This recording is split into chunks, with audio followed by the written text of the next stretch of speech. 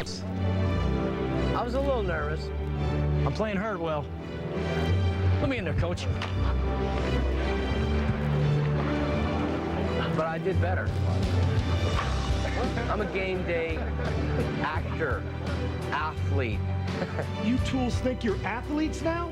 It's funny, I didn't know athlete had 3 syllables. Athlete, that's amazing. He hit the line drive that I didn't see yesterday. So, he's a keeper, I believe. Thanks, coach. Just open that foot out, huh? I get a bat to hit with. Oh, man. But that's too small? Yeah. That's too small? Get a bat. All right. He is baseball royalty. Just him watching me take some hits, some hacks was pretty cool. You like this one? Oh, yeah, that's good. That's 34. That you can hit, right? Yeah. You got fine power. That's good. Willie says use this on you. Willie helped me a little bit about just leaning back, stay back, sit a little heavier, and don't turn out.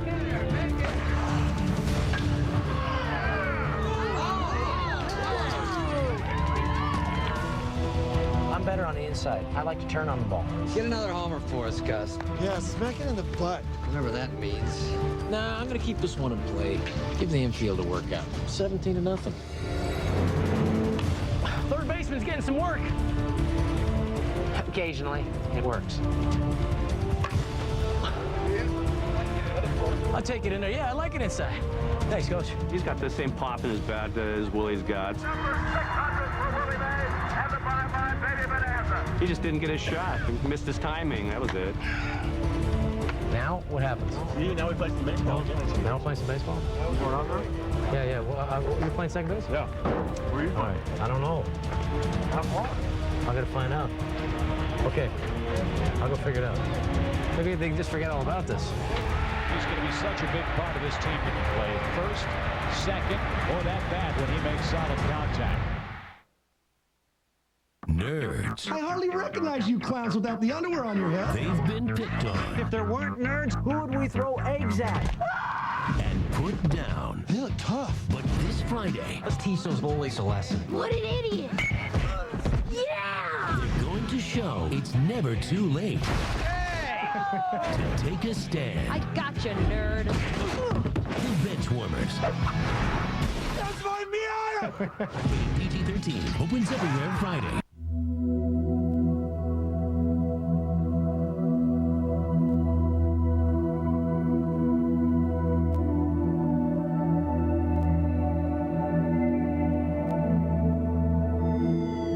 With the MLB Extra Innings package, no matter where your team is, every game's a home game. You can watch your team's games or scout the competition. Order today and save $20. Call 888-SPORTS-IN today.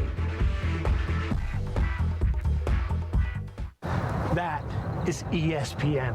This is mobile ESPN. This isn't like sports in your current phone, okay? It's a whole new phone service from ESPN with unique features like Gamecast and the fastest alerts and everything else you need to manage your fantasy teams. It's awesome. That's Neil Everett. Neil! Hey, it's Benny B. Any anchor jobs open? I got the microphone. Anything you can do? Put in a word for your buddy? No? Switch to mobile ESPN today. Call 1-800-GET-ESPN. All right, cool. Just call me. Once in a while, a movie comes along that brings us to our knees. Oh, God. This Friday, If there weren't nerds, who would we throw eggs at? Let's take this guy down. discover the strength, the skill, the compassion. My bad. The Benchwarmers. Rated PG-13. Major League Baseball Productions and A&E Home Video proudly present the Chicago White Sox 2005 World Series Collector's Edition DVD set. You get over 18 hours of Sox game footage on 6 DVDs, plus an incredible bonus disc packed with more extras. Order now and you'll also receive this championship pin set, a $40 value, free, all for only $69.95. Call 1-800-423-1212 or shop aetv.com/Chicago. MLB Extra Innings from DirecTV. Over 1,600 games of Major League action. Thanks up to 60 games a week for a price you won't believe. We're talking every hit, pitch, every play. It's the most Major League Baseball you can get. MLB Extra Innings from DirecTV. To order, visit directtv.com or call 1-800-DIRECTV. Steroids can really damage your body. They can cause tendons to tear and bones to stop growing, damage kidneys, destroy the liver, even cause heart attacks and strokes. Not to mention something else they can do to a guy's body. Find out more about the dangers of using steroids. Visit drugfree.org. Opening day, Monday beginning at 1 on ESPN and ESPN2.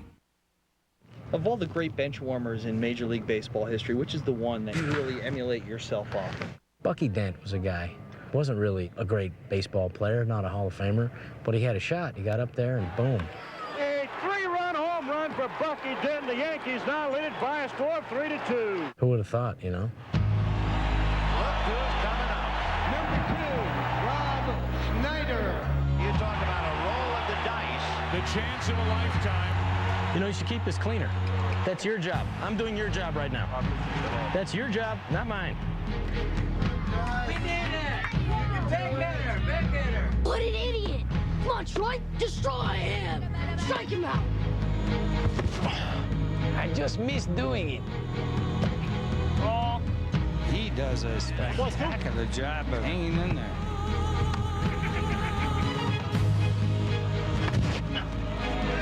I ticked it. Wow, I ticked it. Gus, you see that? Way to make contact on that one. Don't swing if it's not in the strike zone. A little outside, pal. I tried to do it. All right. All right, baby. Oh, that was outside. I want some heat. I couldn't do it. All right, I had my shot. This other guy, Cole Anga. Trying to give you something to hit, man. He was throwing me fastballs. He didn't throw me any junk. They were trying to get me to throw you a curveball or something. Next year, give me another shot? Oh, yeah. All right. Start working out a little earlier, okay? Yeah. Honestly, I thought I started working out on the plane on the way here. I thought that was good. Thinking Hack's trying to show me up, fouling balls off. We're going to pie him, let him know what it feels to be like a rook, you know, when he does an interview and does a good job. Right now he's on cloud, 9 for hitting, foul tipping the ball. One foul tip. Come on, you got to give me that. Rob Schneider, you're about to eat this. Be out on this field, these players, young guys. Especially when Oh, God! I should have saw this coming. Good God! What you get for fouling balls off on me, boy? Welcome to the team, Rob. All right, thanks, brother. Hey, thanks for being a bench warmer. So were you bullied as a kid? The bully thing affected my life pretty huge, and I just want to tell you kids that messing with other kids can really do a lot of damage. Willie said, okay, hit the ball. Just got to turn on that ball a little bit. He looked like he was locked in. It was just the wrong pitch thrown to him. A little outside, pal. That's all right. I suck at baseball. But I tipped the ball. I just got too excited that I caught up to the other one. I can catch up to it!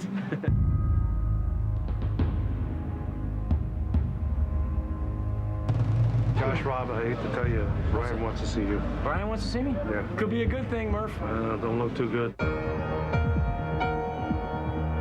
Whatever I say from this point forward, don't lose it on me. Don't go postal or get all emotional.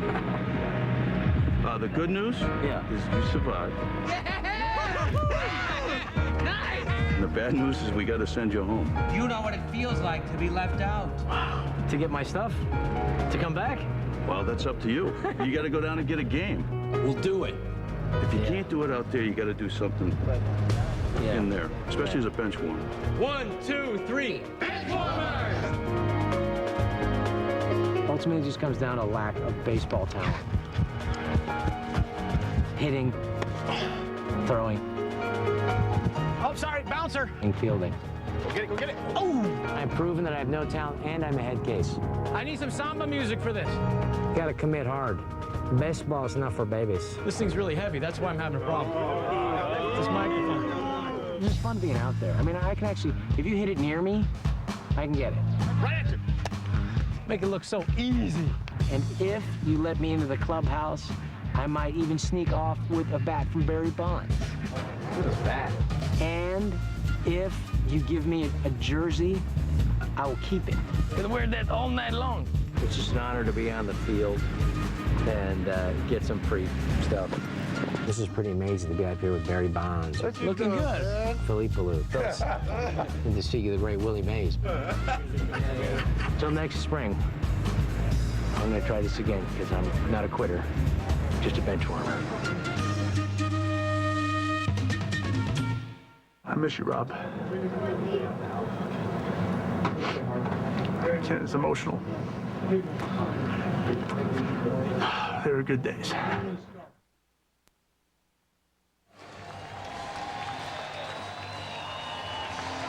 Welcome back to U.S. Cellular Field in Chicago. The grounds crew has just removed the tarp from the field, and the announcement here at the ballpark is that the game will resume in approximately 20 minutes at about 11:20 Central Time. So the rain interrupted this ball game at 8:24 p.m. Central Daylight Time, and the grounds crew then brought the tarp out with a thunderstorm on the way, and it rained and rained and rained right on top of the ball field and on top of that championship banner. And we have been in a delay ever since. A big lightning and thunderstorm coming through the area, and it stayed here for a good long while. Prior to that, the White Sox put together a 3-run rally after the pregame ceremonies, which a lot of pomp and circumstance, fireworks, and a lot of cheering. Then on that base hit by Tada Higuchi in the third against CC Sabathia, we realized that Sabathia had injured himself and left the game with an abdominal strain. He's going to be rechecked tomorrow. But then Eduardo Perez put the game 3-1 in the fourth inning, hit that 2-run homer against Mark Burley to tie the ball game. The teams exchanging 3-run rallies in the third and fourth innings, respectively. So the starting pitchers both are likely out of the ball game. It'll probably be that man, number 56, Fernando Cabrera, coming into the game for Cleveland, and we've been told probably Brandon McCarthy will take over for Mark Burley for the White Sox, but nobody has yet begun to throw in the White Sox bullpen. So we are in a rain delay and have been for more than 2.5 hours. The White Sox 3, the Cleveland Indians 3. Opening night in Chicago for the 2006 season continues, and we'll be here. Stay tuned. We'll come back and give it to you.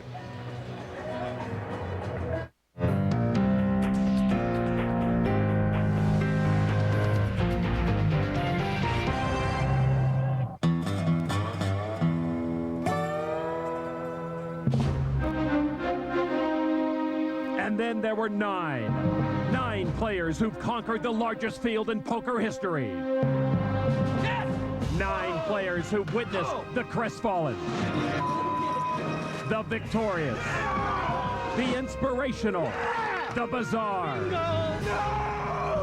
They've seen the passionate prevail and the determined defeated. Oh, well.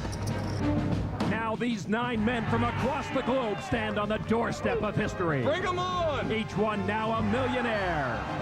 Each one knowing that within their grasp lies the World Championship bracelet and $7.5 million. Yes! It's a lot of money. First prize will change my life 7 times more than what $1 million does. It's a life-changing number, but the bracelet would be pretty nice. I mean, I'm happy with $1 million, but I'm gonna go for the win. The wait is over. I don't believe it. The final table is now.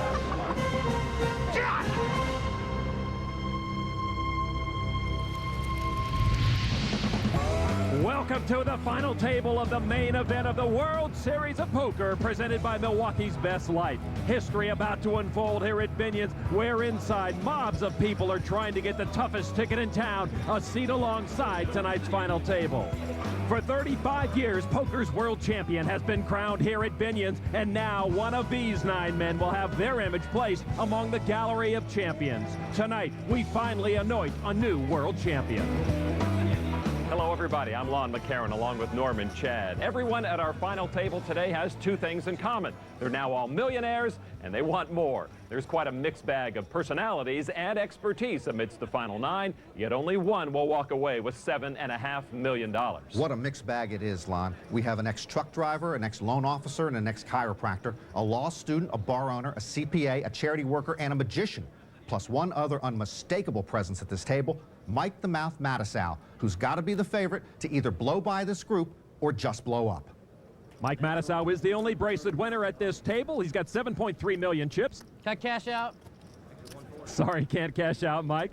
Our chip leader is the giant killer, Aaron Cantor, with 10.5 million. There's Tex Barch, second in chips. He lets those chips do the talking. 1 million behind him, Andrew Black, solid, aggressive, Irish. Next is Steve Danneman, this year's guy next door. Who'll probably move into a bigger house if he wins.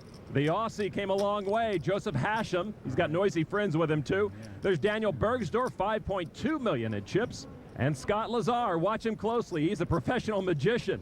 And there's Brad Kondracki, our short stack, 1.4 million chips. It's not the youngest of the young guns here, but there's only one player at the table over 40, Scott Lazar, and he's our senior citizen at age 42. On the Milwaukee's Best Light Pocket Cam, Steve Danneman with Pocket Jacks. He was supposed to leave today for Ocean City, Maryland for vacation.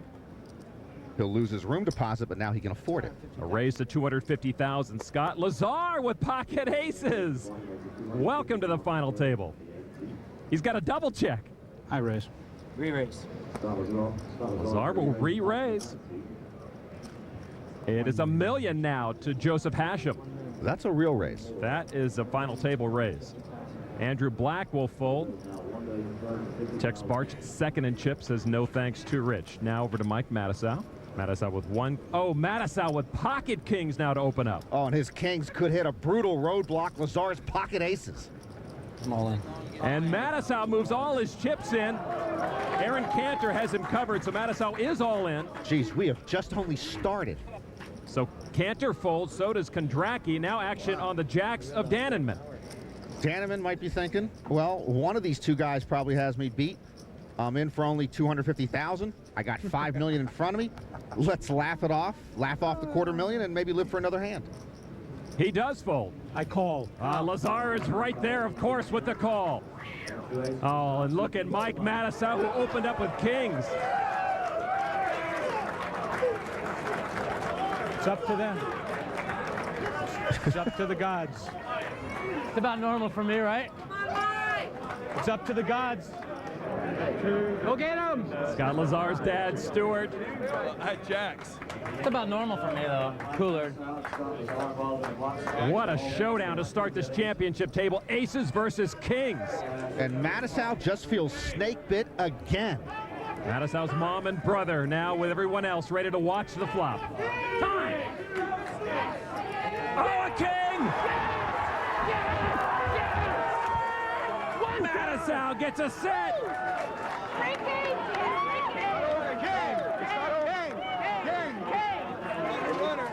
One time! Wow!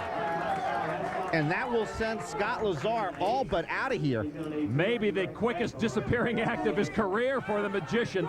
And now the turn card. It's a deuce of hearts, a little light now for Lazar. And Matusow acting as if he has just lost the hand. Lazar has picked up the nut flush draw to give him more of a shot. Matusow can't bear the watch. Lazar is the one who may be eliminated. Lazar needs an ace or a heart on the river, or he's the first one out of here. Now the river, it's a heart! Lazar wins it! Yes! Yes! Yes! Told me I had it! Oh, he got it. Gloria Matusow cannot believe it, but for Lazar's dad and best friend Bobby Brown, they are thrilled. I'm so unlucky. I got a heart in my hand. This is brutal. Hey, Focus. Stay focused. the best hand won, right? Welcome indeed to the main event final table. How does it happen to me consistently, dude? Am I the unluckiest human ever, or what? Sorry, man. I'm sorry, bro. I mean, how about the cooler? First the cooler, then the miracle, then the Mike being consoled by two-time bracelet winner Mark Safe. What dreams are made of. But what a nightmare beginning to this final table for Mike Matusow. The 2005 World Series of Poker is presented by Milwaukee's Best Light. brewed for a man's taste. Miller Brewing Company, and in part by Levitra. Ask your doctor about it today. Levitra, when it counts. Toyota, choose any direction as long as it's forward. Toyota, moving forward. And Harrah's Entertainment, home of the world's richest poker tournament. What if you attached an innovative wing structure to some bicycle machinery and launched it from a sand dune? That works. What if you created a thin piece of plastic that could easily be used just like money anywhere in the world? That works. Suppose we created an IP network so far-reaching and expansive, it could make doing business more efficient around the globe. Suppose we put your global business network in the hands of world-class professionals, people who know it from end to end, people who know how to make it efficient. Verizon has joined with MCI to form Verizon Business, where global capability meets personal accountability to make your business more successful and your life a little easier. That works. Introducing Verizon Business.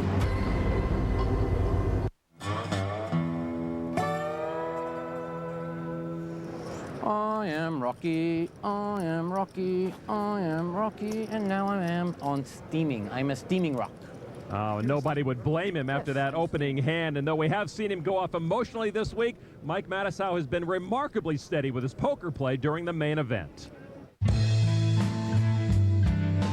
I don't remember my lifetime playing 6 better days of poker in a row. I've developed some kind of patience that I haven't had in about 5 years. I don't know, maybe the stars are lined up for me. You know, I've had a rough year. I mean, there comes a point where you just learn from your mistakes. I got to learn a lot more about life because of all the things I've gone through. I got to learn how important your freedom is in life, how important friends are in life. Things happen for a reason, and it makes me a stronger person, you know? It made me more humble. Congratulations! The idiot made it through one day of poker. It made me realize there's a lot more to life than just playing poker. That's the truth. I always came here saying, I'm gonna win. They ain't gonna beat me. I'm gonna win. I'm gonna win. Not this time. I hope I win.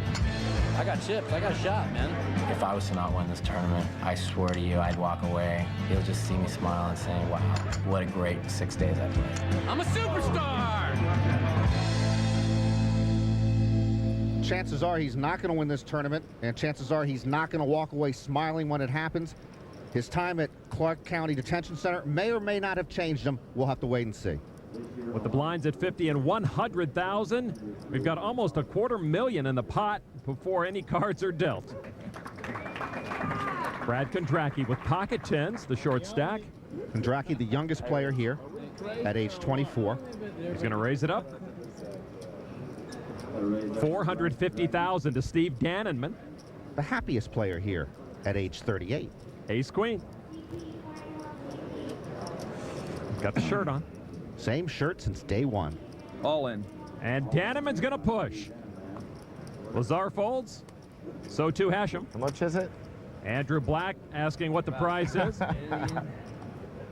Steve Danneman has about $4.5 million left in the stack right now. They don't really going after your big blind. Yeah, no kid. I don't think there's a hand in the deck I'd call with right now.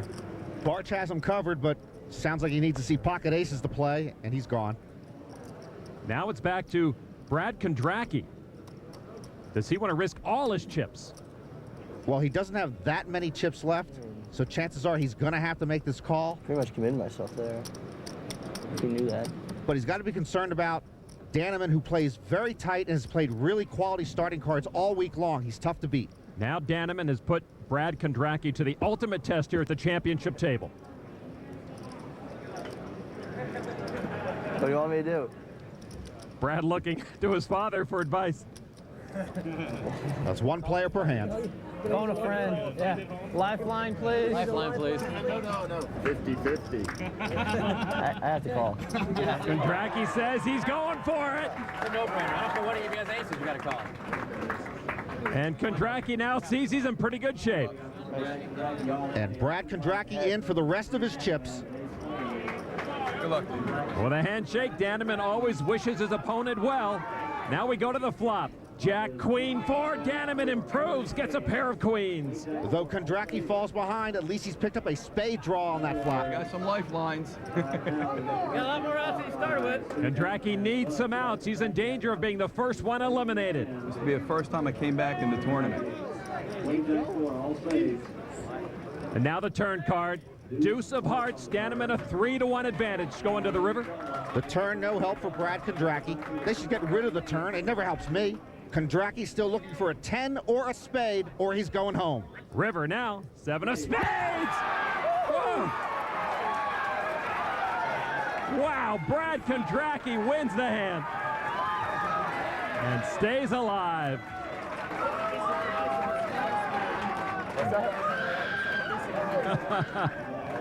Kondracki is in law school right now at Penn. Told us that he's probably going back to school. Huh. Well, at least the best hand won again. Ivy Leaguer got the best of the CPA that time. And Steve Daneman always laughing, win or lose. And in the crowd, there's Steve's wife, Anita, and best friend, Jerry Ditzel. Jerry paid for half of Steve's buy-in and will take half of the winnings at this main event. On our degree chip count, Steve Daneman just over $3 million. The average right now, $6.2 million. If Matisow doesn't win this thing, Alon, keep your eye on Tex Barch and Andrew Black. There is Barch. He might be a little too conservative, and Black is anything but conservative, but they are indeed the best players here besides the mouth. And there is Mike Matisow. He's taken 1 hit today. 9-5 off suit. We have 4 nations represented at this final table. Matisow going exploring with a raise to $280,000. The U.S., Australia, Sweden, and Ireland all here. Well, our U.S. contingent getting out of the way. Lazar folds. Australian Hashem folds as well. On Andrew Black from Ireland, been dubbed the monk for embracing the Buddhist culture in his charitable work years ago. Jack 10, he makes the call. Hello, sir. Matisow and Black will go to the flop. Both players get a pair. Black gets a pair of jacks to lead. And he checks. 350. Matisow comes out with $350,000, and Andrew Black makes the quick call. But we're seeing Matisow not being rocky here. This is the other Mike Matisow, where he can take any 2 cards and be awful dangerous. Now it's a 10, and Black has 2 pair. And makes it $1 million. Well, this is the time for Mike to get out of the way, or maybe for Mike to have a blow-up. High raise. Wow, is the fuse lit? Mike's going to $2 million. All in. And Andrew Black trying to force Matisow all in.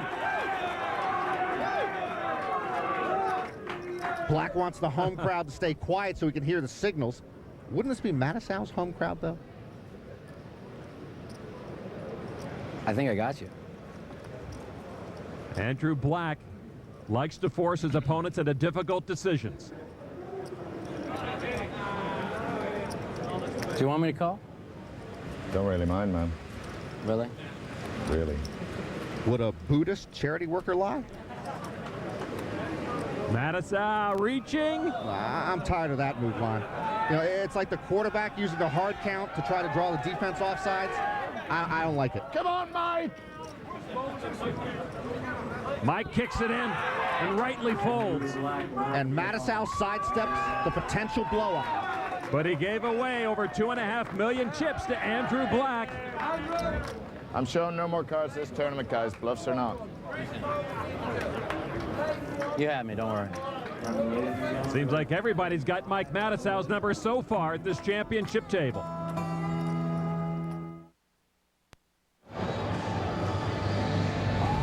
Baseball's opening night 2006 from U.S. Cellular Field, and we had a very interesting ball game going before we were so rudely interrupted. The Cleveland Indians 3, the White Sox 3, going to the last of the 4th inning. So the White Sox are coming up, and there is Fernando Cabrera, the right-hander, who during the recent World Baseball Classic ended up being the closer for Team Puerto Rico. Hello, I'm John Miller along with Joe Morgan. You forgot, huh? Good morning to some of you. It's after midnight back east. Here in Chicago, it's early. It's only 11:18 p.m. We've been in a rain delay now for 2 hours and 54 minutes. And Joe, you sit around all that time as a ball player after getting geared up for the game, all stretched and loosened up, taking BP. You play some ball, and then you sit around for nearly 3 hours as Cleveland now takes the field. I mean, what does that do to a ball player? Well, I mean, the way the clubhouses are set up now, I mean, you can go in and you can, obviously take a shower, change uniform, sit around for a while, stretch, and actually you can get yourself ready with a new uniform, clean uniform, like you're starting the game from scratch again. So I don't see much effect, having much effect on the players who are playing. Obviously, the pitchers can't. We won't see Burley come back out.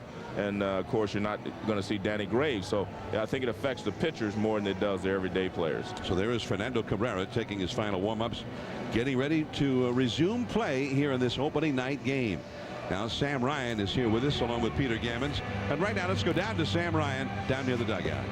Yeah, and John, you may wonder what type of condition this field is in after 2.5 hours of heavy rain. How much rain did they get? About 1.5 inches of rain. They're telling me that's 90,000 gallons of water. To put that into perspective, this field can hold 69,000 gallons of water before you start to see a puddle. They got well over that, but it drains well because they tell me this is a sand-based field, about 9 inches of sand below the grass. It drains right out once it stops raining, John.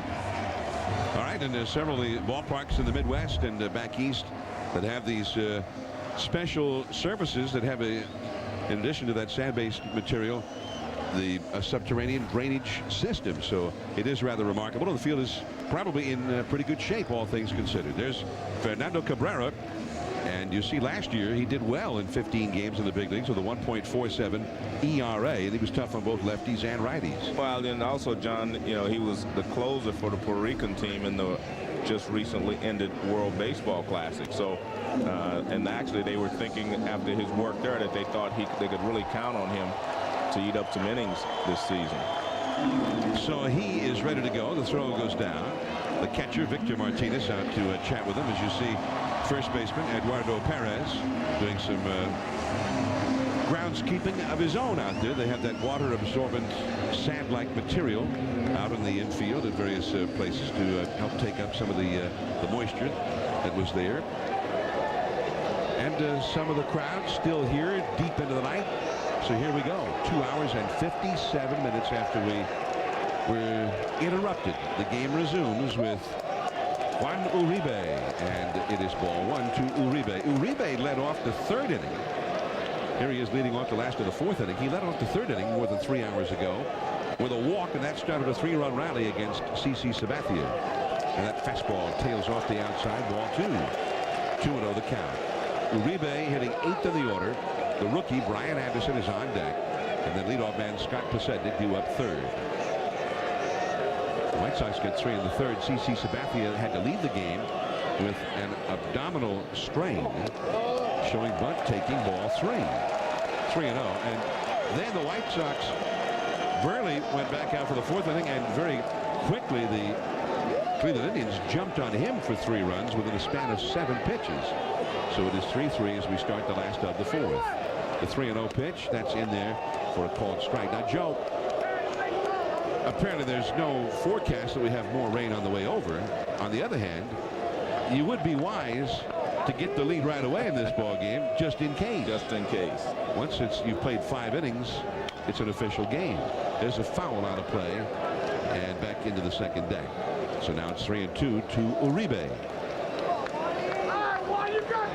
Last year, Fernando Cabrera, in one relief appearance in August against Tampa Bay, pitched 4 innings. That's his career record, and he had 6 strikeouts in that one. He pitched well all through the time he was with the Cleveland Ball Club, but he walks Juan Uribe to start things off here in the 4th inning. That's the same way the 3rd inning started for him when he was facing CC Sabathia. Here's a look down our KFC game track.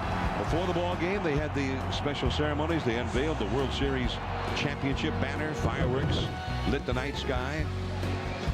Then on that base hit by Iguchi, we didn't realize it at the moment, but a little bit later we realized that on that pitch, Sabathia apparently suffered that abdominal strain and eventually had to leave the ball game.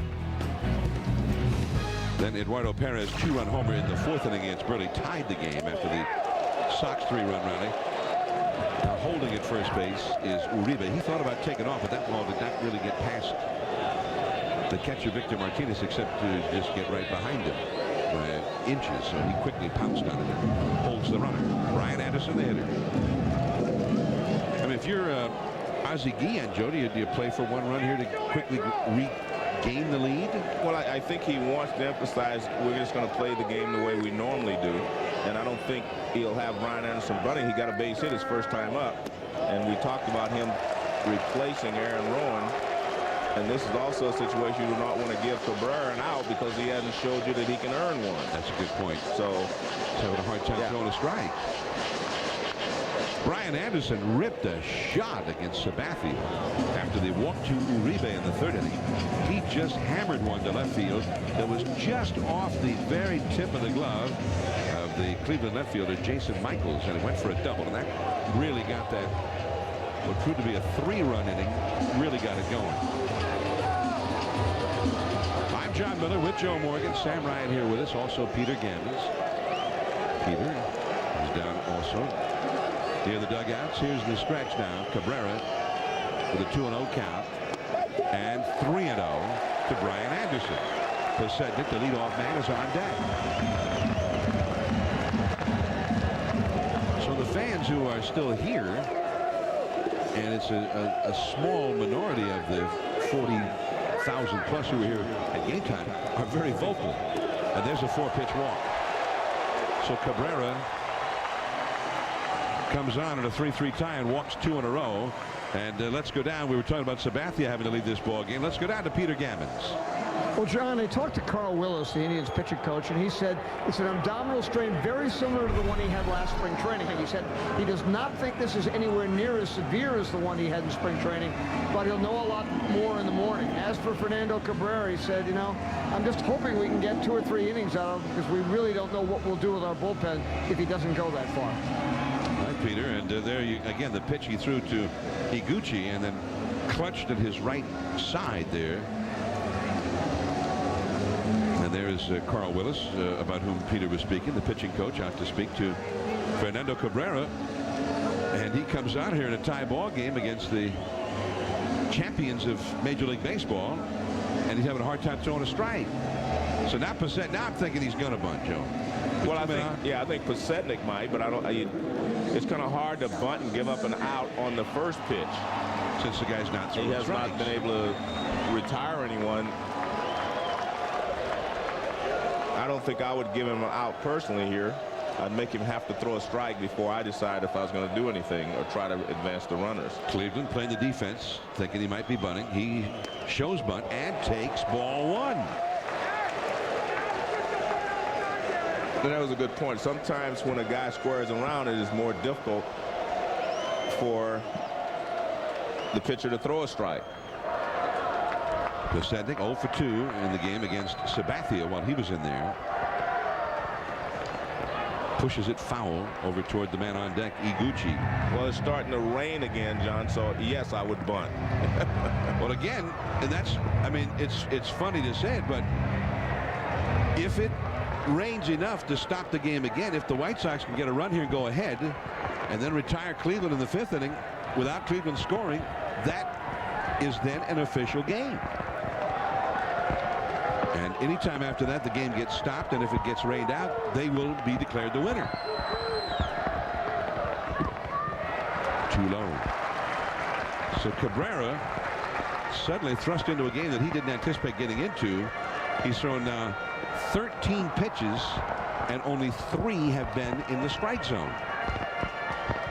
He has walked the first 2 hitters, and here's Posednik, who's showing that he wants to give himself up to give away an out to move those runners up, and yet Posednik is ahead in the count. 2 balls, 1 strike, and that's foul. Now Posednik getting the bunt down should be a very big part of his game. Well, the one thing he was doing, John, is trying to make sure he dropped it down the third baseline, and he wasn't exactly giving himself up. He was trying to deaden it down the third baseline, and if he did so, he could beat it out for a base hit.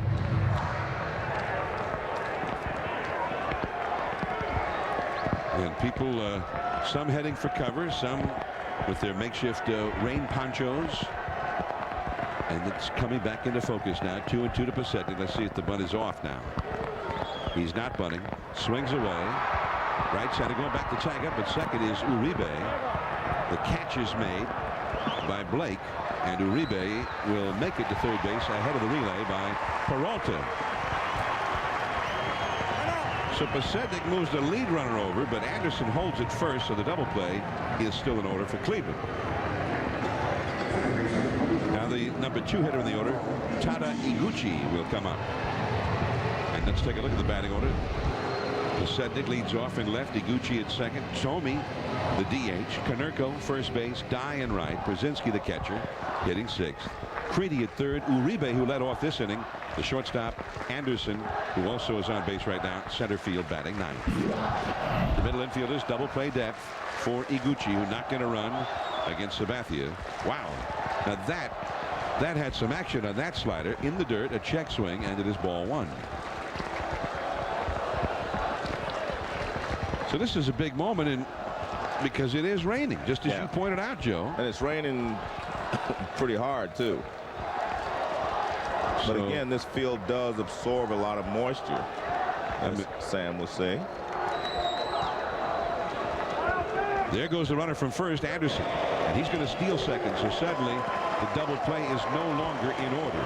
He steals it without even getting a throw.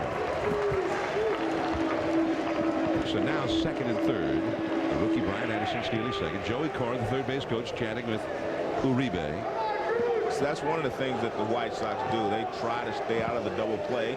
Put the guy in motion. You stay out away from the double play. He crossed him up there, and that was fortunate for Victor Martinez, a 93-mile-an-hour fastball, and fortunate that he caught it. Apparently he thought it was about to break. Well, he thought it was a slider because he set up away and he started to move away, and the ball stayed on the inside. Now watch. This is a good job by the catcher just to make sure that he catches this ball. You see him starts to move away, but he's still able to make the play. I mean, that's not easy to do when you're looking for the ball to break and it's coming 90-plus miles an hour, and he was able to make the adjustment. And again, and keeping them from getting a run here in the rain. Runners at second and third, 1 out. There's the slider. 2-2. Not close enough to tempt Iguchi. Well, you can see what they're doing, with Iguchi. I mean, he's a good first ball, fastball hitter. They're trying to throw him a lot of breaking balls. Well, Iguchi asks for timeout. And Aziguien. Well, I think what he's checking on, John, I'm thinking the same thing. I think the count's 3-1. The scoreboard has it at 2-2. Yeah, but I don't remember him swinging but once. And that slider left center field into the gap, and Jason Michaels, but tagging Uribe. He scores, and despite the sensational play by Michaels, which saved another run from also scoring, the White Sox have gone back ahead 4-3. Michaels, the new left fielder, acquired to fill the void left by the trade of Coco Crisp to Boston.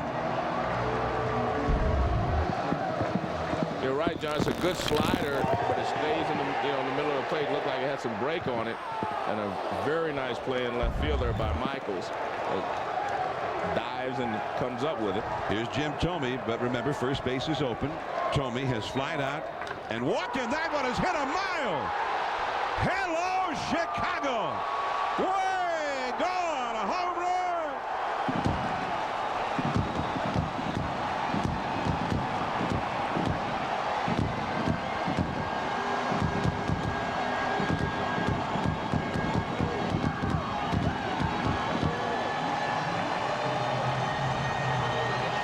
Tried to get inside once too often. They've been pitching him inside whenever they had the opportunity. They miss with a lot of pitches inside, but this one doesn't get in far enough. And man, does he put a charge into it. Well, he had 8 home runs in his last 7 games of the exhibition schedule, starting with last Sunday's game and then ending with yesterday's game in Atlanta when he hit one. And now he has hit one in his first official game as a member of the White Sox, and he comes out to take a bow. he got a fastball in. They were trying to get it in farther, but they did not get it in far enough. Here is Konerko. 3 runs are in. The fastball a strike. Now he throws a strike.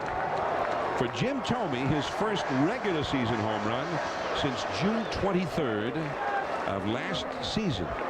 Remember, he had only 7 home runs last year, only played 59 games, and was just a pale imitation of himself. And now off the end of the bat, Konerko, and Michaels takes it.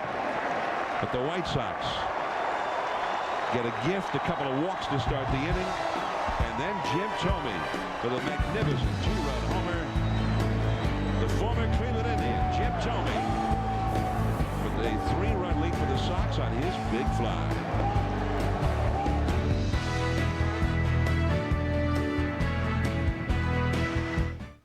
On Bonds, a weekly series, premieres Tuesday at 8 on ESPN2. I told you to come alone. I did. And who were they? Oh, that's my network. In case I should have to call someone. Really? You get service out here? That's amazing, because I'm always doing business out here, and I gotta tell you, it's a crapshoot. You guys work down by the docks? Your wireless network makes all the difference. So join America's most reliable. Verizon Wireless. It's the network. The Honda VTX 1800. Choose from 5 distinctive styles, 13 exclusive colors, over 50 unique looks, and over 100 Honda genuine accessories. It's our most powerful performance cruiser ever. But you, make it your bike. Create your own at vtx.honda.com. See your Honda dealer for great low payments and factory dealer incentives. Happening now during the Spring Into Action 2 sales event. In today's busy world, going to the video store is a hassle. With Netflix, you just make a list of the movies you want to see, and you'll get your first DVDs in about 1 business day. Keep them as long as you want without late fees. Return one in this prepaid envelope, and they'll automatically send you another movie from your list. My lady, we are the romance movie from Netflix. We hope our presents will be to your liking. There's a movie waiting for you at home. Netflix. All the DVDs you want, starting at only $9.99 a month, no late fees.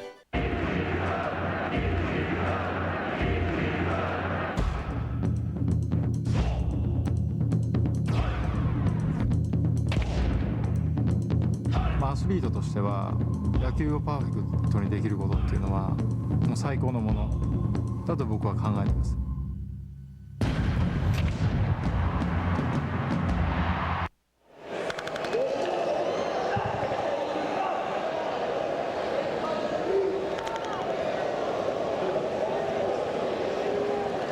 0-1 the count to McCarthy. Or from McCarthy to Casey Blake leading it off for Cleveland here in the 5th inning. 1 ball, 1 strike. Now to Casey Blake. He is the 9th place hitter for Cleveland. And the leadoff man, Grady Sizemore, will follow. There's a strike called on the outside. The plate umpire is Dale Scott. Terry Kraft, Dan Asogna, and Ron Kulpa on the bases from 1st to 3rd. And the rain still falling, but a much lighter rain is falling. The 1-2 pitch. Did he swing? No, on that high fastball at 91 miles an hour. Casey Blake was able to hold off 22-year-old Brandon McCarthy, 6 feet 7 inches tall, and one of the treasures of the White Sox farm system. And that is a little bit low. And you can see why, John. His ball is alive, and that is good fastball. Although on that breaking ball there, he just slowed his entire motion down. In center field, Brian Anderson. And Blake is on number 1 for Cleveland.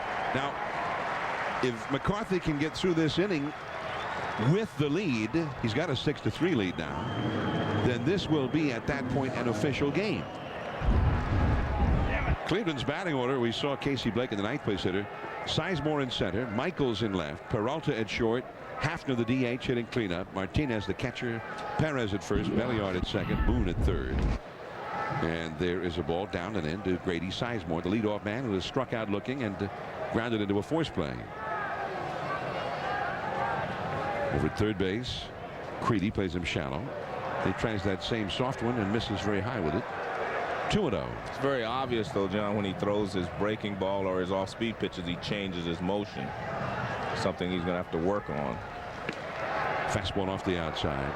He got into 12 games with the White Sox last year. 2 as a reliever, 10 as a starter. And he had some real good ones, including the game at the very end of the season that eliminated Cleveland from the postseason. That's a strike on the outside, although Sizemore thought he had a walk. He beat Cleveland at the Jake on the final day of the season. See, McCarthy went 5 in that game, 1 run, 6 hits allowed. He got in on him that time on a 3-1 pitch. Iguchi, and that is out number 2. 2 down in the 5th. John, we're talking about the pitch to see the targets in here, and you see where the ball is down and in. That's a danger zone for any left-handed hitter, and especially one as strong as Thome is. The ball was supposed to be up and in, and he got it down and in, and I mean, that's a great swing right there for a pitch down and in. He just opens his hips and let the bat fly through. Well, the White Sox are certainly going to hope that that is an omen of things to come over the many months to follow from their new slugger. There's that curveball he'd been trying to throw, and that one got in there for a strike, and it is 0-2 to Jason Michaels. Now, if he gets Michaels out here, the fans will just say, well, go ahead, bring the rain on. Because this will then be an official game. Either 5 innings have to be played, or if the home team is leading, 4.5 innings would suffice to be turned an official game, and the home team is leading 6-3. Down and away with the changeup. 2 balls, 2 strikes now to Michaels, who has grounded out to third and popped out to third against both of those at bats against the starting pitcher, Mark Burley. Changeup, center field, and waiting for it, Anderson. 3 up and 3 down. It is an official game. Now, when we come back, Sam Ryan will be visiting with Mark Burley outside the White Sox clubhouse. Back in a minute. Meet the all-new 2007 Chevy Suburban with a rear-view camera system, power remote liftgate, head curtain side airbags in all 3 rows, and power release fold and tumble second row seats. Every big family is gonna want one. The all-new Chevy Suburban. When you're a kid, it's easy. You do it just because you like it.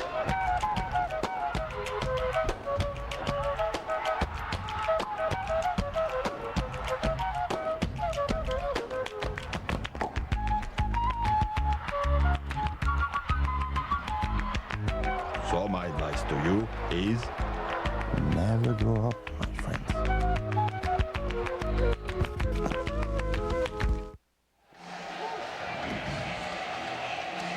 And the rain falling much more heavily once again here in Chicago, but it is an official game. The White Sox lead Cleveland 6-3. Mark Burley was the starting pitcher, and he's standing by down outside the White Sox clubhouse with our Sam Ryan. Sam? That's right, John. And Mark Burley, this was your 5th straight opening day start. Now, I spoke to your wife, Jamie. She was telling me you just seemed a little more nervous for this one. What was it like to get the start in this atmosphere? Well, this was, I think this was one of my biggest starts in my career. I wanted to go out there and have a good performance, knowing it's on national television, the first game of the year. They're dropping the banners. I just wanted to win this game more than any game that I've ever started before. And I had a little bit more nerves going today, knowing the atmosphere was going to be going crazy, and they're expecting big things out of us. And unfortunately, I didn't do as good as I wanted to, but we got the lead right now, and hopefully we can hold it. So you were working the Mark Burley pace, and you were cruising until the 4th inning. Where did it go wrong in the 4th? Well, I don't want to. Somebody asked me earlier about with Sabathia getting hurt and a little bit of time in between. I don't want to use that as an excuse. I had enough time to go in the cage and throw and get loose, but made a couple good pitches, and they hit them and put them in play. And unfortunately, the one went out and tied the game. And now the White Sox do have the lead. Thanks a lot, Mark Burley. John? All right, thanks, Sam. And Mark Burley. And it's interesting, even these hardened veterans who've been through so much. I mean, he just went through a World Series. A World Series and dramatic postseason games before that.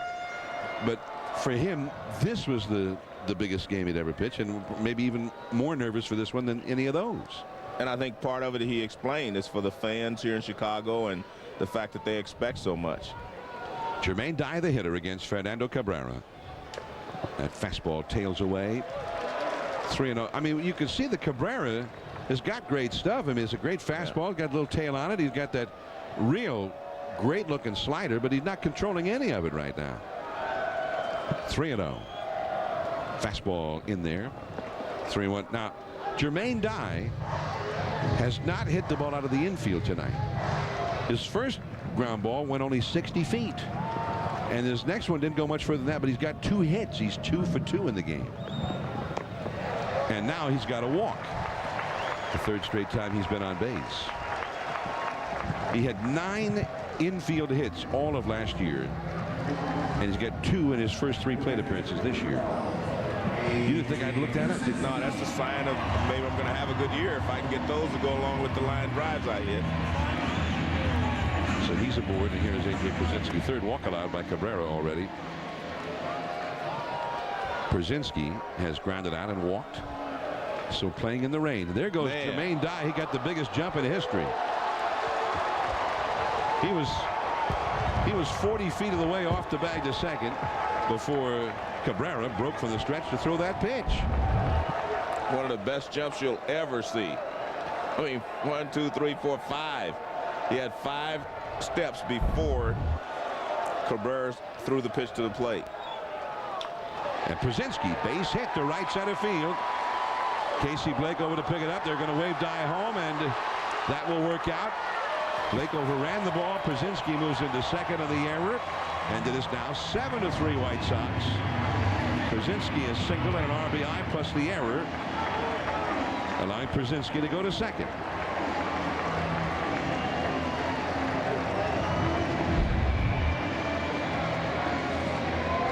Well, it's a fastball that Pierzynski doesn't hit it that hard. He gets jammed a little bit, but it's a line drive. And as it gets to the outfield, you can see Blake runs past it, and that allows Pierzynski to go to second base. You know, Jermaine Dye, of course, was in scoring position because he ran before Cabrera even thought about throwing to the plate.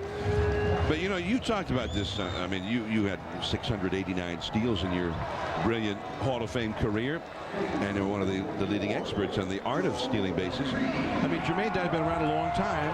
I mean, he must have seen something from Cabrera that told him, hey, I could just take off because he's not even going to check me. Well, I'm sure that he has seen something in his delivery that allows him to get a good jump, but not that good a jump. I mean, he's explaining it to his teammates there of what he's doing and how he did it. I guarantee you he didn't see anything that allows him to take off 5 steps before the guy throws. But once he made up his mind, he started running. He just kept going.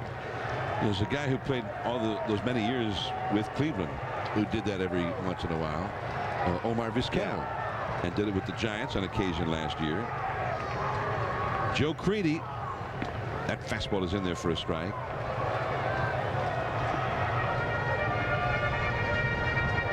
Cleveland's bullpen busy now. Matt Miller, side armor, getting ready.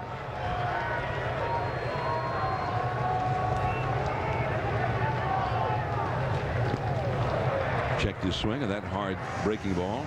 And again, I mean, Cabrera got a real good looking breaking ball, but he's not even close to the plate with it.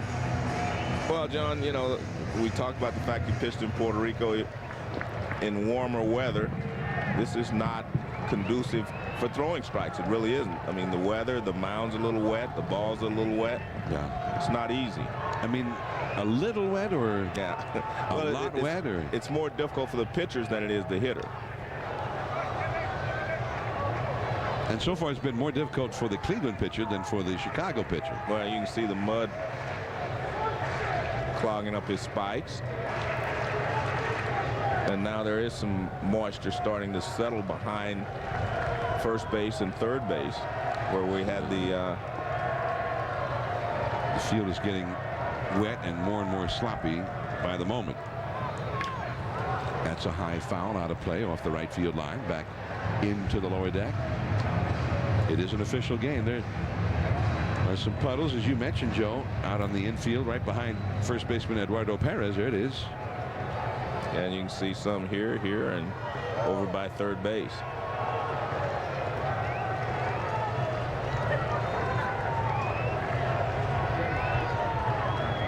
Joe Creedy is 0 for 2 in the game. Just off the inside. 2-2 now to Creedy. Creedy struck out in the second and grounded into a force play to end the third. That was against Danny Graves. CC Sabathia left the game after 2 1/3 innings with the abdominal strain. Danny Graves came on to pitch the rest of that third. And then Cabrera, the third Cleveland pitcher, starting the fourth after the nearly 3-hour rain delay. 3-2 the count. Mark Burley went the first 4 innings for the White Sox. And that's after well, that's when the rain came and they stopped the game. But he's sitting out in the rain right now, watching his teammates play here. Well, the dugout has a roof on it. And he doesn't want that roof. Most of his teammates are under the roof. Yeah. And there's ball 4 for Joe Creedy. So after walking the first 2 batters he faced in that 3-run 4th inning, he's now walked 2 of the first 3 here in the 5th inning. And Eric Wedge may have seen all that he's going to care to see from Cabrera tonight. Matt Miller has been called in from the bullpen. A run is in, 2 men on, nobody out here in the 5th. It is an official game at the moment. 7-3, the White Sox leading Cleveland, and we'll be right back.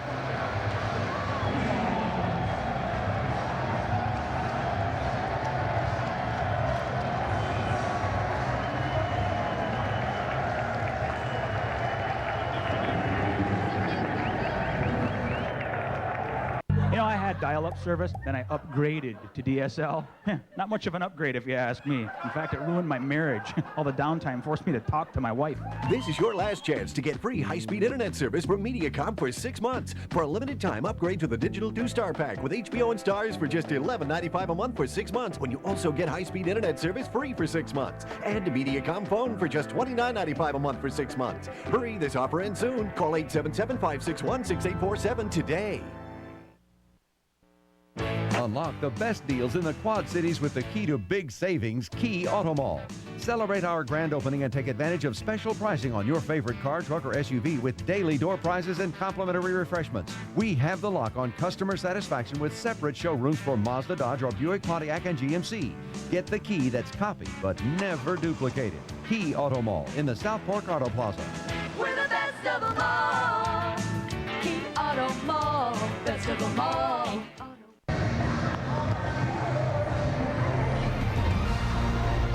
ESPN2 bringing you opening night in Major League Baseball, built by Home Depot. I'm John Miller with Joe Morgan, joined by Peter Gammons and Sam Ryan from wet cellular, U.S. Cellular Field in Chicago. It was once upon a time called Comiskey Park, the new Comiskey Park. There is Matt Miller, the right-hander, on to pitch now for Cleveland, with Juan Uribe due up. And they've been having a hard time throwing strikes ever since they went to the bullpen with Danny Graves. He went the last 2/3 inning of the 3rd and walked 2. Cabrera has walked 4 in 1+ inning. So the bullpen in 1 2/3 innings has issued 6 walks. That's a lot of walks, Joe, in that amount of time. 6 walks, and they've had a grand total of 5 outs recorded. Not a good out-to-walk ratio. Juan Uribe. He led off the 3rd with a walk against Sabathia, starting a 3-run rally. Led off the 4th with a walk and started another 3-run rally. He's got 2 men on. Brzezinski at second, Creedy at first. There's the bunt and foul by Uribe. I like what Ozzie Guillen is doing here. I think what he's forcing his players to understand is we're going to play the game the same way we did last year. Juan Uribe he drove in 71 runs last year, so it's not like he can't hit in these situations. But I think Ozzie wants to emphasize we won the game playing the game our way last year. We're not going to change just because we won the championship last year. We're going to have to do the same things over again this year. And I think that's what we're emphasizing right here. Instead of letting Juan Uribe try to drive in the runs, he drove in 71, as I said, so he's definitely capable of driving in some runs. He was tied for 4th in the club in RBIs. He bluffed a bunch, swings away, and swung on a bad one. 0-2. Too late now. I'm not against that play either, John, because I think that most people felt like the White Sox bunted a lot. They led the league in sacrifice bunts last year, and this was a bunting situation. But I think you have to take that pitch. You can't swing at one that badly if it's out of the strike zone. The rookie Brian Anderson on deck. Przinsky at second. Creedy at first. And he took that one outside. 1 ball, 2 strikes. That's the other aspect of bunting in this spot. Przinsky is a pretty slow runner at second base when it's a wet fast track. Right? Which we don't have right now. I mean, it's a very wet, slippery, sloppy track. That's a bouncer off the plate.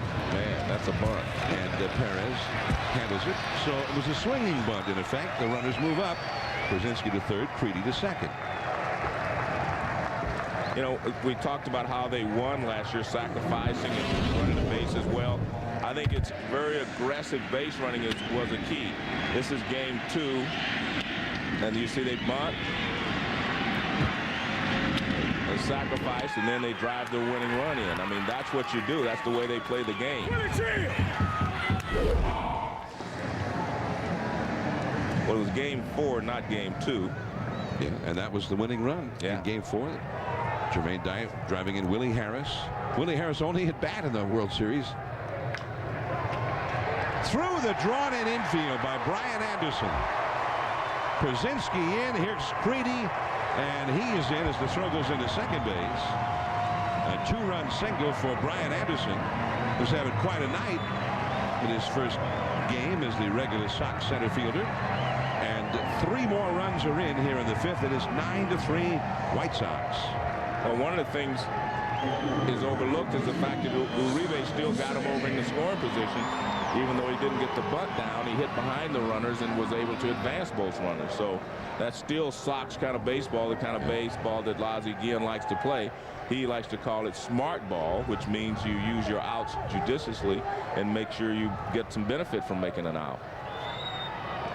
And here's Posednik, the leadoff man. He's 0 for 3 with an RBI. Well, really, in almost every aspect of that kind of play tonight, they have excelled.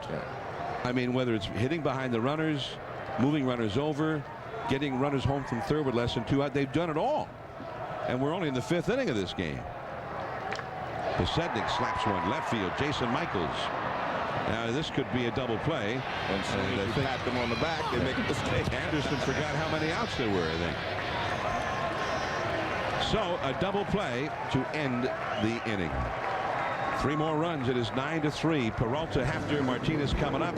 In 60 seconds, we'll visit with Ozzie Guillen from the White Sox dugout if he's available. What do you think? I love this one. Ooh, I love that one too. I love this one. I love all of them. It's a different kind of love, eh? John Deere, Cub Cadet, and Toro. 3 powerful brands together, exclusively at the Home Depot.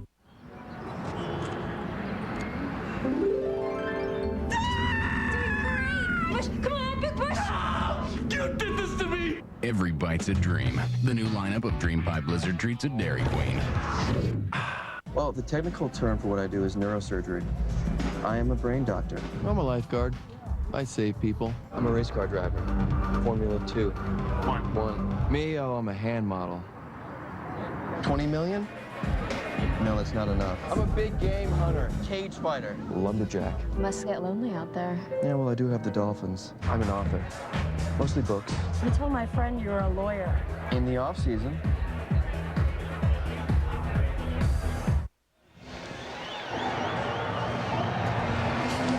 Back here in Chicago. It's a 9-3 White Sox game after 5 innings. The game is an official game. And as you can see, Untitled has the microphone on. And Ozzie, welcome to the telecast. Many thanks for coming on with us. Thank you, guys. Well, Ozzie, it seems to me that you're playing the game the same way you did last year. Well, I think we started running a little bit. I think we got more speed, a little bit more speed on the base pass.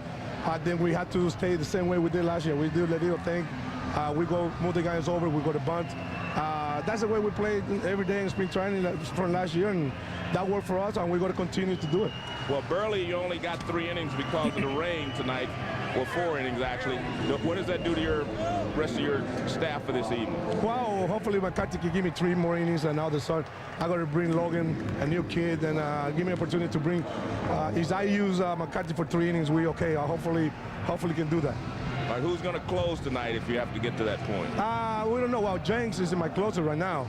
I think he's doing a tremendous job. Last 2 outings in spring training, it was real struggle early in the season, early in spring training, but right now he threw the ball real well. Are you taking Posednik out of the ball game? Is that just precautionary? Yes, I don't want him to rehurt himself. He just come from a little injury in spring training. That's why, you know, I don't mind to put McCovey there. I think we need Posednik for the next couple of days, and that's why I did it. Well, it seems like you're pulling all the right strings as you did last year all the way to the championship. Well, we try. Hopefully those guys stay healthy. Hopefully we pitch the way we think we're going to pitch. And having Tommy back in the line, you know, here with us, I think it's going to be big help. Always a pleasure, Ozzie. Thank you, guys. Thank you. Many thanks to Ozzie Guillen, the manager of the White Sox.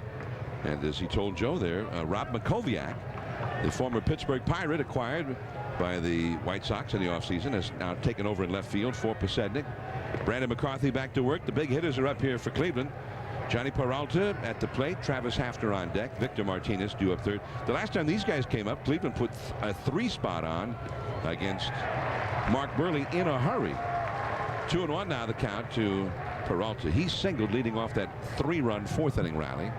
And as we start this inning, just a light sprinkle falling. That heavier rain that had been falling has gone away for the moment. And McCarthy blows the high hard one right by him. By the way, the witching hour has arrived in Chicago. 2-2 the count. Got a piece of that fastball, and it is 2 balls and 2 strikes. And there we go. Just passing midnight in Chicago. So April the 2nd, this game began, and April the 3rd it continues. And a lot of other teams will be opening up later today. Just that off-speed pitch, a check swing foul. Still 2-2 now to Peralta. And John, since we're talking about it's 12:01, that reminds me that strike 3 called. Peralta retired, 1 away. Well, he finally threw another breaking ball for a strike. You can see that he does change his motion a little bit when he throws the breaking ball. He slows down right at the top, and that ball was a little bit out there. It might have been in the acceptable range or a little away. But I said that 12:01 reminds me that my teammate Johnny Bench and his wife Lauren, now their son is 2 days old. Justin was born to Lauren and Johnny Bench 2 days ago. The big curveball, and it's 0-1 to Travis Hafner. Well, congratulations to the Bench family. Yeah. Hey, by the way, baby and mom are both doing well. They're in Palm Springs, California. I got news for you. Okay. I mean, he was your teammate on those Big Red Machines clubs, and you guys are the best of friends and teammates forever. Yeah. But he used to be your team. You got new teammates now. Well, that's true. But there's that old saying, their bonds never are broken when you win championships together. 1-1 the count. Well, maybe you'll win that Emmy again. That's sort of a championship for a sports broadcaster, right? Well, I mean, if I do, you guys are the reason I did. So. Oh. Yeah, whatever. Good point. Yeah, good point. I couldn't do it without you. All right. Yeah. I like your attitude. Yeah. You're a very fine teammate now. Yeah. Yeah. Hey, I'm still my batting gloves. Oh yeah, I got them on. Yeah. Veteran move by Joe Morgan, now a veteran broadcaster. Hafner to left center field, and there's Makoviak, the new left fielder, in place of Posednik. So Hafner is gone. This guy Brandon McCarthy looks pretty sharp. He's retired 5 in a row. Pasetnik out of the game, as we mentioned. Here's Sam Ryan with more on that. John, Ozzie was talking about it for precautionary reasons. Now, Pasetnik did suffer a strained left groin last week. He told me before the game he was close to 100%, but not quite 100%. Said he still had to get over the mental hurdle. It was still in the back of his mind. When I spoke to the head trainer, Herm Schneider, he said it was just a slight strain of the groin. They did an MRI on it, but anytime Scott is out there, he could re-aggravate it. All right, yeah, there was I mean, as of Friday, I don't think we thought that maybe he'd even be in the ball game tonight. Vic? You know, it's tough to force one of your starters out of opening day, one that helped you win a world championship. I know he wanted to be out there for the fans and for his teammates, and that's probably why he was in there. Victor Martinez, the hitter, 2 down, nobody on. Martinez doubled home a run his first time, or his last time up there. 1-2 the count. Well, McCarthy got him chasing that off-speed pitch. 22 years old. A 17th round draft choice from June of 2002, nearly 4 years ago. Fastball pulled foul. Well, he threw that changeup and got him way out in front, then came back with a 91-mile-an-hour fastball, and it was yanked foul by Martinez. Brandon McCarthy.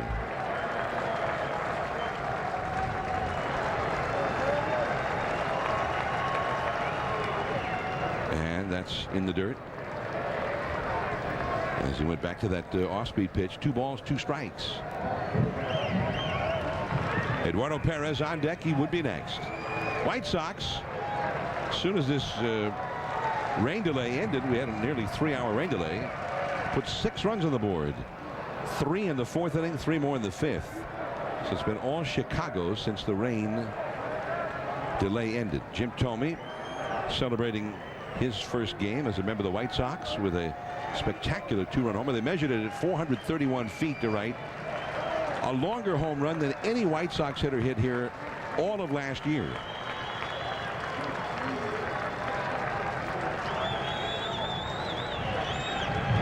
Three and 2 the count.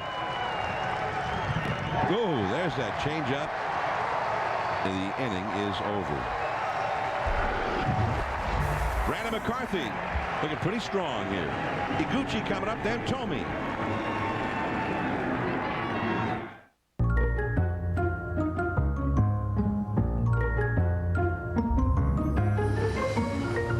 The world has a way of shaking things up. But when it comes to your money, ING is making it easier. See why it's easier on the bench. Ask your financial professional about ING, your future made easier. Hello. Hold on. It's for you. Hey, we're up by 10. Later. Why do your friends keep calling my phone? Beats me. It's not because Singular has the fewest dropped calls, is it? Don't be ridiculous. Why do you even carry a phone? Because it's shiny. Tired of dropped calls? Switch to Singular. Singular's all-over network has the fewest dropped calls of any wireless network. The leading independent research company proved it. Love you too. Singular, raising the bar.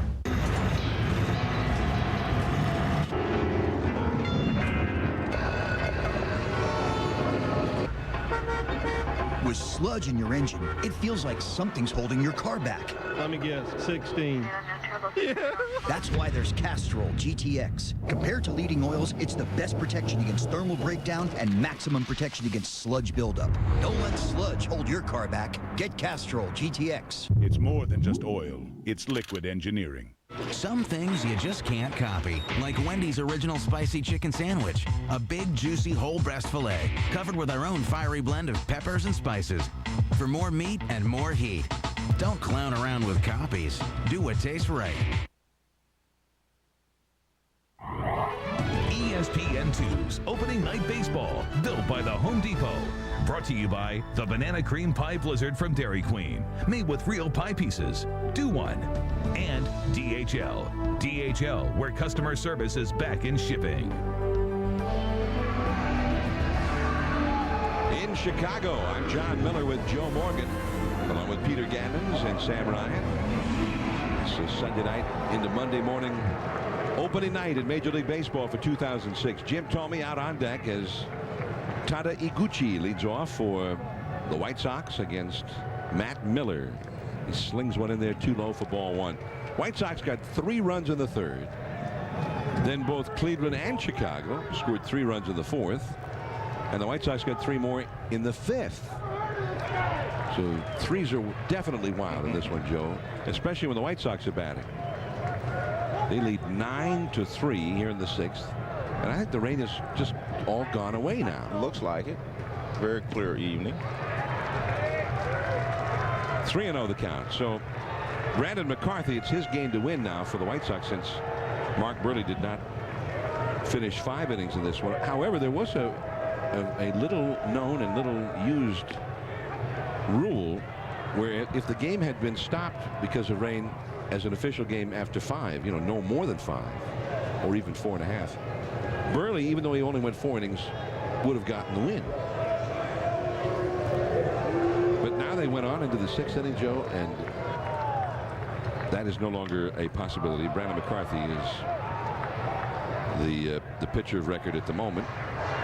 3-2 the count, more or less. John, while we have a break here, I want to congratulate my daughter, Ashley Morgan, for making the national gymnastics final again this year. So she was magnificent the other day on the beam. I wish you could have been there. I'm going to have to take you with me next time. I know you appreciate such things. Yeah, call me in November. 3-2 the count to Iguchi, and that frisbee slider is up and away for ball 4. Another walk. That is the 4th inning in a row in which White Sox have run a leadoff walk. After the delay, Jim Thome capped a 3-run 4th inning rally with a 431-foot home run. And Przinsky knocked in another run, bringing Jermaine Dye around to score. Then with runners at 2nd and 3rd, the infield in. Brian Anderson, the rookie center fielder, bounced one right through. 2 more runs in, capping a 3-run 5th inning rally. And here's Jim Thome. And that's a foul. Jim Thome has flied out to shallow center, walked, and then he hit that long 2-run homer on the first pitch he saw from Fernando Cabrera in the 4th inning. And John, the ball that he just hit the center field in the 1st inning, he just missed that.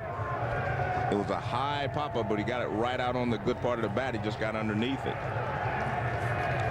He grew up in Peoria, Illinois, was born there, went to Limestone High School, was All-State in baseball and basketball, and went to Illinois Central College.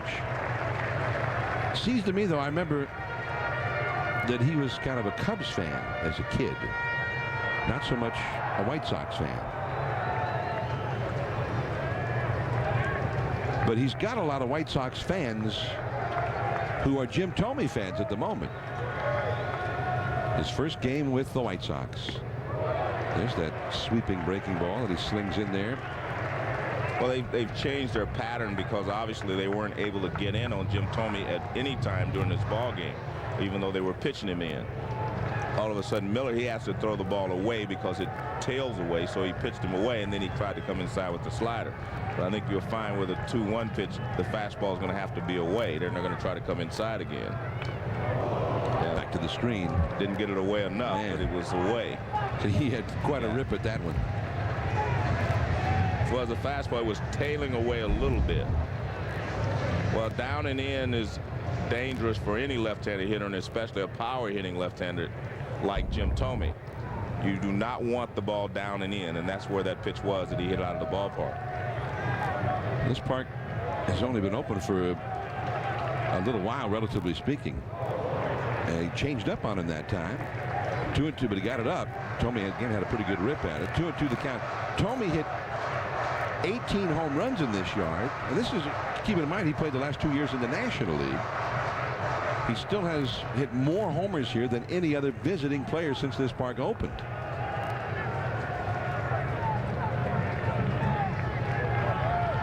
There's Paul Konerko. That could really be a wrecking crew in that lineup. The two of them hitting consecutively in the lineup, Thome and Konerko. And if Thome's healthy this year, you got 2 guys who are threats to hit 40-something home runs.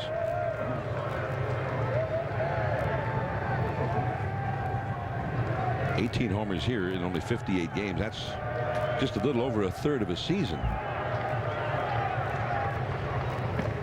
Man, nice try. Seems like I've seen this inning already, haven't I? First two guys get a walk. And a little frustrating for Eric Wedge and the Cleveland Indians. Since the rain ended in the last 2+ innings, 4th inning, 5th inning, and the 2 hitters in this inning, the Cleveland pitchers have walked 6 batters. They've walked the first 2 hitters in 2 of those 3 innings and 2 of the first 3 hitters in the other inning. So here is Konerko with 2 men on. That's the other thing. I mean, Tomey, a lot of teams end up pitching around Tomey. That's been his history. I mean, Konerko might end up getting a lot more RBI opportunities this year if that ends up being the case again.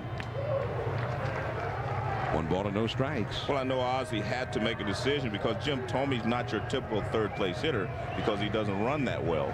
So I think Ozzie again had to decide whether it was more valuable to have him in front of Konerko and maybe get some more walks to get runners on, or to hit him behind Konerko.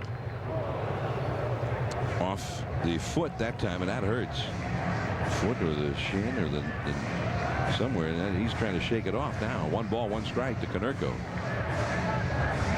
Those are the things that managers have to decide, and they do it in accordance with the way they want to play the game and what they want to accomplish out of the first 4 or 5 slots in the batting order.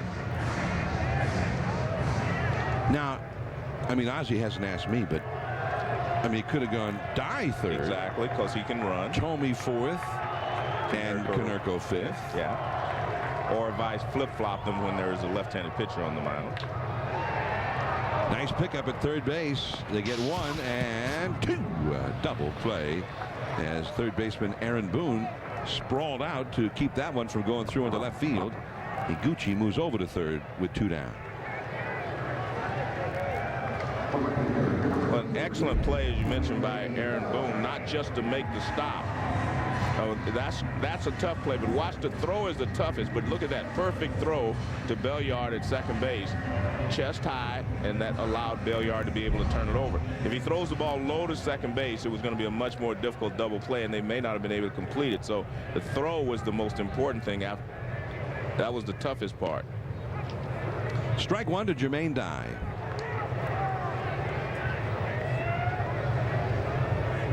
You know, going back to that batting order thing, I suppose one thing for Ozzie is that Konerko, as the cleanup hitter, helped him win a World Series ring, right? True. But Jermaine Dye was hitting 3rd in that when they Well, Jermaine Dye hit that breaking ball right through the middle for his 3rd hit of the game. He's also had a walk. He's 3 for 3, gets his first RBI of the season. Remember, he was the MVP of the World Series last October. And that's the first time he's hit the ball out of the infield tonight. He's having a big night.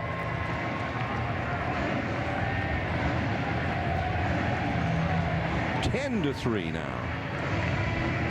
And the White Sox, since play resumed after a nearly 3-hour rain delay, 10 of their 16 batters since then have reached base, and 6 of those reached base on walks. They've only had 4 hits since the resumption of play. 7 runs on the board. 10-3. Here is Przinsky, and that's low and outside for ball 1. Przinsky is hit into a force play, walked, and then he singled home a run in the 5th inning. 10 runs, 8 hits for the White Sox, 3 runs, 4 hits, and 2 errors for Cleveland. Off the glove of Peralta, and everybody is going to be safe.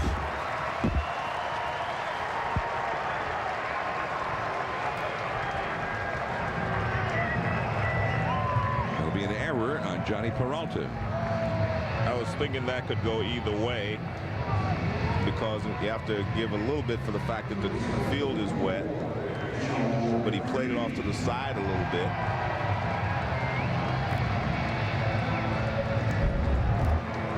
It's a line drive, so I'm not sure that that's should not have been scored a base hit.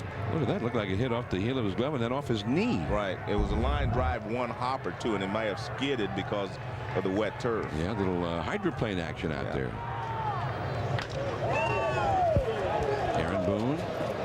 over to Belliard for the force out on Przinski. Joe Creedy grounds into the force play to end the inning. Only one that time for the White Sox. They lead 10-3 on to the 7th. My dearest Lisa, as we enter our first day apart, I already miss you terribly. Believe me, honey, it's no picnic out here. But don't you worry about me.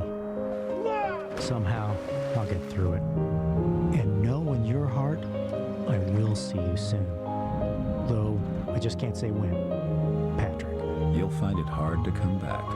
The 244 horsepower Pilot from Honda. Ladies and gentlemen, I bring you It's Papa John's biggest introduction ever. The Kong-size specialty pizza. 30% bigger than our original large pizza.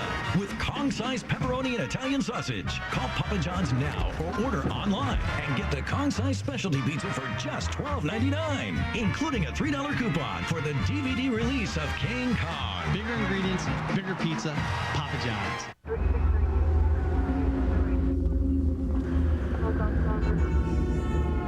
There he is right there. Come here.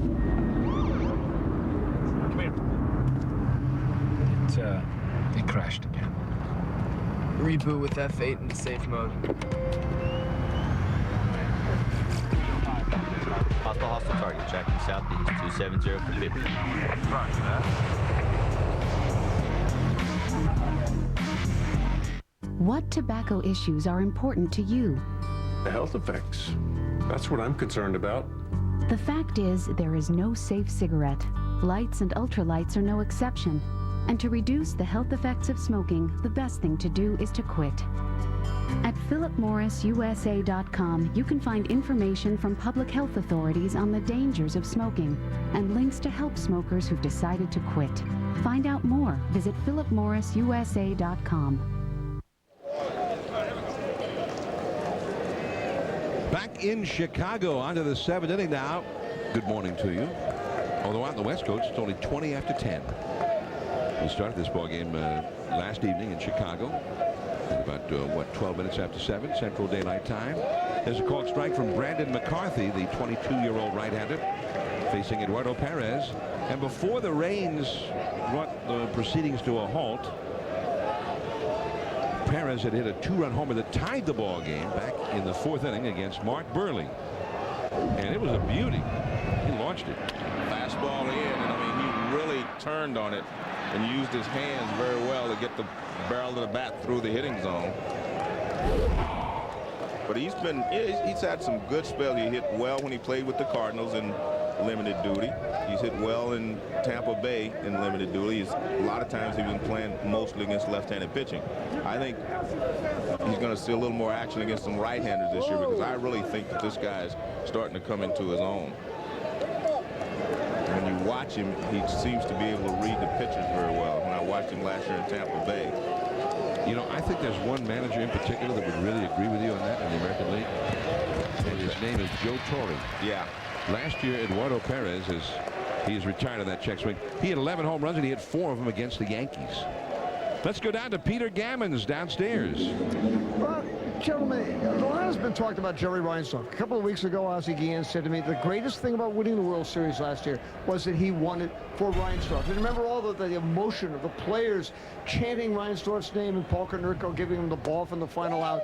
Well, you look at the loyalty factor. I mean, Kenny Williams, Ozzie Guillen, all the coaches have been in the White Sox organization, either as players, coaches, for a long time. Go through the organization, the scouting director, Dwayne Schaefer, 35 years. Larry Monroe, personnel director, 30 years. You've got Roger Bosad, the groundskeeper, 40 years. Herm Schneider, the trainer, 28 years. Nancy Nesvendal, who's been answering the phone for the general managers, 25 years she's been doing that. There must be something pretty special about working for the gentleman. Well, and that's a very interesting point as Belliard grounds out to the third baseman Creedy. 2 down, nobody on here in the 7th inning. John, I went down and I talked to Jerry today, and you know, I mentioned the fact that, you know, it must have been special for him, and he said he got goose pimples when they started chanting his name last year, and he also said when they brought him the ball, it just, you know, he was so emotional. He said he just couldn't believe it, and it was very special for him. And he said he remembers that. He's going to remember those things more than just winning winning the championship, but how the players and the people reacted around him. And that curveball, a pop-up by Aaron Boone, foul ground. Creedy comes over, runs out of room. And the ball back out of play. Well, you know, in the shot of the dugout there, Herm Schneider, the trainer. I mean, Herm has been here forever. And he has mended many a White Sox injury over the years. There's Herm. And, I mean, you name a White Sox player? I mean, he was a trainer when Tony La Russa was here. Bo Jackson he used to work with. Carlton Fisk. Tom Seaver, your old teammate, your old buddy. And many others. So Herm's been here for a long, long time. And Ozzie Guillen, the former player, played nearly 1,800 games with the White Sox and was brought back to manage the club. Into the luxury suite off to the right, 0-2 the count. But you know, after the year before with that Doug Minkiewicz, and you know, he caught the baseball for the final out of the World Series with the Red Sox, and then sort of decided that ball belonged to him.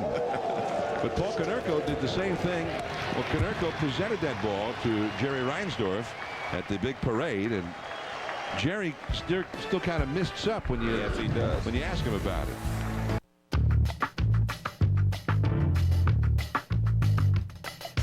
At VHIX.com, we've taken car shopping to a whole new level. You can search by make, by model, even by how much you'd like to spend. So if you're looking for a new or used car, search for it at dealers near you at VHIX.com. Roadmap to the automotive world.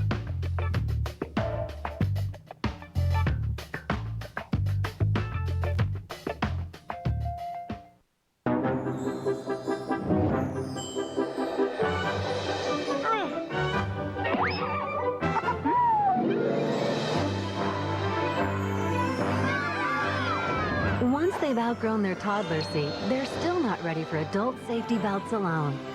4'9" is the magic number. Until then, kids need a booster seat. Make sure your little pumpkin gets there safely. Visit boosterseat.gov. Knew he'd come in handy someday. I'm State Farm Agent Ephraim Sanchez, and this is a true story. I never knew that his good grades would save us money on car insurance. I never knew he could get good grades. He cheated. He had a tutor. When I found out about Mark's grades, I got him a good student discount. Dad, if you get me a car, we could get another discount. Mark's getting a car? That's so not fair. More drivers get more discounts from State Farm than anybody else. See what a State Farm agent could save you today. Like a good neighbor. State Farm is there. Why take your family to a casual dining restaurant and pay $8 a person when you can get the same quality meal for half the price at KFC? Get 10 pieces of Kentucky Fried Chicken, 2 large home-style sides, and 4 biscuits for less than $4 a person. Your dollar goes further at KFC. Back in Chicago, the White Sox leading the Cleveland Indians 10-3 here in the middle of the 7th inning. I'm John Miller with Joe Morgan and Sam Ryan. And let's go down to Peter Gammons. Well, John and Joe, one of the interesting things is that so much has been said about the whole steroids era, which has been an embarrassment over the last decade. But the face of the game is no longer Barry Bonds or Sammy Sosa or Mark McGwire. It's Albert Pujols and David Ortiz and Derek Jeter and Dontrelle Willis. And if you think about the home run record, where are we going to be focusing on next? It's going to be Alex Rodriguez or Albert Pujols. And if you look at all the great young players in the game, whether it's Grady Sizemore, Joe Mauer, Jose Reyes or Bobby Crosby or David Wright, they have all been raised in a game in which they have been tested all the way through the minor leagues. They are now in a steroid-free environment in their workplace. The game has actually turned its back and moved on. It's just we have to wait until this era passes. But the game itself has moved on to a new era. All right, and that's an interesting viewpoint and a refreshing point of view. Well, I mean, I talked to, Willie Mays a while ago and, tried to get his opinion on, all the things that had gone on. And basically, he kind of said he thinks that era is over as well. And Willie Mays, when he speaks, I listen. Willie Mays, as we saw Willie just the other night, 660 home runs. As you see Scott Sauerbeck, the new pitcher for the Cleveland Indians, and you see his numbers from last year. Left-handed specialty man, usually comes in just to face a left-handed hitter or two. But now it's almost like another extension of spring training for Sauerbeck here. getting some work in. Uribe, that's just foul, third base side. Uribe has had 2 walks and a ground out. 0-1 the count. Well, Willie Mays, played the game with not only with great talent, but with great joy. Yeah, and the charisma and flair that most players only dream about. 1 strike, the count to Uribe. Casey Blake in right center. And 1 away. How about that? An inning where the first guy didn't draw a walk. Well, everybody else later on today will get started in the National League. Washington at the Mets on ESPN. Levan Hernandez and Tom Glavine. The Braves at the Dodgers. John Smoltz and Derek Lowe on ESPN HD. Joe and I will be in San Diego. The Giants and the Padres, Jason Schmidt and Jake Peavy. Pretty good matchup at 7 Eastern on ESPN2. Openers all across the National League. Curveball for a strike to Brian Anderson. I was kind of like cherry picking the games that ESPN's going to have tomorrow, Joe. It seemed like there were some other games too. Did you forget to send some announcers to all those other games? No. It's actually later today, not tomorrow. It's already tomorrow. Brian Anderson's having quite a night here in his first opening day. He's hit a double and scored a run. He's walked, stolen a base, and scored a run. And he's hit a 2-run single. 23 years old, Brian Anderson. White Sox have Cliff Polite up in their bullpen, their setup man. 10-3, the White Sox lead. Poured that one right by him, so 2 men are gone. First time that Anderson's been retired. I remember when we talked to Ozzie again, he said he was hoping to get 3 innings out of McCarthy. So McCarthy's done the job for him. McCarthy, 3 perfect innings, retired everybody he faced. Now here is Rob Makoviak, who could get a lot more attention as a ball player here in Chicago than he did with the Pirates. I mean, this guy's a pretty useful player. He's got power. He can play a lot of different positions. You see his numbers last year with the Pirates. And Sauerbeck, also a former Pirate, with a 1-ball, 1-strike count to Makoviak. Ooh. Well, that was a curveball. Got him. But it got him in a good spot. But one thing about, what's funny, when a ball starts behind you, your first step is always going to be moving away from the plate, so to speak. And it's kind of hard not to see. Makoviak starts in, and once you start in, you can't get back out. He hits from slightly open stance anyway.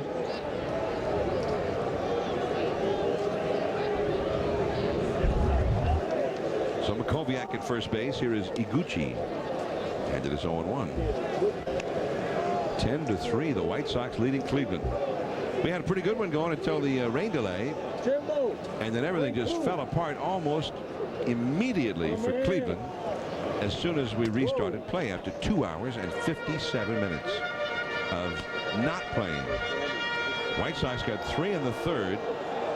And that's where things started really to go bad for Cleveland, because they got 3 in the 3rd, and CC Sabathia was not right. He ended up getting hurt, had to leave the game.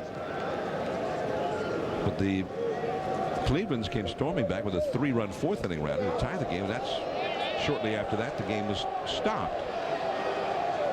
Since the rain delay ended, Cleveland has not even had a base runner. They've committed 2 errors. They've issued 6 walks. And the White Sox have put 7 runs on the board against him. 2 on Jim Thome's booming home run in the 4th inning. There's Thome on deck. He would be next. 2-1 to Iguchi. There's Casey Blake. And Iguchi retired. 1 man left. Now to the 8th inning. Blake will be coming up. Then Grady Sizemore. 10-3 Chicago.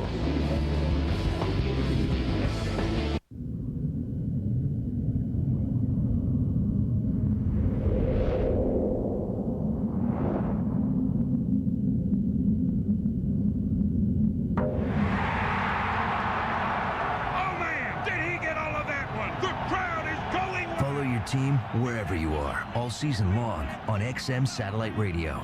With radio starting at $49.99. It's still going! XM Satellite Radio. Listen large. America loves trucks. Chevy trucks. Real trucks built to take on the real world. We're talking about the 2006 Silverado half-ton Crew.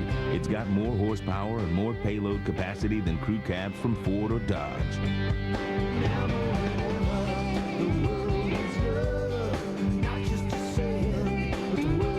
Long live Silverado from Chevy. America's #1 brand, America's #1 value.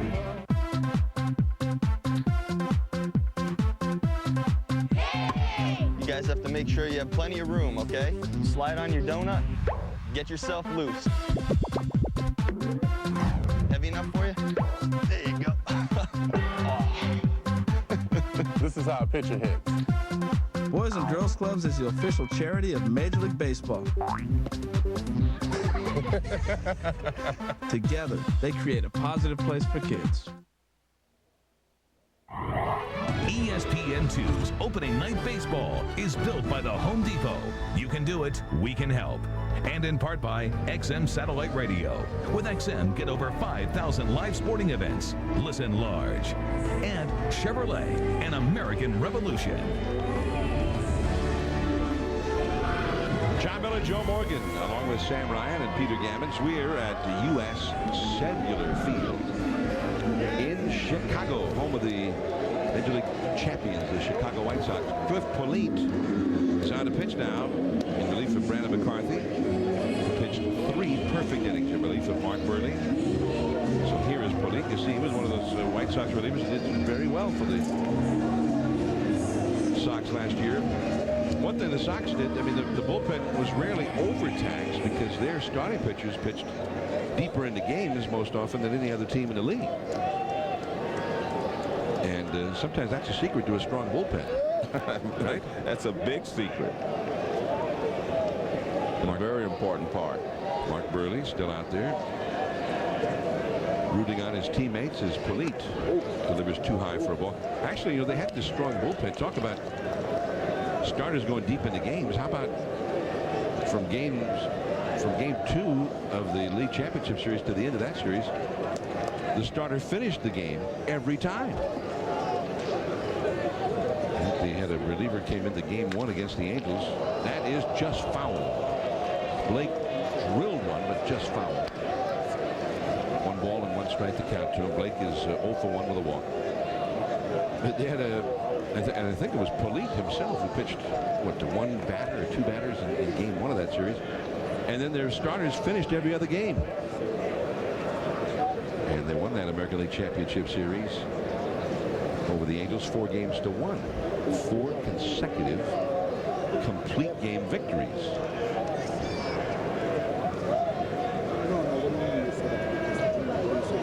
What was impressive, because then sort of the conventional wisdom was, because we always see managers getting pitchers into games, right, because they haven't worked in a while, got to get some work in. Can't leave the late inning relievers, you know, idle for too long. Well, SNB-Gm1 left them idle for what, about 10 days? Because then they had a long break before the World Series started. Well, they all came in and did real well in that World Series too, despite that long break. Well, that's how you win championships. I mean, you get contributions from everybody, and everyone does their job. I think the key start was John Garland when he pitched against the Anaheim Angels or the Los Angeles Angels, one of those guys. When he pitched against the Angels, and he shut them down using the changeup. And I think the rest of their staff started using the changeup a lot more against the Angels, and they were very successful doing so. And we were just looking at John Garland there for a bit. Into the left field corner, and Blake off the wall. Now that's very unusual, John. We saw him line 2 balls foul, and then he hits 1 off the wall. He's got a double. He hit that one to about the same spot. The Joe Creedy hit his double to knock in the winning run in game 2 of the league championship series right after Brzezinski's dash to first after striking out.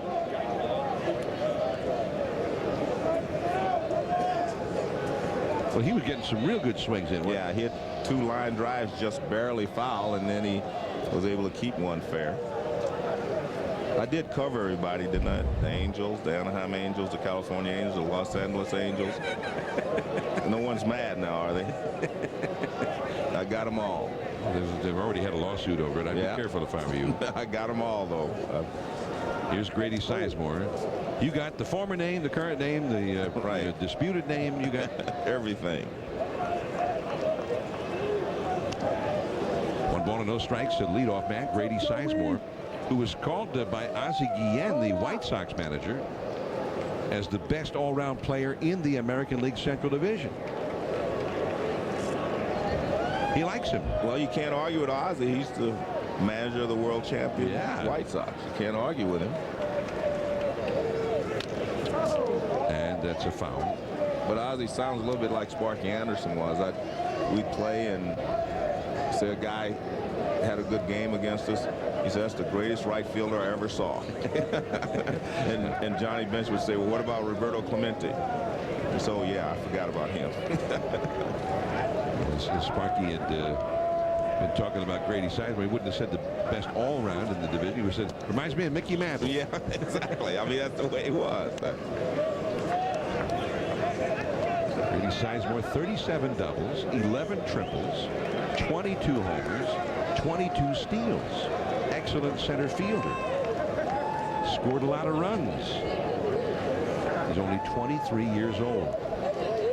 2-1 the count. Cliff Polite, the pitcher. That's a foul out of play off to the left.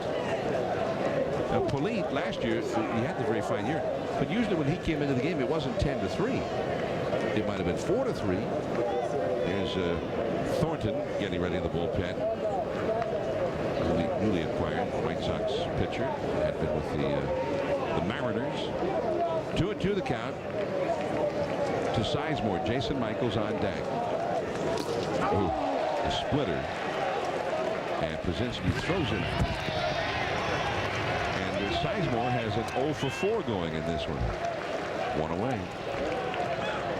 Fans opening day is here. Tune into ESPN to catch all the action and celebrate the start of the Major League Baseball season.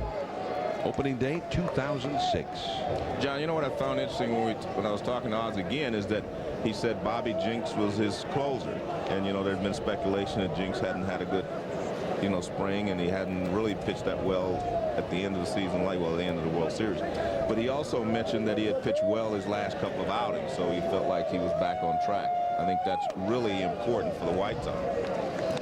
Because if he can come in and be the shutdown closer, I mean, everything falls in their favor, especially from the pitching staff side. Great to see Bobby. He was struggling at one point in the spring and was having a hard time throwing strikes. He was walking a lot of guys. Jason Michaels, the former Philly. Well, there's that same pitch with which he struck out Sizemore. No, 1 ball, 1 strike. The other thing from the White Sox perspective, I'm a big Javier Vasquez fan. I think this guy has a chance to be, you know, a really great pitcher. I really think that he's going to pitch well here, and he's just going to add to that great rotation that they already have. Well, when he was with the Expos, he was one of the premier pitchers in the National League. Went deep into games. He gave the club a lot of innings and would have won a lot more games if Montreal had scored a few more runs for him. But he went to the Yankees, and by the second half of that season there, he was not himself. Did not have a very good year all around in Arizona last year either, back in the National League. We've seen a lot of people have trouble adjusting to New York. So the Arizona thing surprised me because I thought he would pitch well there, but I definitely think he will pitch well here in Chicago. Well, here in Chicago, you could say he's a 4th or 5th starter, right? I mean, they're loaded with starters. They send out a top-notch starter every game. 2-2 the count. That's a base hit to left field for Michaels. Over to third base is Blake. Blake held up just to make sure that it went through, and then he took off. Runners at first and third with 1 out. We're talking about that rotation. This is one of the reasons that Mark Burley was so honored to be chosen as the Game 1 starter. They got Freddie Garcia, Jose Contreras, John Garland, and then Javier Vasquez added to that rotation, replaces El Duque, who was here last year. And look at that, the innings. Look at the innings that they eat up as a group. that's back to what you were talking about, you know, starters going deep into the ball game, so it takes a lot of pressure off the bullpen. The bullpen can relax and just come in and do their job. They're not going to be stressed out. They're not going to be overused. Here's Johnny Peralta, runners at first and third, and a hard slider from Cliff Polite, misses ball one. You know, a benchmark right now, Joe, in a 5-man rotation is 1,000 innings. And teams would be pleased to get 1,000 from their top 5. Well, if those 5 do what they did last year, that's over 1,100 innings. You may have some relievers. They all pitch that many innings this year. They have some relievers. Look like they're on vacation half the time. 1 ball and no strikes to Johnny Peralta, who has popped out, singled, and struck out. Cleveland with a couple of men on for the first time since the 4th inning.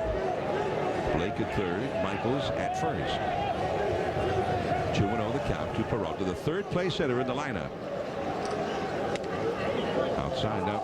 This is a spot where Cleveland had trouble last year as a team. Runners in scoring position. They had the lowest batting average in the American League with runners in scoring position last season. They had only 259 in these situations. Looks cold in the Cleveland dugout, doesn't it? 3-0 the count. That's a strike call on the outside. 3-1. Cleanup hitter Travis Hafner on deck. Hafner, the slugger. Cleveland, which had the best record in the majors last year from August the 1st until the end of the year. Right center field. Tagging at third base, Blake. Jermaine dive. And Blake will come in to score. A sacrifice fly for Peralta. Holding at first, Michaels. Now it is 10-4 White Sox. First RBI of the year for Peralta. Not a run that's a real concern of the White Sox, but nonetheless, with the left-handed batting slugger Hafner coming up, Untitled is going to go to his bullpen here.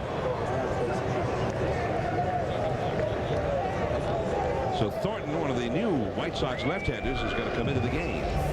10-4, the White Sox are leading.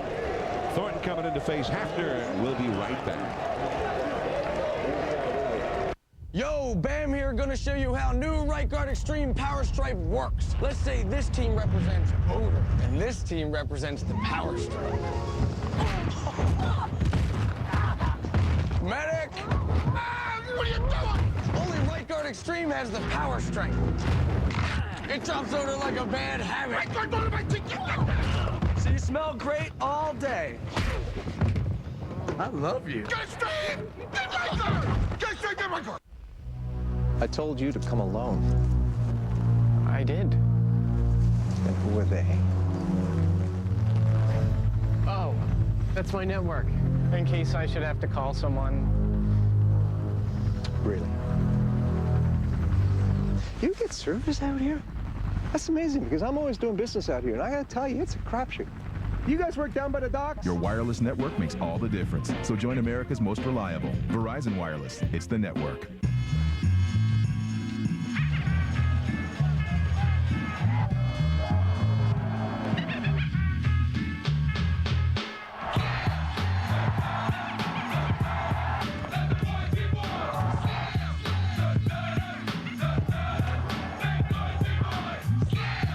Coach used to say 2 points is 2 points.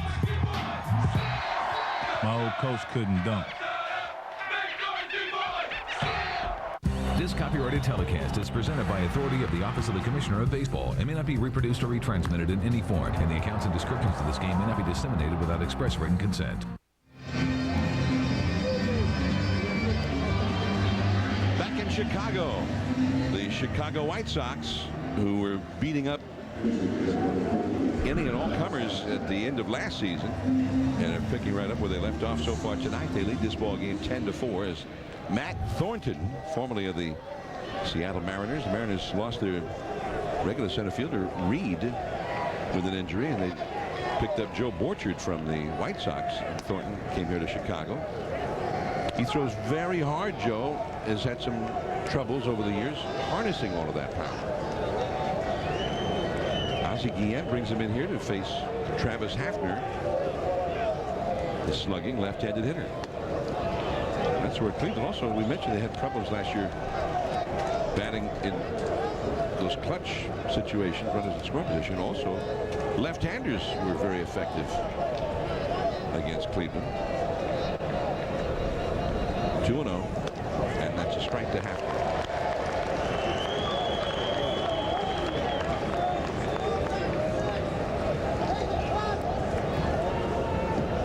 Hafner, 33 homers, 108 batted in last year. There is Michaels, the runner at first, 2 down.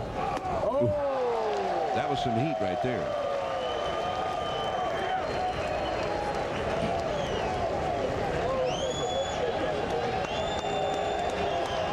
Ozzie, he's got another young lefty, Boone Logan, that they kept from spring training.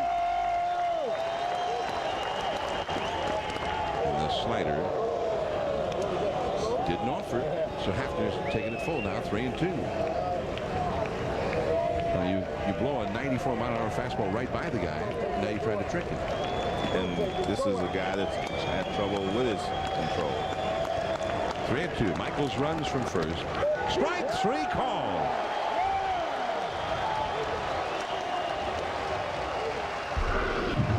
Been a White Sox kind of night.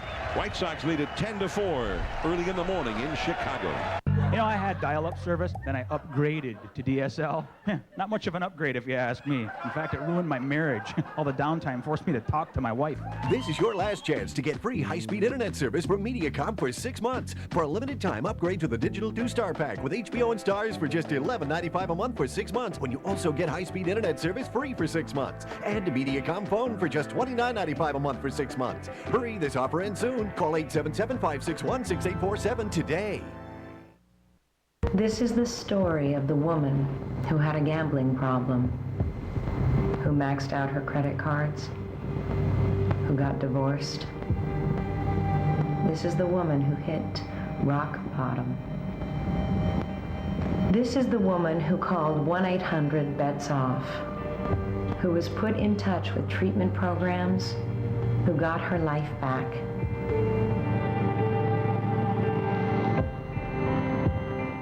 Why take your family to a casual dining restaurant and pay $8 a person when you can get the same quality meal for half the price at KFC? Get 10 pieces of Kentucky Fried Chicken, 2 large home-style sides, and 4 biscuits for less than $4 a person. Your dollar goes further at KFC. Why live with athlete's foot? Cure the itch and burn of most athlete's foot with Lotrimin Ultra in just 1 week's use. New Lamisil Defense, 4 long weeks. But Lotrimin Ultra is so powerful, nothing cures faster. Lotrimin Ultra, the 1-week killer cure. Are we going to that bed and breakfast? No. No. Oh, are we going skiing? No. How about a day spa? Nope. Are we going apple picking? No. Just relax. Trust me. Is that a bull? Free weekends at Avis. Rent for a week and get a free weekend to go out and do something totally unexpected. Just another way we try harder. Come on now, come on. Ha! Yes! Lasso lessons. Good one. Opening day, Monday beginning at 1 on ESPN and ESPN2. Back in Chicago, 10-4, the White Sox lead the Cleveland Indians opening night, 2006. And friends, when you're traveling, you can still catch your team's games while you're out of their market live from anywhere. Live Major League Baseball right on your desktop or laptop. Go to ESPN.com and search MLB TV. Sign up today. I was watching Vin Scully last night from my hotel room here in Chicago. They were playing the Angels, right? The Angels and Dodgers were going extra innings in a 0-0 game. And then finally I said, I have to go to bed. Yeah. It's interesting. I saw Eddie Murray the other day. You know, he's a Dodger hitting instructor now.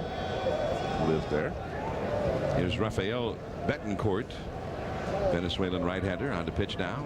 And Alex Cintron is the pinch hitter for Jim Thome. Cintron, a former Arizona Diamondback, takes ball 1. You saw Eddie? Yeah, I went by on my way to my daughter's gymnastics meet. He has a car dealership he and Kevin Malone, and I went by there to talk to him. And did you buy one? Not yet, but I might. 3 maybe? No, I may buy one. I don't know. 2-0 the count. So if I open a dealership, would you buy one from me? Oh, of course. Oh, cool. Yeah. But he did say that, you know, Dodgers were looking good, that everything had gone well in spring training, and he thinks they're going to be a big threat in the West. 3-0 the count. Well, we'll see 2 of those Western teams, the Giants and the Padres. The Padres won the division last year, although it was a division where nobody played all that well. And the Giants actually were still alive in that division with just a few days to go in the schedule, even though Barry Bonds had only played for the last couple of weeks of the season. And no doubt he is a difference maker, as they say. He will make a big difference in that ball club if he's able to play on a consistent basis, because he makes everyone around him better. Bonds, who did not play the field much during spring training, he played 9 innings Saturday in Oakland. That is a called foul. I was surprised that the first base umpire, Terry Kraft, ruled that one foul. Although I will say, I'm going to concede that he was much closer to it than I am. He was probably closer than he'd like to be, too. But Centrone did not argue about it. Yeah, you see, he was right near the line. And that's a new stance that a lot of the umpires take. Remember the old days, they used to straddle a line, and they'd point with their left hand for foul or right hand for fair. I think this is a better position for them.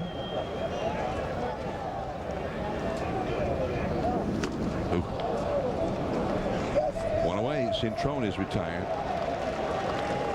Now Konerko will come up. Now Konerko, the big home run hitter and RBI man for the White Sox last year, as you see.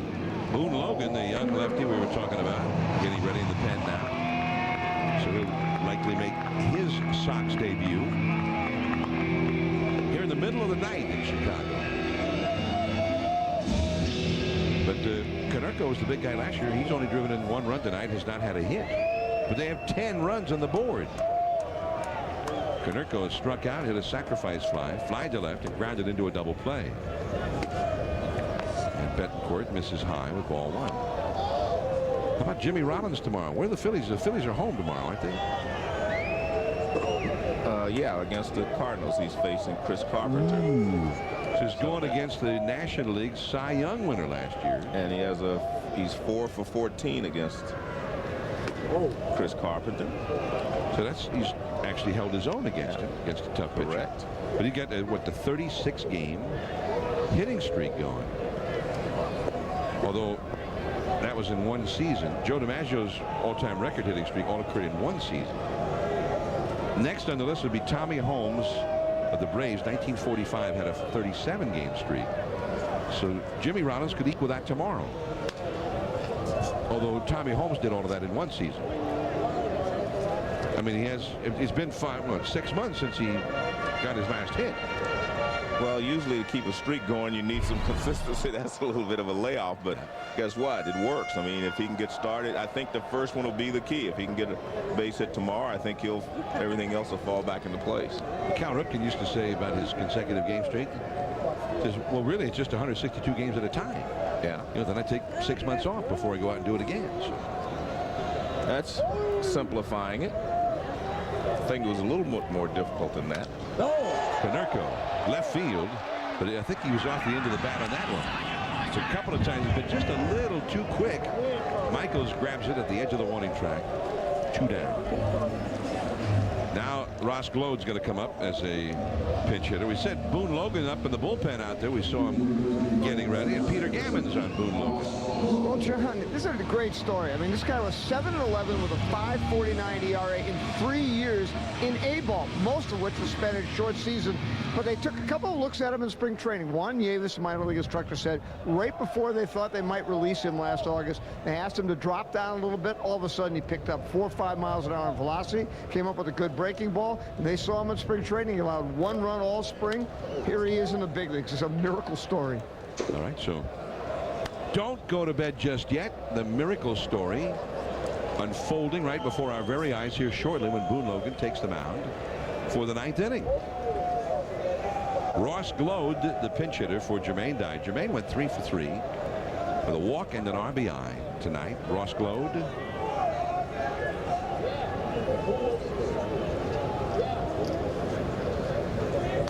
And that curveball spins off the outside from Betancourt. 1 ball and 1 strike. Well, the White Sox, here they go again. You know, last year the White Sox, champions of the Central Division and ultimately the champions of Major League Baseball, they were 52-22 against their brethren in the Central Division. They were 14-5 against Cleveland.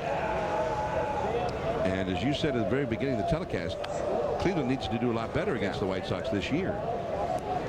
How about this? They were not only 14-5 against them last year, they were 9-0 in games decided by 1 run against Cleveland. Sometimes you can maybe win a ball game in a 1-run game because you got a good break. Yeah. But you go 9-0 against somebody, you probably just that's a trend. You just played real well in a lot of tight games. 9-0 against Cleveland in games decided by 1 run. 1-2 the count to Glode. Fouls that one off. So they did well in those tight games all season against just about everybody. They were 35-19 in their 1-run games. So a third of their games last year were decided by 1 run. And that's where it makes a big difference if you can take the extra base on a base hit to the outfield, bunt guys over, hit and run. That 1 run in the close games is what makes the difference. You know, we all see when a team beats up on someone by hitting 2 or 3 home runs, they score 5 or 6 runs. But in tight ball games, it's always execution that wins consistently. Well, that was a place where Cleveland maybe was a little bit lacking last year. They lost more 1-run games than any other Cleveland team in the history of the franchise. They lost 36 games by 1 run. They had 22 wins, 36 losses in 1-run game, which was remarkable for a team that had such a good record. They had 93 wins. I mean, people forget that. Explode into the glove of Jason Michaels. Hit it hard. Now to the 9th inning. Victor Martinez coming up. Boone Logan, I think, is about to come in. What do you think? I love this one. Ooh, I love that one too. I love this one. I love all of them. It's a different kind of love, eh? John Deere, Cub Cadet, and Toro. 3 powerful brands together, exclusively at the Home Depot. Some things you just can't copy, like Wendy's original spicy chicken sandwich. A big, juicy whole breast filet, covered with our own fiery blend of peppers and spices. For more meat and more heat. Don't clown around with copies. Do what tastes right. Listen up, V-Dub in the house. Jason, this is your 98 whatchamacallit. You got an F. You know what we're gonna do now? No. Unpimp your auto.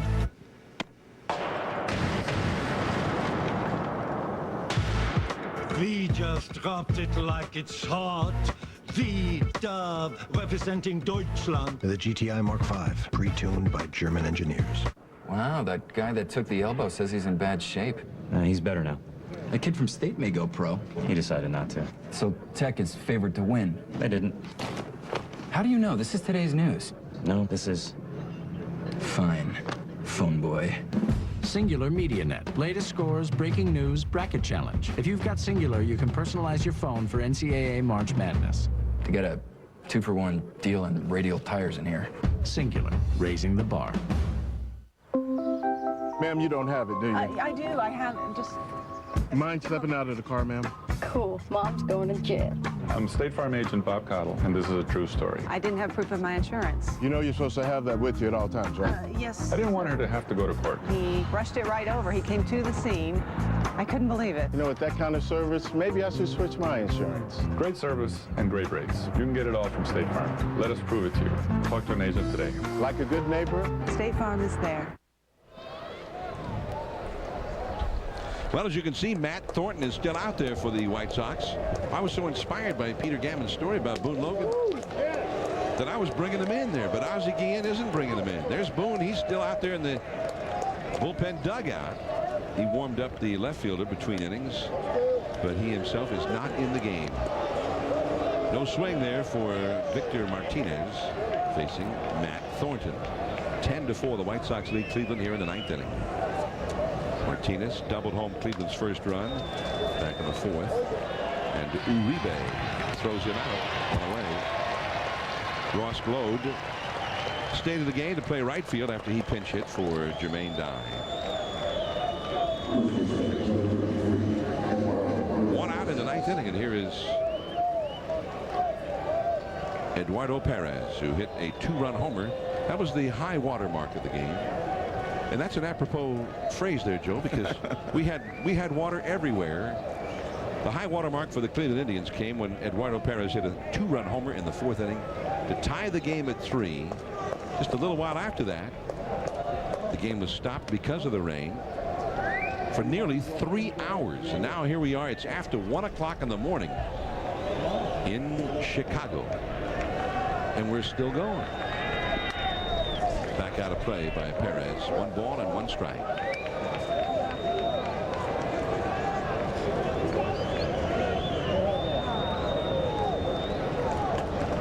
Runs on only 8 hits for the White Sox. They got 7 of those 10 after the game restarted after the 3-hour rain delay against the Cleveland bullpen. And a lot of walks. Mark Burley, who went the first 4 innings, did an interview with our Sam Ryan after leaving the ball game after the rain delay. And there's one out number 2 as Perez lines out right to Iguchi. 2 down here in the 9th inning. And this is the guy they've been looking for the last 3 hours. The guy to make the final out. Yeah, that's the guy you're looking for. If you're the home team. By the way, and you're winning. Let me, in case you hadn't noticed, Joe, it started to rain again. Yeah, I did notice. Yeah. That's why I said this is the guy they've been looking for. How about these fans? It's after 1 o'clock in the morning. They came out for the opener for the champion White Sox. And by God, they were going to see this opener. Well, the team is giving them something to be happy about as well. I mean, the way they play. There's Jerry Reinsdorf. He's still here. You're still here, I noticed. That's a ball outside the belly yard, 2-0. Jim Thome hit a booming 2-run homer. And this is, I mean, talk about, you know, finishing spring training and you're in a groove like you want to be for the start of the season. And it carried over. He had 8 homers the last 7 games of the spring, and then he launched one tonight.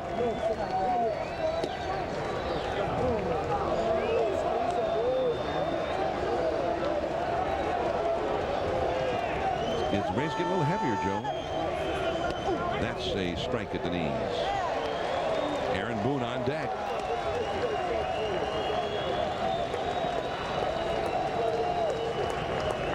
It's 3-1 the count.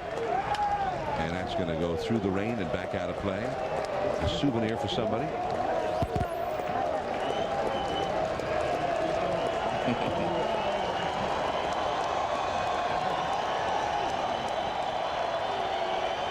Got it. 3-2 the count. Up the middle. Through a base hit. Belliard. And he needed a base hit. He was 0 for 3. Well, I take that back, John. This is the guy they've been looking for. Aaron Boone. He's the guy they're looking for. Yeah, Boone, you know, there's one game in particular I remember him being the last batter of. Yeah, that's... He was the guy that the Red Sox weren't looking for that night. You're always going to be famous for that, too. I mean, when you think about Aaron Boone, that's the first thing that comes to mind. That clutch home run that put the Yankees into the World Series. He won the pennant with a home run against the Red Sox in extra innings. Send the Yankees into the series and send the Red Sox home. It's a pretty good sign, huh? Weather aside, we've still got Sox pride. 0-1 the count. That's back toward us. 2 strikes to count. This is the pitch that they've been waiting for. He only hit 176 in that ALCS against the Red Sox. He didn't need but 1. I would swear he hit 376. Nope. And Thornton reared back. Tried to get a little extra on that fastball, but missed with it very high. Next Sunday, Joe, we're going to be back in Chicago, by the way. The other side of Chicago. Yeah. Cubs-Cardinals on Sunday Night Baseball. Knocked down by Przinsky. 2-2 the count. Sunday Night Baseball. Now, this game started on a Sunday night, but it was not. It was opening night. Next Sunday will be Sunday night. Our 17th season of ESPN Sunday Night Baseball. 8 Eastern, 7 Central. The Cubs and the Cardinals, those two ancient antagonists. And on the slider, a foul into the Chicago dugout. Get to see our friends Dusty Baker and Tony La Russa. Cubs, Cardinals, Albert Pujols, Scott Eric Rowland's Lee. back. Yeah. Aramis Ramirez seems to be getting better and better. That's foul. Past third, still 2-2 to Aaron Boone. Casey Blake would be next. This game had been played, the game itself, 2 hours and 58 minutes now. Plus, remember, we had a rain delay of 2 hours and 57 minutes. We got here 2 hours and 59 minutes before the first pitch. Remember that? We've been here a while. 2-2 the count. Along the right field line. Foul. And it hops into the crowd. Another souvenir for somebody. 2-2 the count to Boone. And after all of that, only 161 more to go for the Indians and the White Sox. And 162 still to go for everybody else. Most of the other clubs will get started later today. 3-2. Well, Boone is battling out here. He's got his Yankees-Red Sox postseason Game 7 at bat going right here. Belliard at first. He goes into left field, and the ball game is over at 10 minutes after 1 a.m.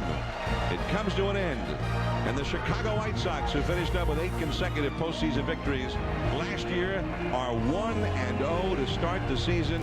Brandon McCarthy, the winner over Fernando Cabrera, and Jim Thome in his White Sox debut, a home run. A lot of baseball action coming up later today on ESPN and ESPN2. Joe and I will see you in San Diego on The Deuce at 7 p.m. John Miller with Joe Morgan, Peter Gammons, and Sam Ryan. Good night from Chicago. The following is a special presentation of ESPN Classic. It was an epic mistake. It was the worst possible situation to make the mistake. Coming up on the top 5 reasons you can't blame. Michigan can't take a timeout. They don't have a timeout. You got to blame Chris Webber for that loss, simply because if you're a player, you've got to remember how many timeouts you have left. It's a technical foul on Michigan. They took a timeout. We knew they didn't have any timeouts, so that was the greatest feeling in the world. I knew it was over. His mistake eliminated any chance for Michigan to win.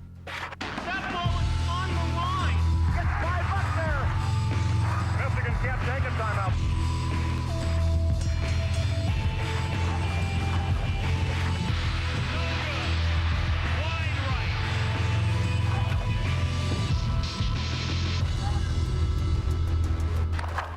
Hi, everybody. I'm Brian Kenny, and welcome to ESPN Classic's Top 5 Reasons You Can't Blame, a series that takes a fresh look at sports personalities who are remembered largely for their mistakes, controversial moments, or questionable decisions.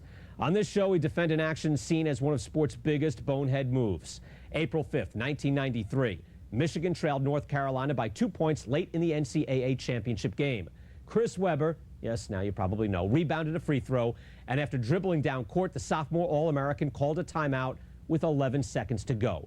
The problem was the Wolverines were out of timeouts. Michigan was given a technical, North Carolina hit 2 free throws, and the game was basically over. Dean Smith had won his 2nd national title. Over the next half hour, we'll count down the top 5 reasons you can't blame Webber for Michigan's loss. But first, let's take a look at the circumstances that led to the Fab Five's doom in the Superdome. Chris Webber and the Fab Five are part of a cultural phenomenon in America. Rose, baseball pass to Webber. Can he catch it? He does. One step, slams it through with the right hand. Oh, did Webber fly for that ball? They were like a rock band. They were the Beatles of college basketball, and they people just couldn't take their eyes off them. Drives on Bailey to the hole, slams it through! The better we got, the more exposure we got, the better we played, the more the country fed into it. Rebound, Rose off there again! It's a buzzer! Jalen Rose wins it! We came in with bald heads, black socks, baggy shorts, dunking on everybody, you know, and laughing and having fun. That, I think, was part of the novelty of the Fab Five that people like. Midway through the 1991-92 campaign, Michigan head coach Steve Fisher decided to start a squad so young that none of the players had yet put 2 semesters together. But they had talent and attitude, and they played with an electric quality. I think that basketball fans were so drawn to Chris Webber and the Fab Five because it was something fresh and new. We had never seen the spectacle of 5 freshmen without a care in the world competing on that level. Victor Webber hits the basket! Oh, my!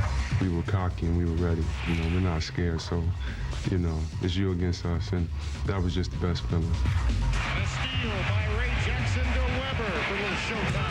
Oh, it was showtime! You can see a lot of arrogance and cockiness in their games to where they knew that they were one of the best teams in the country, if not the best. We changed the game to the point where now, no, we don't have to wait till tomorrow to have success. We can have success right now. We gonna shock the world! We gonna shock the world! After finishing the regular season at 20-8, the fired-up freshmen entered the NCAA tournament as a 6th seed and proceeded to outgun and outrun the competition. Michigan's won! Michigan's won! They're going to the national title game! Although they lost to Duke in the final by 20 points, Webber and company turned college basketball up a notch in the public consciousness. What the Fab Five did for Michigan in '92, probably one of the most underrated achievements in the history of college basketball. It's an amazing thing that they had enough maturity that freshman year to get all the way to the championship game. By the time they started the second season, we all expected they would win.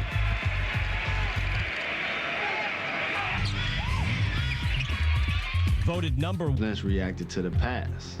So when he didn't throw the pass, he pump faked the pass, he traveled. They didn't call it. Webber to the right side with Phelps on him. Webber in the corner. And now he's called what? Michigan can't take a timeout. They don't have a timeout. I had a hot flash. Like, oh my God, what did he do? Just what did he do? And within a matter of 3 or 4 seconds, the same look I had on my face, like, oh, it finally hit Chris Webber. It's a technical foul on Michigan. They took a timeout. I felt that I had let the team down, and it's all about the team. He told us that we had no more timeouts left, and unfortunately, the timeout was called. It was real tough to swallow. I remember, you know, it was a lot of tears, a lot of frustration. A technical foul was levied against Webber. Donald Williams made both free throws, and the Tar Heels went on to win 77-71. North Carolina's the 1993 NCAA champions. In the gloomy aftermath, the Fab Five's main man blamed himself for the loss. We just called a timeout, we didn't have one. That probably cost us the game. He was the leader of that team. He should have responded and been able to know that they didn't have any timeouts left. That was almost symbolic of what that team was. So much hype, so much glitz, so much fashion, and yet in the critical moment, the defining moment, he doesn't know how many timeouts are left. You can blame Chris Webber because he called the timeout and they didn't have any timeouts left. And the blame falls to the guy that put his hands into a tee that night. No matter what Chris Webber does in basketball, everybody's going to remember he called the timeout when they didn't have one. But there's so much more to this saga. Before we begin to count down the top 5 reasons you can't blame Webber for Michigan's loss, here are a few that just missed the cut. We call them the best of the rest. Michigan was behind. When Webber called the timeout, the Wolverines trailed 73-71. He shouldn't be blamed. North Carolina was ahead at that point. This is Michigan's last possession. They're dashing down the floor, trying to get a final shot off, hoping that they can tie the game or win it. People think that was the reason why we lost the ball game, that if he wouldn't have called a timeout, we probably would have won, but that's not true because who would have said we would have scored? It didn't surprise me that they didn't get a shot off. 20 seconds left in a game. 18, 19-year-old kids who must execute something. The advantage goes to the team that's ahead. Our final best of the rest, the bench. According to Weber and at least one Tar Heel, someone on the bench was telling him to call a timeout. Chris said he heard somebody holler timeout. So as he's pushing the ball, time running down, national championship game, he makes the call. I heard timeout. So in a situation like that, I probably would have called timeout too. So Chris Weber is hearing timeout, timeout, and he's hearing it come from the Michigan bench, and he just instinctively calls timeout. He never should have been in that situation. Coming up next. The Tar Heels were hopeful that some of that karma, that Superdome magic from '82, might somehow carry over to '93. Opening day is on ESPN and ESPN2. Nationals Mets, Red Sox Rangers, and Braves Dodgers. Opening day, Monday beginning at 1 on ESPN and ESPN2. What if you attached an innovative wing structure to some bicycle machinery and launched it from a sand dune? That works. What if you created a thin piece of plastic that could easily be used just like money anywhere in the world? That works. Suppose we created an IP network so far-reaching and expansive, it could make doing business more efficient around the globe. Suppose we put your global business network in the hands of world-class professionals, people who know it from end to end, people who know how to make it efficient. Verizon has joined with MCI to form Verizon Business, where global capability meets personal accountability to make your business more successful and your life a little easier. That works. Introducing Verizon Business. Hello, we're exchange students here to live with you. Warning. Well, actually, no, there is no warning. Tag body spray was designed for just this kind of thing. High five. Introducing Tag body spray for guys. Consider yourself warned.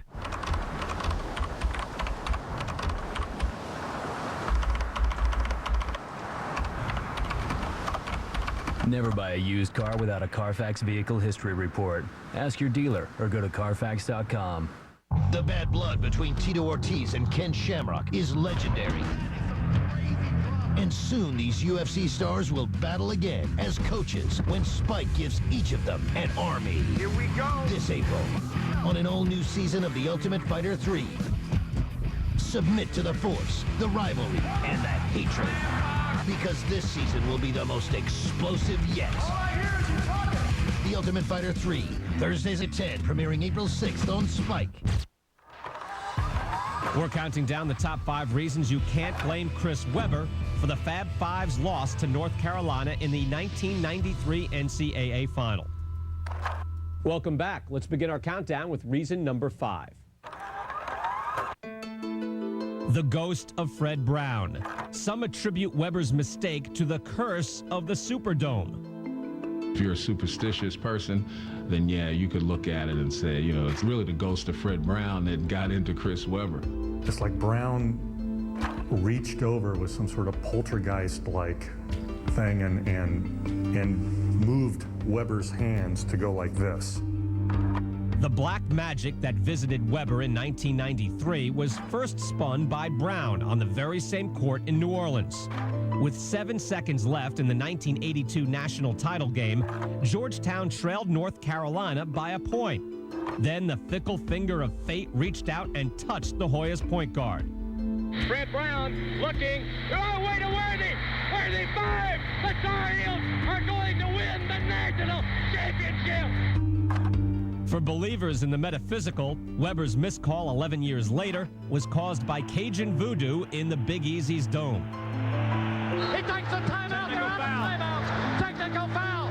Technical foul on Michigan. They're out of timeouts. What are the chances that Dean Smith would come into that building twice in his career and clinch national championship games because an opposing player makes an unconscionable play at the exact moment when the game is decided? I don't know whether it's witchcraft or what was going on, but those were Dean Smith's 2 great championships, and they both took place in New Orleans. The Tar Heels have won the national championship right where they won it 11 years ago. Very strange, odd things happen there, and the fact that it happened twice in the same city, in the same building, is one of the oddest coincidences in college sports. You could almost put a chalk outline on the court at where Weber had his timeout, and not far away from that, you'd have another body, chalk outline of Freddie Brown as he was making that pass to James Worthy. And against the same North Carolina Dean Smith coach team. Amazing. 1 down, 4 to go. Here is reason number 4. Chris Webber. He was Michigan's leader, not only in the regular season, but in the tournament. I think clearly on the court, with his enthusiasm and incredible talent, that Webber was the guy that really the show revolved around. Webber to the right side, Figure rolls it up and in. I think the Michigan team fed off of Chris Webber's energy and intensity and his swagger. And when Chris Webber woke up, you knew you were in trouble. Howard starts to drive, scoops to Webber, one-hand slam. Webber has 20. As Michigan's top scorer in the NCAA tournament, Webber kept his team close in the final by scoring 23 points, grabbing 11 rebounds, and blocking 3 shots. Chris Webber, obviously, if he's not on that team, they ain't playing in that game. And they're certainly not that close late in the game against a great team like North Carolina. Webber steals the ball. Webber off to the races. Here we go. Chris goes in, slams it through. Webber with the steal and jam. Chris was a very, very valuable player to our team. He played an outstanding game. Without him on the court, we wouldn't have had a chance of beating Carolina at all. Alley up to Webber, slam it through! I just remember Chris being fantastic in that game. You know, making some unbelievable post moves, unbelievable plays. Drive, baseline, puts up the shot, no good. Webber with a follow, scores! Every time they needed a bucket, here he comes, score. I mean, couldn't stop him getting rebounds, trying to motivate this team. He was doing everything for them.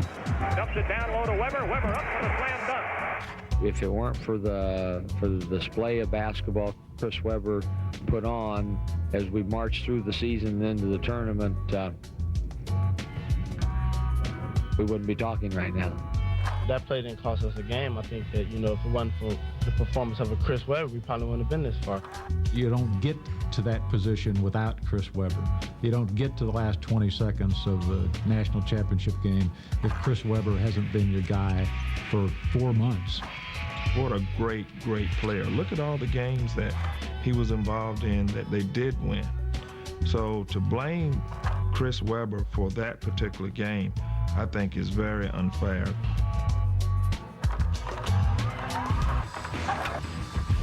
When we return.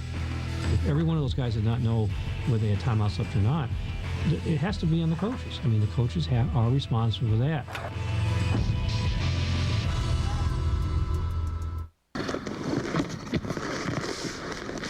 Hello, beautiful. Oh, yeah.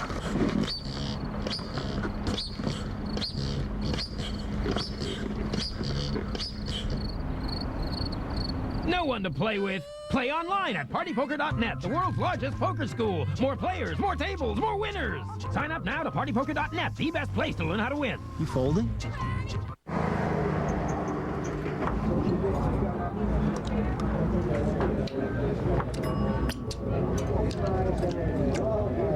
What? You're wearing your varsity tennis jersey from high school. Yeah? Is this because I wore my old Philadelphia Eagles jacket to work yesterday? No, I just felt like wearing this. It's comfortable.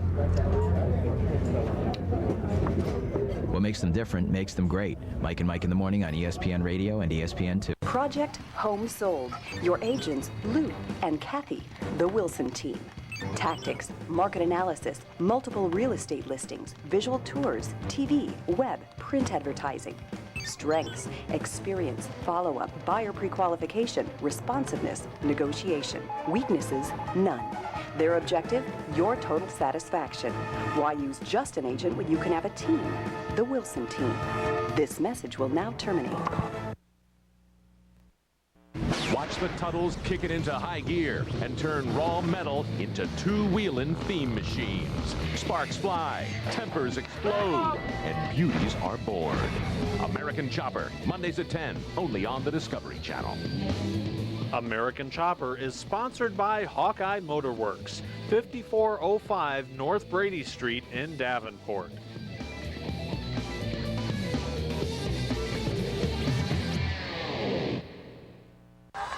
We're counting down the top 5 reasons you can't blame Chris Webber for Michigan losing to North Carolina in the 1993 NCAA Final. 2 reasons down, 3 to go. Here is reason number 3. Steve Fisher. It was the Michigan head coach's responsibility to make sure his players knew no timeouts remained. If Chris Webber called a timeout, regardless of what he says or I say, I'm the guy that should have made certain that everybody knew. If I would have known we didn't have any timeouts left, I wouldn't have called a timeout. So, like I said, obviously I didn't know. The coach should shoulder some of the blame in that situation. Your 5 guys on the court have to know what the timeout situation is. With 46 seconds left, Michigan called its last timeout. Now, during that timeout, I remember specifically as the guys are running out on the court, and you have to remember, there were 70-some thousand people in the Superdome, and all you could hear the whole game was this dull roar. Fisher said, guys, no timeouts, as they're running on the floor. So whether the players heard it or not is anybody's guess. Webber, front court, Michigan out of timeout. Any time a player makes a mistake like the one Chris Webber made that night, Technical foul on Michigan. They're out of timeouts. you can say that the point wasn't made forcefully enough to him in that huddle before that possession that we don't have any timeouts left. Don't call one. I thought we knew it, but apparently it didn't get communicated to the degree that it has to, because otherwise he would not have called a timeout. The blame does belong with the coach. He may have told Chris Webber there were no timeouts left, but he didn't do it in a way where it registered, and he didn't emphasize it and give it the importance that it obviously deserved. Have we begun to change your mind yet? If not, take a look at reason number 2. The North Carolina defense. The Tar Heels pressed, trapped, and harassed Michigan from the opening tip. And when the game was on the line, it was defense that forced Webber's mental lapse. Defense was our calling card, more so than offense. Down inside, Juwan Howard, blocked from behind by Lake. Carolina plays great help defense. That's why they're able to trap. That's why they're able to get people in uncomfortable situations. That's why they were able to get Chris Webber in the situation he was at the end of the game. The Tar Heels kept Michigan off balance most of the game. In the first half, they forced the Wolverines into 10 turnovers. The double team is coming. They cause Rose to pick up his dribble. Throws across court and out of bounds. Carolina forces the turnover. That was one of the trademark characteristics of a North Carolina team, particularly in being able to double the ball and then overplay the outlets. During crunch time, Dean Smith's troops smothered the Michigan guards, leaving Webber to make something happen. Carolina begins with pressure, overplaying defense, and they forced Chris Webber to bring the ball up the court. When Chris got that ball, as soon as he came down, he just had that look in his eyes. Like, he wanted to get rid of it. There was no one open, and he was trapped. We jumped out. You know, we forced them to travel, and the referee missed the call. I don't think I saw anybody that was open. If it was someone else to pass it to, I would have passed it to him. He didn't make the pass. He kept it in his hand. He kept pushing it up the sideline. And we stress in practice that, you know, the out-of-bounds lines as an extra defender. So here's Weber going down the right side in front of the Michigan bench. And George Lynch and Derek Phelps have him caught in the dark, dark hole of a double team. He's basically got no other option except to call timeout or to throw up a prayer. Either way, he's trapped. Either way, Carolina wins the game. I really believe we'd gotten the ball anyway with a 5-second count and won the game. Blame Carolina for running its system to perfection. They trapped Chris Webber. They forced Chris Webber into making this mistake. So it's their fault, it's not Chris's. When we return, we'll reveal the #1 reason you can't blame Chris Webber for Michigan losing to North Carolina in the 1993 NCAA Final. The best golf in the world, the 2006 PGA Tour on ESPN.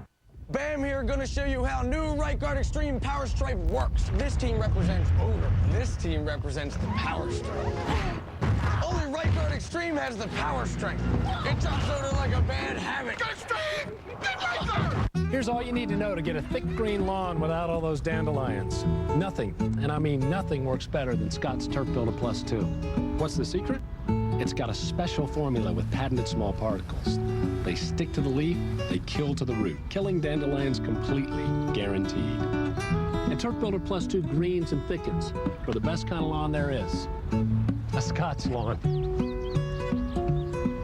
Nothing beats Scott's Turf Builder Plus 2.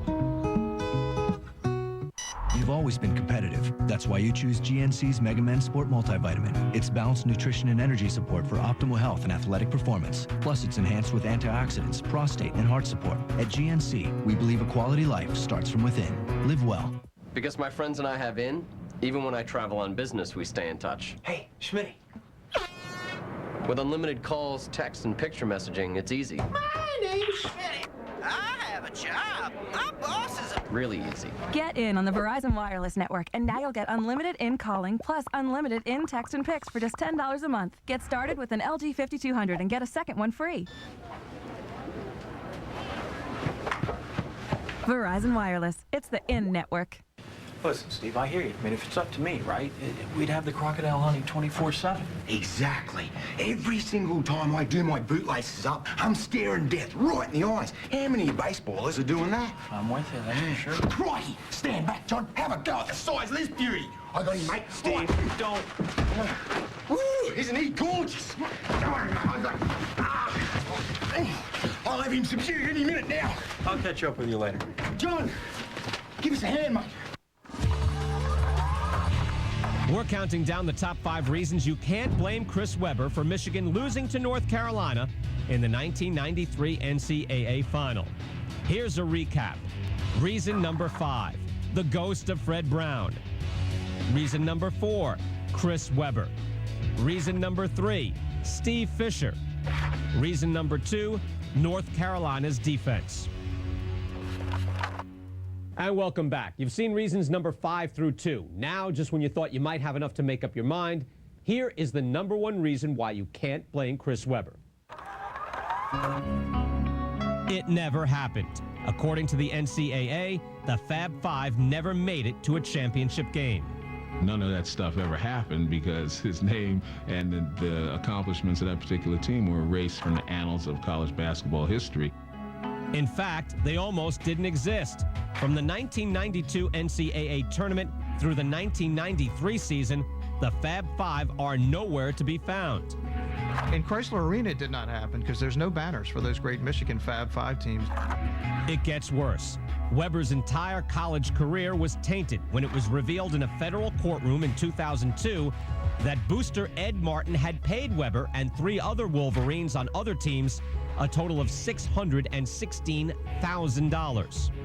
It comes down to a booster who essentially was accused of providing illegal benefits to Chris Webber, among others. There's a shadowy figure named Eddie Martin that was associated with the Michigan program and had an impact on the Michigan program for a number of years and ultimately cost the program dearly. They have left their mark on Michigan. Obviously, the events that have unfolded here today have tainted that history, and that's why we're removing them from the record book. That's why we're taking the banners down. It was a tragedy in a way, and it took a lot of the luster off of that team. Let me say that when we delete those wins from the records, we no longer won those games. By default, the other team won those games. I guess maybe Chris Webber and others wish that the memory of that infamous moment could be wiped out as easily as the NCAA wiped out the records. So now in the record books at Michigan, I don't think the Fab Five ever really existed. So there was no Fab Five, so there was no Chris Webber. So there was no error, so how can you blame him? The game didn't happen? I was there. Maybe it didn't. It was just a bad dream on Bourbon Street. Well, there you have it, the top 5 reasons you can't blame Chris Webber for Michigan losing to North Carolina in the 1993 NCAA final. We at least hope we shed some new light on that fateful blunder. I'm Brian Kenny. Thanks for watching.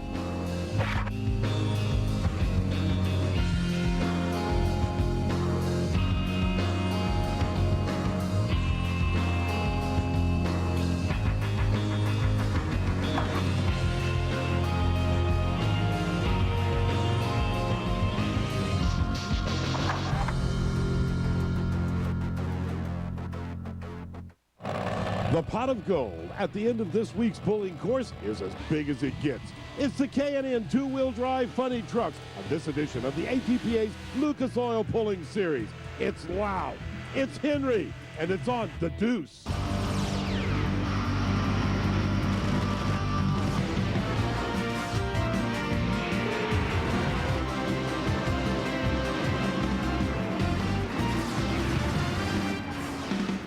Welcome to Henry, Illinois, and the Dixie Choppers Illinois Classic. I'm Alan Reinhardt. Today we're going to focus on the funny trucks, and you can see why they call them that.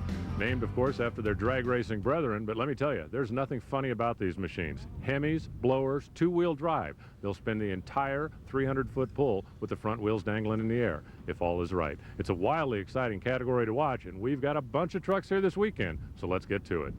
All right, thank you, Alan Reinhardt, Ted Jones, and Doc Riley joining you here in the booth. We'll get things started right away with the rare breed, ladies and gentlemen, from Midway, Kentucky. This is the Ford F-150 of Daryl Varner. Weight going to be very important here, the balance, and especially coming off the line to start. That'll be the key to win this pull here today in Henry. Well, he just kind of feathers it very gently off the line right there. And now you see the butterflies opening up full power, Doc. Nice little pull there, up a little bit too high on the front end. Weight going to be a big factor here as you get it set up. Looks like 285 feet will be the mark to beat as he will set that. Let's take another look with the Lucas Oil Instant Replay at that pull. Ted, you're absolutely right. He feathers it off the line. The front tires come up just a little bit. You want to kind of dangle that front end up there for that maximum weight transfer, and then all of a sudden that front end flies to the sky, and that is going to put away some distance. Just bad luck to be drawn to go so early? Yeah, you know, your numbers plays a lot in this game, and you make the best of it. I done the best I could. Well, that says it pretty simply. Here's a former world champion, Roger Simon, who used to pull 3 trucks on the Lucas Oil Power Pulling Series. The Simon Says Dodge from Farley, Iowa. Always a tough one to get up against. Roger Simon right here, a lot of it, and boy, that front end is not up in the air at all, but there's a whole lot of horsepower in the old Simon Says. Looks like he'll come up with an excellent pull, 278 feet, less than the 285 previously set by Daryl Varner. Let's check in once again with Alan Reinhardt. Roger, somebody tried to tell me a crazy story about you retiring. I knew you weren't going to miss this one. Oh, it's too close to us, and we always like Henry, and I just wish the track was a little better, but it's going to come around and be a good track. I was going to say, it looked like you might have been a little heavy on the nose. It never tried to stand up at all out there. Yeah, we, from our cola last weekend, we moved 800 pounds back. We had 900 right before I hooked. I moved 100 up. I should never did, and I should have went another higher gear. I was in 4th gear. I should have went 5th, but, you know, it's a guessing game, so I hope I can guess it with the other truck. Luck of the draw, man. He had to go out early. Thank you. Yeah, we'll point out he still has 2 trucks in competition. He used to have 3. Now, Don Finney will be up next out of Paris, Illinois. He has the Ford Ranger called the Extra Ford. And as he comes off the line, really gets on the throttle very hard at half track. Look at that front end come up. Nice straight pass, but the front end goes too much skyward and starts to bounce a little bit. That'll take away some distance. Boy, they're doing worse, not better. 267 feet. They continue to go slower. Is the track going away, Doc? I don't think the track's going away. I think they've got to just find the right line. Donnie Sullivan will be up next out of Warsaw, Kentucky with the Ritter Wreck. It's sponsored by Ritter Wreck, the car rental people. Boy, power, power, power, a whole lot of horsepower. Butterflies are open. Again, maybe a little heavy there on the nose. That's not going to be too bad an effort right there. Donnie Sullivan will come up 291 feet, ladies and gentlemen. We have a new leader. Let's go to Allen again. Donnie, I got to tell you, it looks pretty stout out there right now. It was a good pass for the time it ran. The track is kind of greasy right now. It's not settling in yet. The guys will go on by me later, but that's the best we could do at the time. Rent-A-Wreck Dodge, Rent-A-Wreck Chevy, new truck. I'm still kind of confused with that Lucas Oil in there. Made a nice pass for when we ran. Thank you. Up next, Jessica Jack. She calls it the pair of Jacks out of Noblesville, Indiana. Where's Noblesville? Doc knows that. Just outside Indianapolis. Just right outside of Indianapolis. This girl's going to set the pulling world on fire. She is fearless, and she handles this truck with great ease. Boy, look at the front end. That's a thing of beauty right there. Drops down to the very end. This may be a tough track. 262 feet as the track continues to go away, except for Donnie Sullivan, who, of course, found the right combination.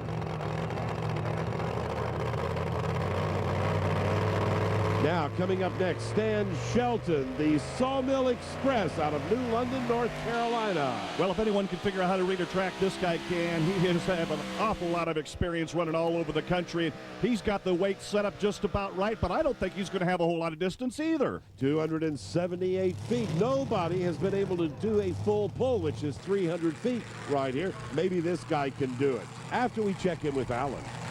270 feet, probably not enough. You've got another truck back there. What are you going to do differently? Yeah, we're going to need to, you got to be able to get a hole shot. Everybody's, you're going to have to get your truck lined up on the first 100 foot to be able to get a hole shot and get going. You're going to have to sacrifice being high on the other end. Track's doing the same thing it did last year here for us, and I guess we're not smart enough to figure it out, but we hoped that it was going to be better than this, but we'll go back and just sell the truck, hope we can get to the other end.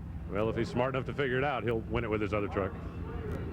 Well, many trucks remaining. We'll have those after we take a break. We'll be back to Henry after this. Opening days on ESPN and ESPN2. Nationals Mets, Red Sox Rangers, and Braves Dodgers. Opening day today beginning at 1 on ESPN and ESPN2.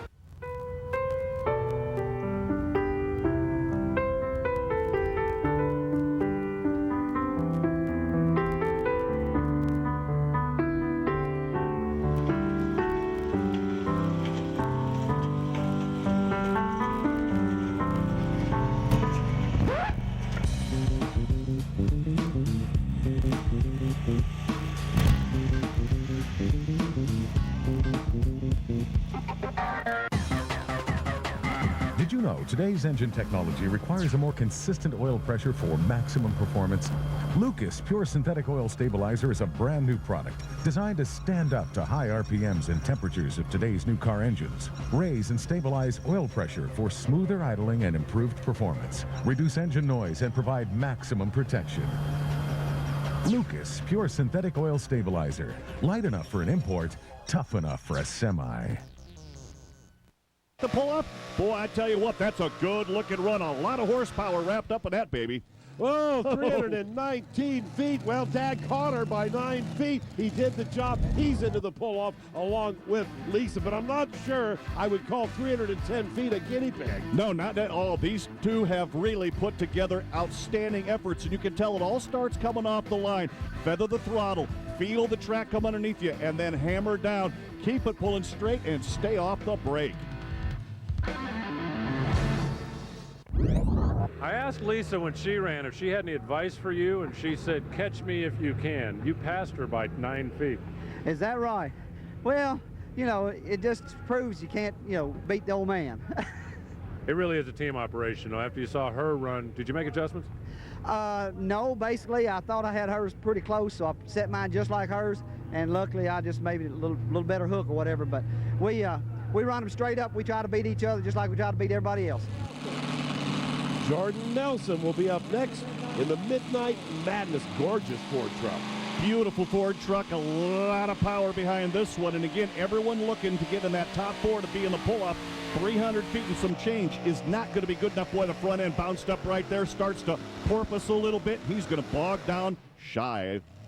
300.94 feet, and as you pointed out, Doc, you're going to have to do better than that because they're only taking the top 4 in the pull-off.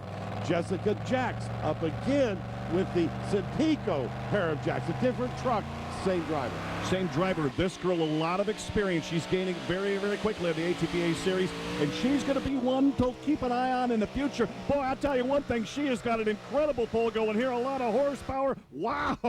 Whoa! 322 feet. I mean, she's taking that thing all the way to Chicago. And the little lady shall lead them, at least for the time being. Boy, if you went just over 300 feet, you're almost a has-been right here as little Jessica puts everybody on notice. Just about picture perfect. The front end coming down a little hard there, but she's got that momentum, a lot of horsepower, a lot of speed. She's hanging on. Nice pull. We have a new leader in the clubhouse, but tell me, after your first hook with the other truck, what did you change?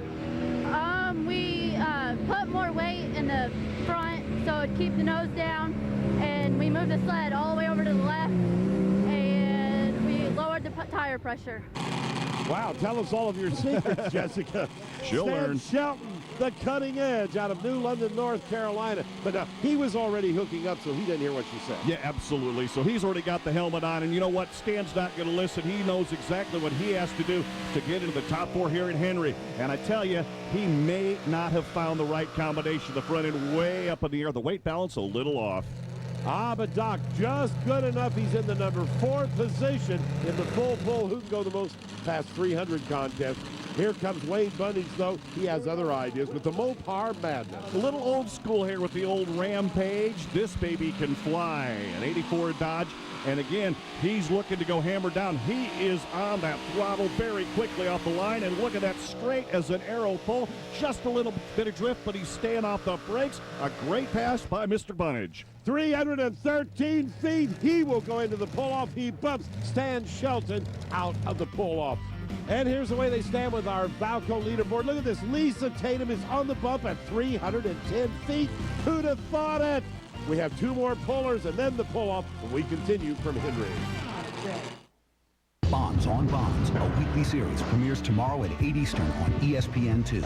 So I've got this great car. One day the engine goes kaput and I'm thinking new car time. Then I think, hello, new car payments, new car insurance, new car taxes. But wait, my car's not dead. It's just sick.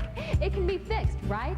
So my technician recommends a remanufactured engine with a nationwide warranty from Jasper Engines and Transmissions. So it's happy ending time. We're back on the road.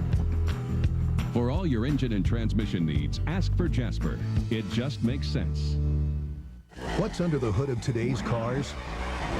State-of-the-art engines, sophisticated computer technology, drivetrains, electrical systems, hydraulics.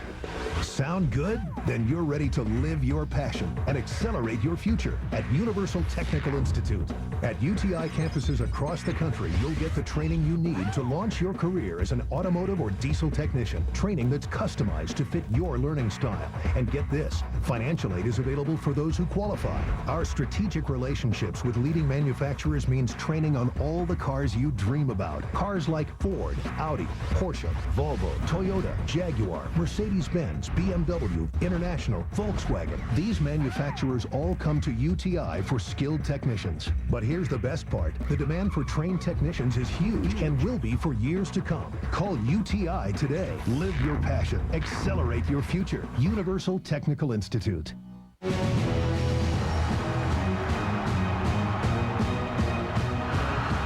FIFA World Cup this summer on ESPN and ABC.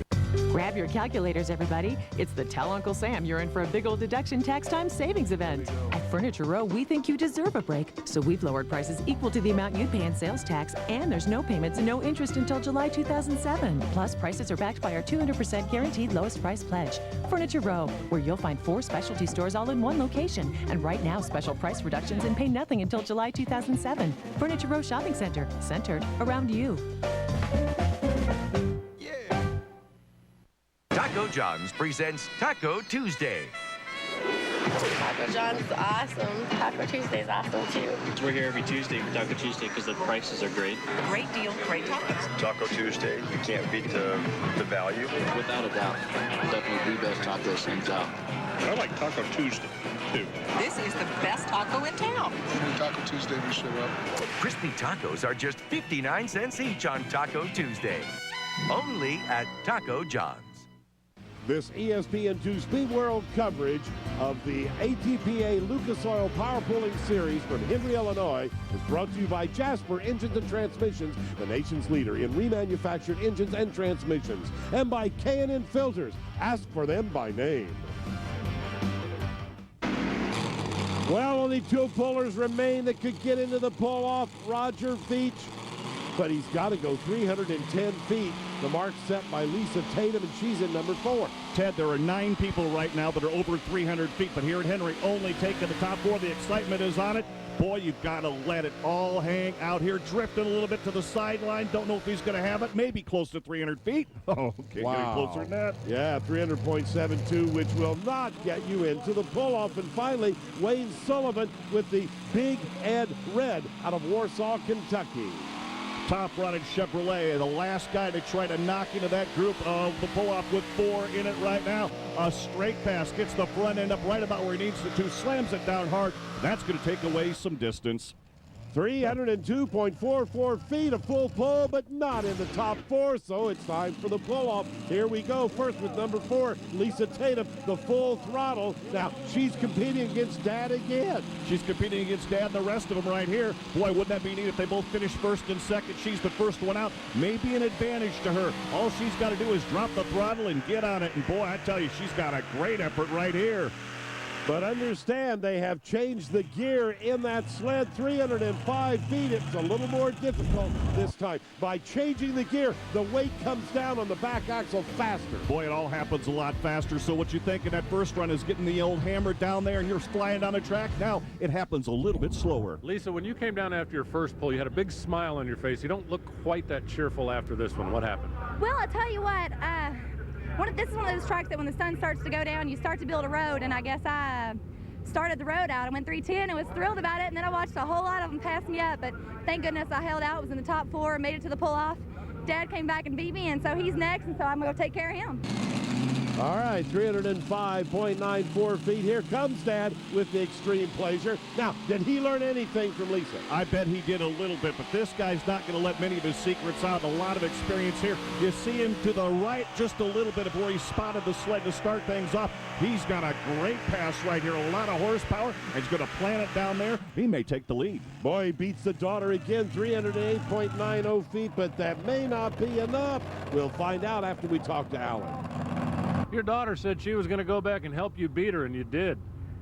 Well, it's a team effort. We try to do the best because there's other competitors back there, so we try to help each other because you never know what they're going to do. Are you sure that's not child abuse? Mildly. How about that number? Is that good enough to hold up? You got 2 pretty good trucks back there.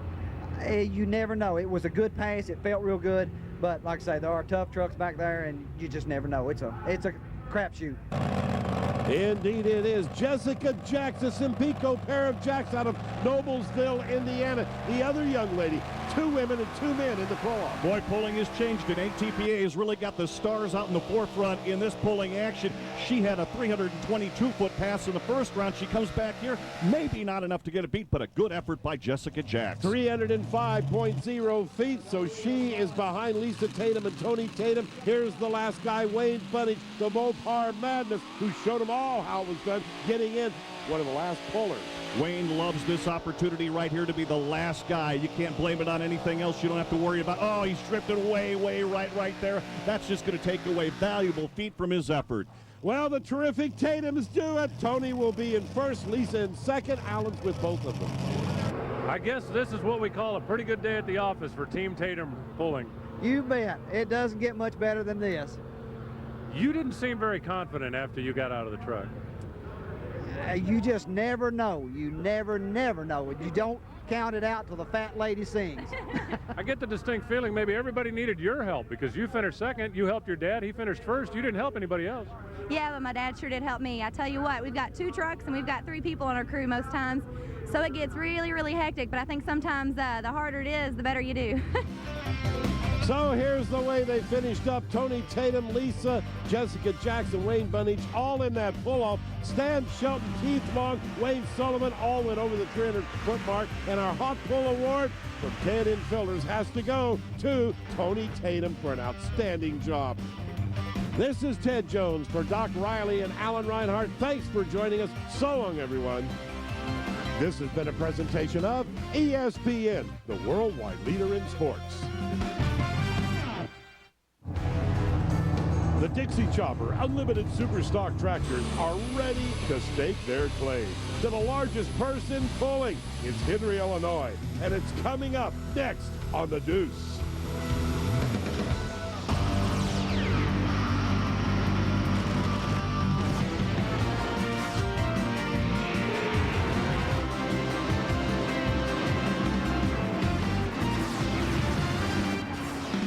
Welcome to the K&N World Cup of Pulling here at Henry, Illinois. Today we're going to focus on the Dixie Choppers Unlimited Superstock.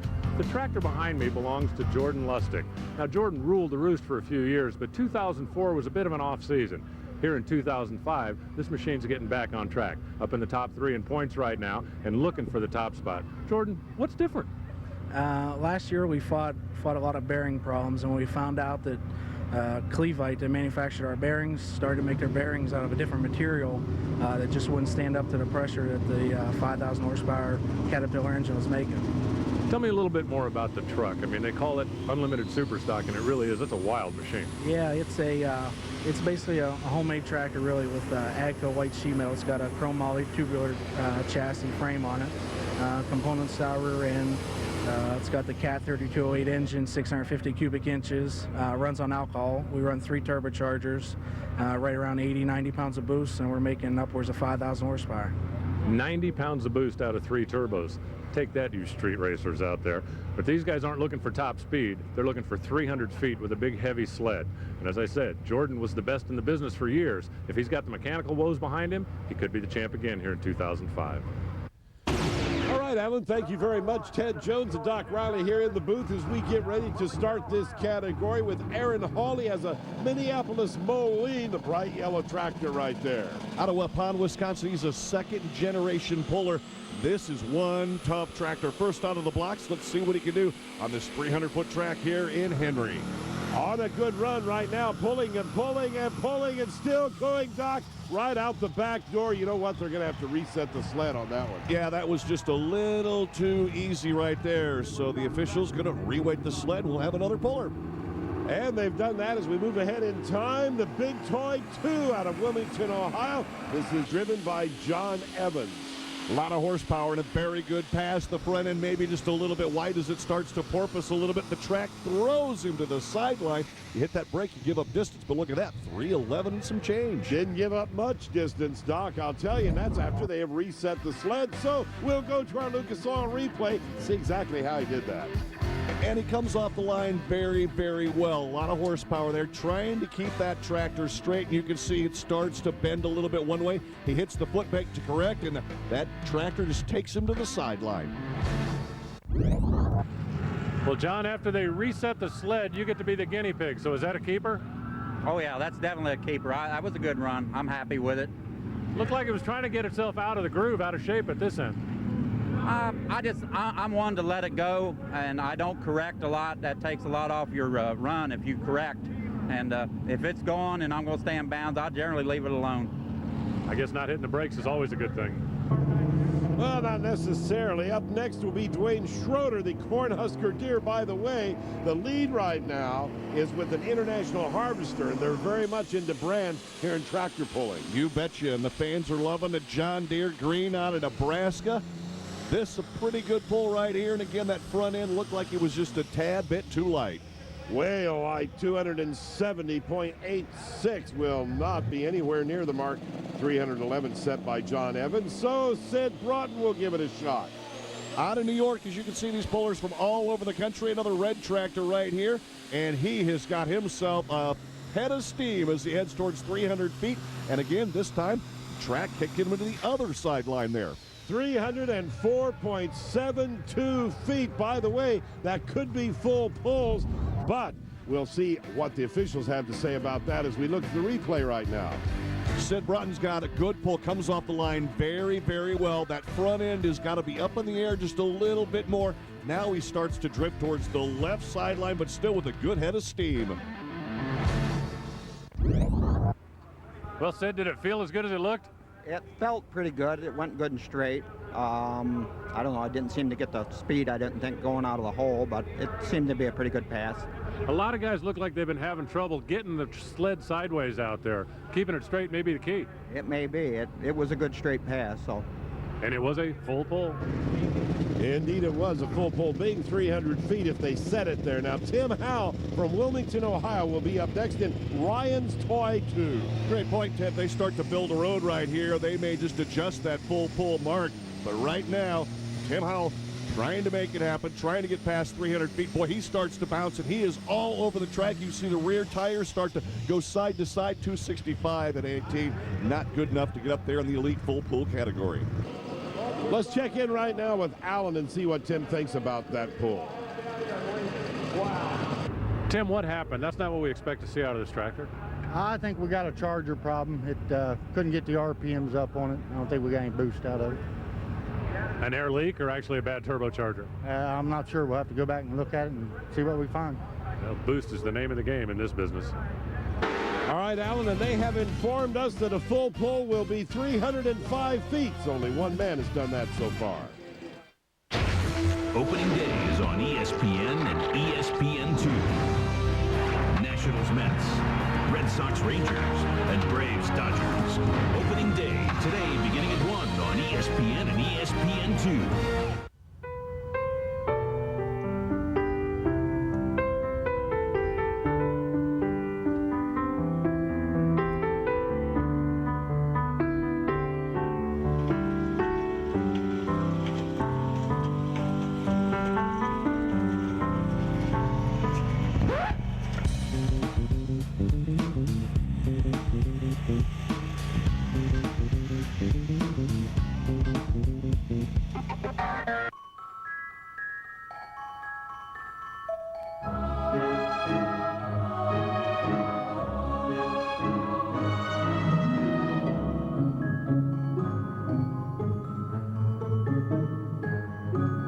Your car knows there's a new O'Reilly Auto Parts store. That means better parts, better people, and better prices are just around the corner. O'Reilly Auto Parts. Better parts, better prices. So I've got this great car. One day the engine goes kaput and I'm thinking new car time. Then I think, hello, new car payments, new car insurance, new car taxes. But wait, my car's not dead. It's just sick. It can be fixed, right? So my technician recommends a remanufactured engine with a nationwide warranty from Jasper Engines and Transmissions. So it's happy ending time. We're back on the road. For all your engine and transmission needs, ask for Jasper. It just makes sense.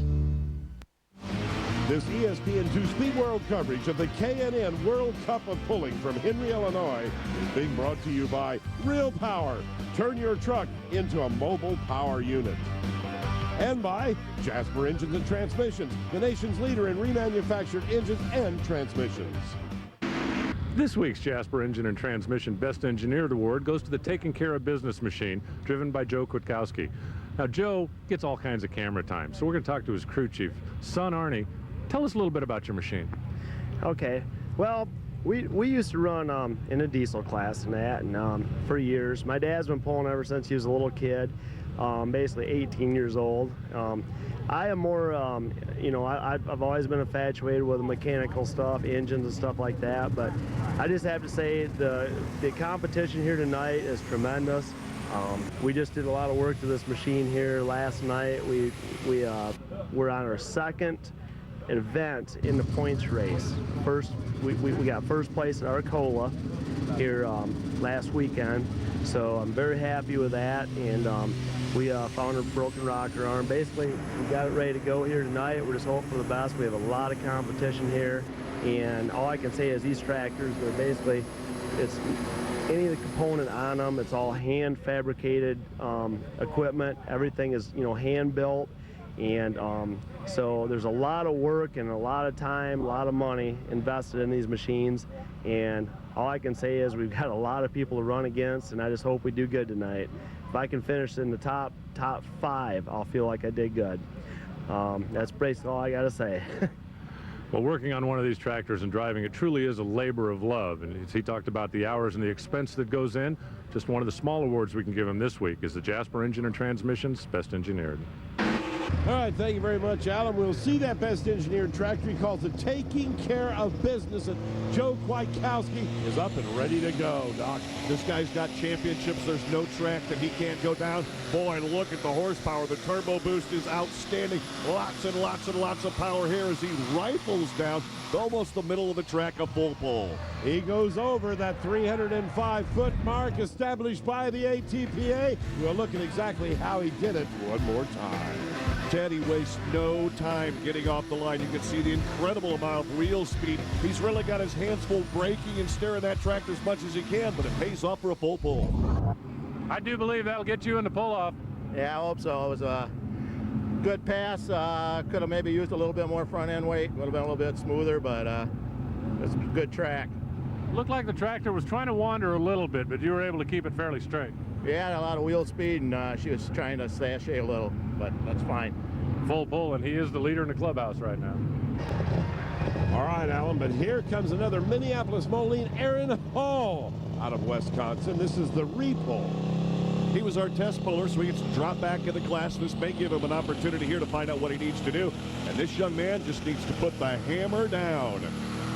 Remember, he has to go over 305 feet. Well, he's staying straight and true. Didn't need any brakes, but didn't have enough power to drag that 60,000-pound sled to the 305-foot mark. He settles for 295. Brian Hogg will be up next out of Kansas with a big temptation. Nice looking tractor here, Case the brand, and he gets off the line very, very hard. These guys are learning. Drop the hammer and try to keep it straight. You know, Ted, they may be building a road. It looks as if almost everyone is straight, I said, and he kicks off to the one side. But after he goes 305 feet, we're going to have a heck of a pull-off coming up. Another full pull as these guys have figured this course out, Doc. Brian, at 305 feet, you're in now if you can hang on. Yeah, there's a lot of tough tractors back there. Probably a little heavy on the front end. After last year, we were way too light and almost crashed it, but we'll come back and give her another run for her money. And his teammate will be up next. Let's see what they can do with that one. And that teammate is Dale Hogg with the Little Temptation, also out of Kansas. Good team effort here, and this may pay off for them, but he's got problems right off the line as he moves a little bit, tries to get it. Maybe a rear end problem. He's just not getting any horsepower. Definitely has problems. Matter of fact, he won't even go the required 75 feet. He goes 8.44 feet. Now, he has the right to try again. That is, if he can get it fixed, and he couldn't, so they'll hook up Larry Roberts, the big toy. Larry Roberts, lots of horsepower at his command, and again, hammer on the throttle. Look at the wheel speed as he is straight down the 300-foot track. Going to have to hit the brakes a little bit as he drifts right. He's got his hands full. A full pull for Larry Roberts. He goes over 305 feet. Let's take another look at it. Roberts owns a very large trucking firm, by the way. You may see his trucks on the road all over America. He really enjoys pulling, and you can see the work that these guys have got to do, working on its steering wheel and stabbing those brakes. Larry, at the beginning of that pull, it sounded like the motor was popping a little bit. I didn't expect you to get that far. Oh, it was loaded up with fuel a little bit where I was up there, but it came out of it going down the track. It was all right. Is that a case of sharing team information? Did you get some for your teammate before you ran? Yeah, I watched Johnny come down the track, and I moved about 200 pounds up because I figured it was a pretty good track, and so the front end wouldn't come up too much. For people watching at home, 200 pounds may sound like a lot, but on one of these tractors, that's a minor move, isn't it? That's a minor move, but we moved it to the middle of the tractor, which pretty much made it hook up out of the hole and went straight on down the track. Balance is what you got to do. So as we go to break, we'll take a look at how it stacks up with our Valco Products leaderboard. John Evans, Joe Kwiatkowski, Brian Hogg, and Larry Roberts, all with full pulls. We'll be back with more after this. Bonds on Bonds, a weekly series, premieres tomorrow at 8 Eastern on ESPN2. Your car performs better when things are simple. And it's easy to see how the maze of plumbing under the hood can limit its potential. A K&N air intake system replaces the maze with a single custom-engineered tube. The result? Up to 10% more horsepower. Guaranteed. A dramatic increase you can actually feel. Make your move with K&N, the world's best air intake system. If you are concerned about the escalating cost of heating, then Burns Best Heating and Cooling has the products for you. The Empire Outdoor Wood-Burning Furnace has a 304 stainless steel firebox and water jacket and a 20-year warranty. 4 different sizes are available to meet your specific heating needs, along with 3 unique draft styles designed for the kind of wood you burn. Or instead of paying someone to dispose of your waste oil, do it yourself and keep your garage or shop warm with a waste oil furnace or boiler. Be a part of the solution, not the problem. Go to our website or call for all of your heating needs. The moment of truth, a choice to get up and keep on fighting. It's not about hype. You can't read it on paper. It's the second a team decides to believe. Seasons change, as do the faces, but the moment lies in wait, like the first trace of snow. The NCAA Championships on ESPN, celebrating 100 years of the student athlete, the NCAA sent. Is it nearly impossible to gather your family around the table during the holidays?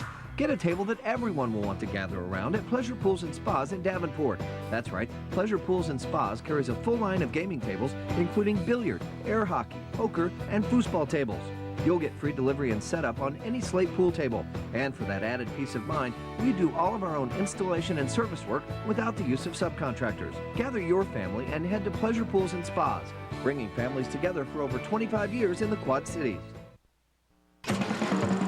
Mediacom Main Street Channel 72 is one of the Quad Cities' best resources to buy or sell your home. If you're a realtor, you can run any number of properties on your own section of the home show. You can post homes to Channel 72 simply, right through the internet. If you're a potential buyer, you can find a huge selection of homes to choose from on Channel 72's home show. For more information on properties, you can check us out on MediacomMainStreet.com. Becoming the first real estate resource that people turn to. Get exposure. Mediacom Main Street Channel 72. Welcome back to Henry, Illinois, and our continued coverage of the K&M World Cup of Pulling. Let's check in right now with Tom McConnell with Real Power Pulling 101. This week's Pulling 101, presented by Real Power, has to do with what came first, the chicken or the egg, or in this case, the pulling sled or the tractors that pull it. Well, you gotta have the pulling sled, and that's what the guys pull. We're gonna show you how it works, real basic. You have 2 hitching devices. One is a safety device. In case the vehicle was to pull away from the sled, it'll still be connected. Of course, the primary hitch is what the vehicle actually uses to pull 60,000 pounds down this clay track. The next question with the sled, and this is where it gets really unique, is how it actually works. Why is it that it gets harder to pull as you go down the track? It's really simple. Inside this pan is about 40,000 pounds. The pan moves down the track and forces weight upon this pan. This pan eventually, by the time the box is up to the top, becomes so difficult to pull, the vehicles stop, spin out, fire could come at that point. That's why you love tractor pulling. All right, Tom McConnell, watch that weight box move right now as Dave Sontag out of Wisconsin takes his Savage John Deere to the line. Seeing if he can make it into the pull-up again, 305 feet, the distance you need to be able to come back in that pull-up, and he has got a good run started. Off to one side, though, means he had to hit the brake. 302 feet. Doesn't quite hit that 305 mark established earlier in the pull by the ATPA. Now, here's the guy you met at the front of the show, Jordan Lustig, the Silver Bullet with the most unusual super stock tractor combination I've ever seen. Second generation puller. His father's got championships. Jordan's got championships, but all that matters right now is getting by 305 feet, horsepower, wheel speed, and I think he's done it. He has indeed. He will go into the pull-off with the Caterpillar powered, but the 3208 is a diesel, folks. It's used in trucks, it's used in big yachts and everything like that, but he has converted it over to alcohol. Boy, talk about unusual. I don't know of anybody that's used a Caterpillar on alcohol in tractor pulling ever before, but hey, it works. They've worked, and they've got a lot of R&D to make it work. Jordan, that looked pretty good from where I was watching. It was a nice pass, had pretty good balance, straight pass. The Sempico Silver Bullet got a good hold to the Henry track here tonight, and we'll just come back in a pull-off. Hopefully we can do some damage. Yours looks like it's carrying the front end earlier than most of the other ones. We're running older style tire. I don't know if that's making a difference or not compared to the other guys, but we'll see what happens in a pull-off. Looked like they had a pretty good hold of the track that time. Well, it's not over yet. There you see Dave Marino right there starting to let the clutch out and get things going. He's our next puller. Really is key being able to get that clutch out there and have that tractor hooked to the track, and it's not going to work for David Marino out of the Show Me State. Not going to work this time.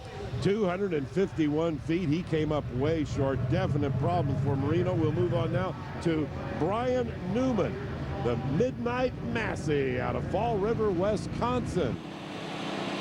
Great looking tractors here. This one kind of that new style, new school.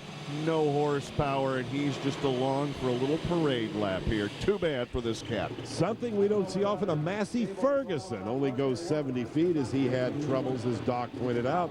So we'll take a look at the leaderboard once again. Now we have 5 guys who are joining up with John Evans in that pull-off. We know Evans went 311 feet. The others all just went over 305. Anybody's game. We'll have that when we continue from Henry, Illinois. Correct.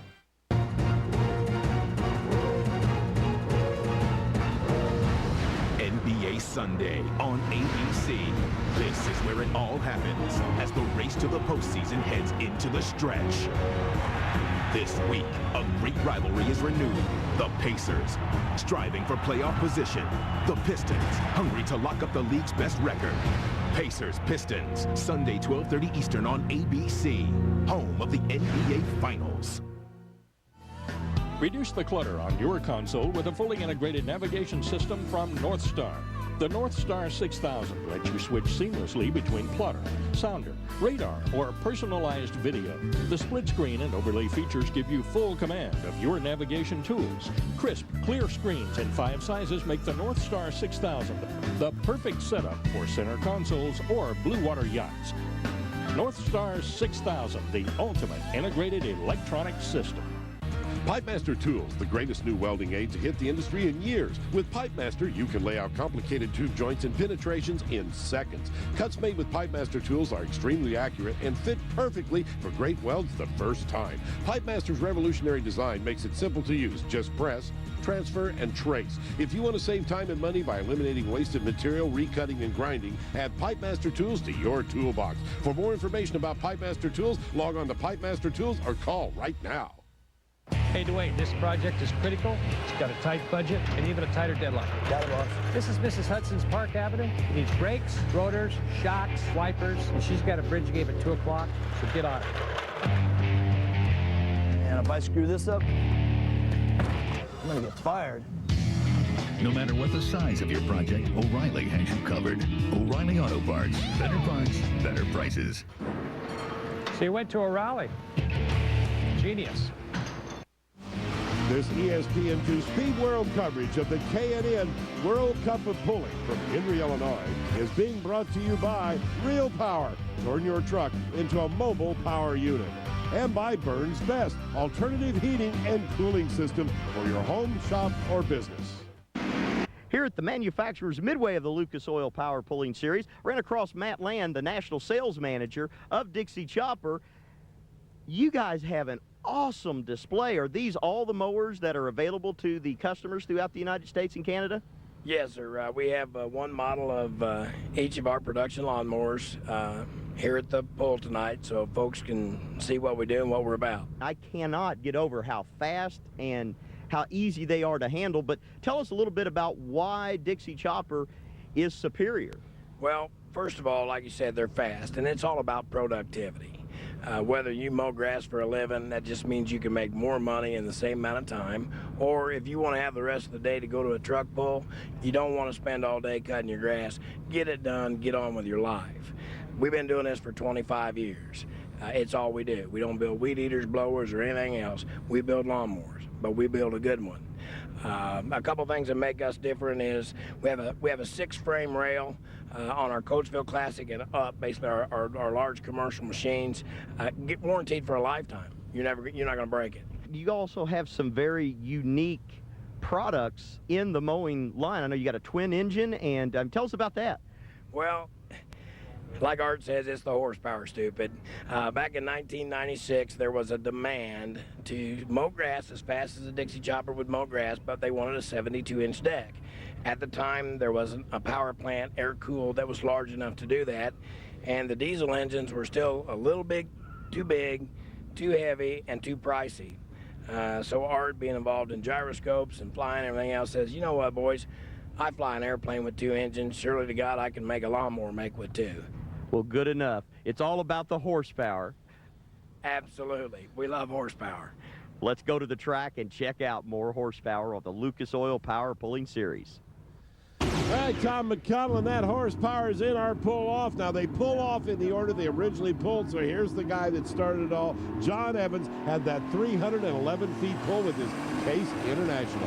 And to put the wrinkle to it, reweight the sled, make it a little heavier, change the gearing, and these guys, John Evans doesn't seem to be having any problem here, other than he drifts way right to the right, almost out of bounds it looks like, but he stays in at 294 and some change. Now, 294 may be enough to win. However, he did have to get on the brake to keep from going out of bounds. How about a green fence? John, not quite all the way out the back. Is that going to be enough? No, I don't think it will be. I really had to get on the brakes. It went to the right on me, and I really had to get on the brakes. I thought it was going to go out of bounds, but we stayed in bounds, but hard on the brake. And that cost you distance in this game. Yeah, it doesn't sound too good. At least John doesn't think it's going to do it. Joe Kwiatkowski taking care of business. John Deere, things are turning green, Doc. Absolutely. Nothing runs like a deer, they say, and that's what Joe hopes to be able to prove here. Right out of the gate, he starts to drift a little bit, has to correct, gets to the center of the track, then goes to the other side. He did have to hit the brakes, but not before he went 309 feet, only 2 feet off of the original pulling mark set up there by John Evans. So Joe Kwiatkowski will take the lead. Look at it again. He's taking care of business. A great pass here, but he really had to work for it. Sets the mark out there for everyone else to run to. Nice effort there by that good-looking John Deere. Let's check in with Alan once again. Joe, that looked like a pretty good one out there. Yeah, I think that's going to be a hard one to beat. She's up and over the track a little bit, you know, all over the track a little bit, but I was able to keep her in bounds, and motor ran good. I was really impressed and happy with the run. Somebody's going to have to go 310 to beat him, and you heard him say that's not going to be easy. Well, John Evans told us that mark wouldn't hold 294. Joe Kwiatkowski says 309 is going to be tough to beat.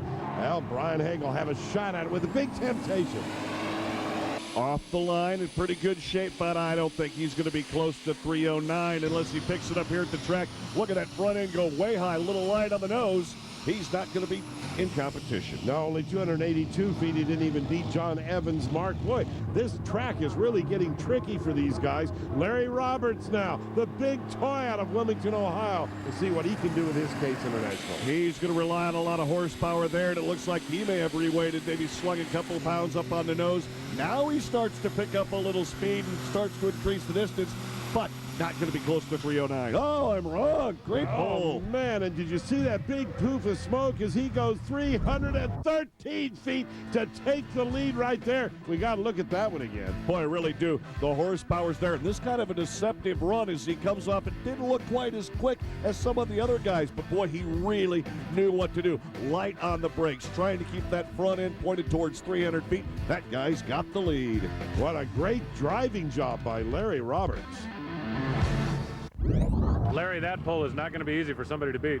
Oh, there's some room out there. I came out a little hard and spun the tires there at first, and there's some room out there. The Bullet could beat me if he has a good run down the track. I believe it's going to take a perfect one. Let's watch and see. Jordan Lustig, the former world champion, had it down pat in this class, and Larry Roberts knows what the 3208 is capable of. Probably has some of them in those over-the-road trucks that he drives.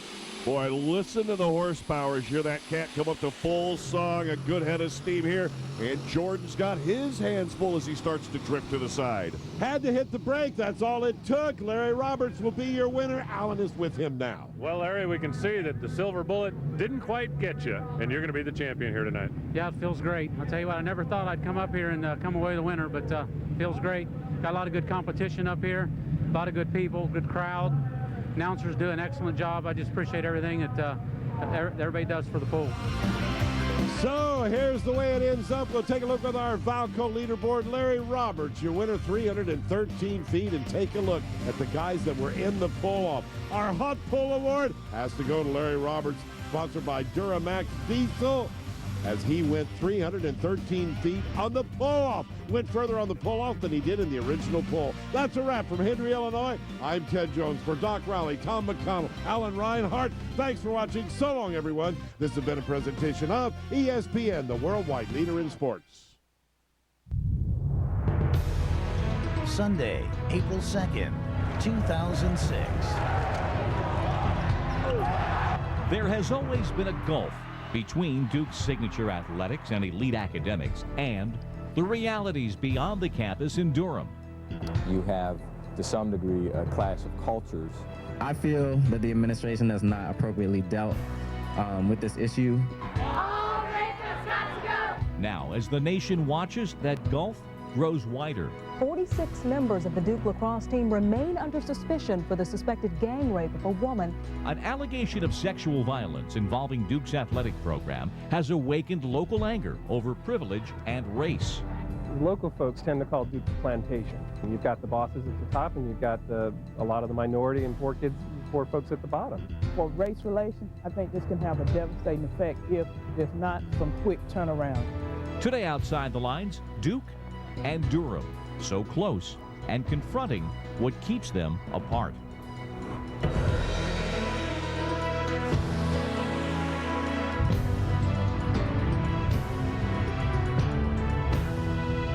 And now, reporting for Outside the Lines, Bob Lee. On Final Four weekend, all the talk of parity ran into the reality of two dominating performances last night, first by Florida and then the UCLA Bruins. And ahead this morning, two leading coaches joined me to consider the issues of this March, now April Madness. The women's Final Four begins this evening in Boston, Duke playing in the second semifinal. Duke linked to a Final Four. That is what we've come to expect in college sports. But Duke and Duke athletes accused of a gang rape, a nearly all-white lacrosse team and an African-American woman accuser. Those incendiary facts over the past 3 weeks have reverberated across the country. And they've illustrated the chasm between the city of Durham and the university that put it on the map. This is Duke, seen as the perfect modern model of academic rigor and athletic excellence. And now for all the world, this is Duke.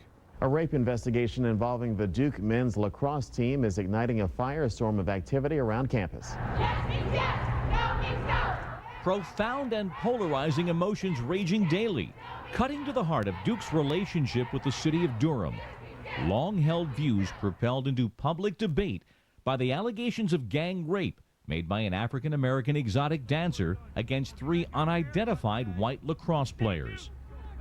It really is the perfect storm of an issue because it's a convergence of so many things. Issues related to race, to class, to Duke-Durham relations, to sexual assault, to gender relations. Adding to Durham's storm over alleged white-on-black sexual assault is a 911 call by a woman who said she was passing by the site of the alleged attack when racial invectives were used by unidentified individuals. It's right in front of 610 Buchanan Street. And I saw them all come out like a big frat house, and me and my black girlfriend are walking by, and they called us niggers. Just frustrated about the fact that, you know, this issue relates to a lot of racial issues that we don't discuss on this campus. Part of it is a white athletic male upper class mentality where it's the old boys club and you stick together and do what it takes to, you know, bail anyone else out. You have, to some degree, a clash of cultures, so kind of the natural probably friction point you have in those interactions where people don't really understand one another. Duke students, in last year's phrase from the Vice President for Student Affairs, enjoy extreme privilege. A predominantly white student body living in a city 44% black and with more poverty than the national average. The median household income in Durham matches the cost of a Duke education, $41,000. To have an incident such as this occur could be damaging if it isn't handled right and in an appropriate fashion. According to a news report last fall, the usual problems of rowdy parties and petty lawbreaking had become infused with student arrogance towards townspeople. The Duke history, I think, it kind of gives the impression that it's an elitist status. And for people that are not a part of that elitist status, I think that, you know, they feel like Duke has somewhat of an ownership, a control of Durham. Anger is really building on the Duke campus tonight. Investigators and students. Critics point to investigators waiting 2 days after the alleged attack was reported to obtain a search warrant for the house in question, and then waiting another full week to compel lacrosse players to provide DNA samples. I think that there's a lot of relaxed rules, and I think that a lot of things are preferences being given because it is a Duke situation. Whoever didn't do it. Meanwhile, attorneys for the players assail what they say is a media trial for their clients. And the case is under the supervision of a district attorney facing an election challenge next month.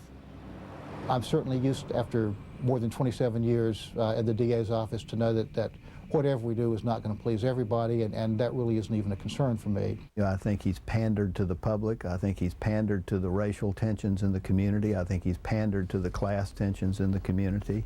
The questions that people raise sometimes is, what if this had been reversed? What if, by chance, you had had some athletes at North Carolina Central University doing this to someone who was white? North Carolina Central is a historically black university in Durham, and the alleged victim of the sexual assault is a student there.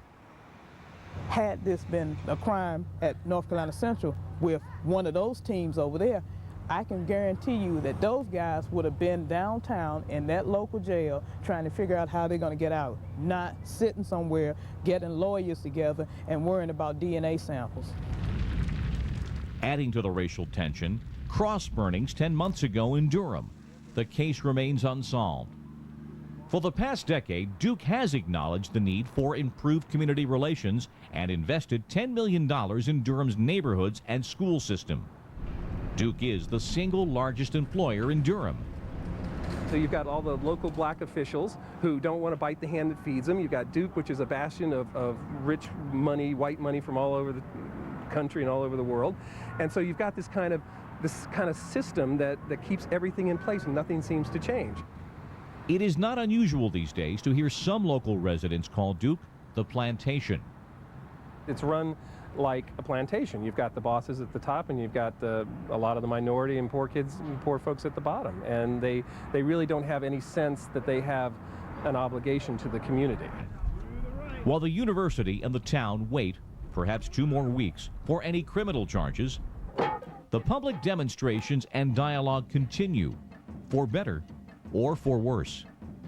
When the media leaves, we will be framing what the issues are with the leadership of the Durham community as well as the leadership of Duke. For race relations, I think this can have a devastating effect if there's not some quick turnaround, quicker than what's happening right now. The president of the university and several student leaders have stressed that this could be an incredible experience to really examine issues that have been simmering for a long time, and now's the chance to take action on that. Friday night in Durham, according to the Chronicle, the Duke student newspaper, police were warning residents near the site of the alleged attack about the threat of possible gang violence targeted against Duke students. There were no incidents reported. Barry Saunders is a columnist for the Raleigh News and Observer. He lives in the city of Durham. He's about 1 mile and is home from the campus and also from the site of the alleged attack. Barry, thanks for joining us. Even before this, let's go back 3 weeks. What was your take on the relationship between the school and this town? Well, Bob, you're always going to have a strained relationship between town and gown when you have thousands of young people descending upon a city each year, straining resources and patience. And it's probably worse at Duke, where you have this reputation of being privileged, and then you have a town like Durham. You heard the suggestion from one young lady in our report, a student at Duke, things that are not discussed. To your mind, what is not discussed in this relationship? Well, to me, this whole incident, the alleged rape, I think the racial aspect is the least egregious, because the relationship between Durham and Duke has never been good. And the plantation metaphor, I think that is a good one. All right, to your mind, if Duke is to be held up to any criticism here, what's your take on how they've responded to this in dealing with this incident and dealing with it in the context of the relationship with the city of Durham? Well, I think the worst thing that happened, you're going to have rowdiness and even criminality when you have young people together. But I think the way the university responded is what has really made the criticism worse. Well, in what way? The university waited for a long time before they took real action, and they even played a couple of games, and even now they continue practicing. Now, we've heard the suggestion from at least one local journalist who's also running for public office that city officers are a little bit compliant when dealing with Duke. The biting the hand that feeds you syndrome. What's your take on that? Well, it's true. I think Durham and Duke have a relationship. They don't like each other, but they know they're important to each other. And there's a feeling that if Duke could pack up its books, its buildings, and its prestige and move someplace perhaps more fashionable, that it would. And if Durham could send Duke packing, but keep the tax revenues and the prestige that comes from having Duke here, it would do that also. Well, speaking of revenues, Duke points to a now 10-year record of investing about $10 million by their account in the neighborhoods near the campus and also in the educational performances of young people in the Durham public school system. So what do you make of the level of their commitment? Well, I think it's really good, and you have to be careful not to paint, even because of these allegations, you don't want to paint the whole school, the administrators and the students with too broad a brushstroke, because there are some Duke students who are committed. I've seen them working at houses for Habitat and working in communities helping people. They stood up when some of the employees at Duke were being harassed, and they stood up for them. So I think it's important to note that they are doing some things, but there's a feeling that they could do more. This has progressed beyond the sports page, beyond page 1 of the newspaper. You've got the so-called tabloid TV shows down there. It's become the story of the moment in the cable universe. What has that done to the atmosphere and the dialogue over the last week within the city? Well, I think what it has done, I think it's going to force Duke and Durham to acknowledge each other and realize that they can't exist in these orbits where they never connect, and they're going to have to connect because of this. Do you think this really can be a teaching moment, as we've heard the suggestion? Well, I certainly hope it will, and it's also a chance that it could further widen the chasm between the two. Well, what's your guess? I would hope that it will make people more connected between the university and the city, but I'm not very optimistic. All right, Barry Sanders, we appreciate your time, Barry. Thank you very much. Thank you. Last night in Indianapolis, Florida, derailed the dreams of George Mason with a superior performance. UCLA was a special team as well. Next, John Calipari and Mike Gottfried with us to look at the issues of the moment. All that you've read, all that you've heard, I'll tell you the truth. I'll tell you who I am. I'll tell you what I go through, and I'll let you in my life. Bonds on Bonds, a weekly series, premieres tomorrow at 8 on ESPN2. There's no better person to get it from than me.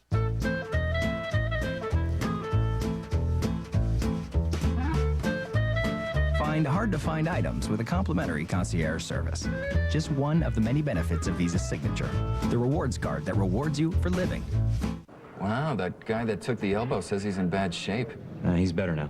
A kid from State may go pro. He decided not to. So Tech is favored to win. They didn't. How do you know? This is today's news. No, this is... Fine, phone boy.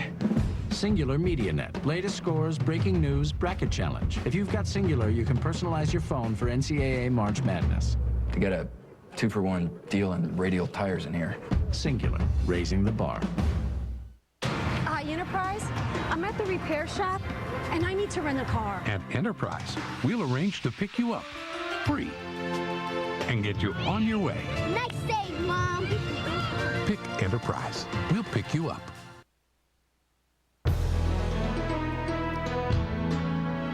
Last night, Florida's size and its defense the difference in a 15-point victory over George Mason. To us, it's been the same thing all year long. Whether it's set across their jersey, Cinderella or George Mason or another team, for us, our basketball team, was just a matter of going out there playing. UCLA hit LSU early and often to advance to Monday's championship game in Indianapolis. We see it pretty much every night, and that's just the way we come out and play defense.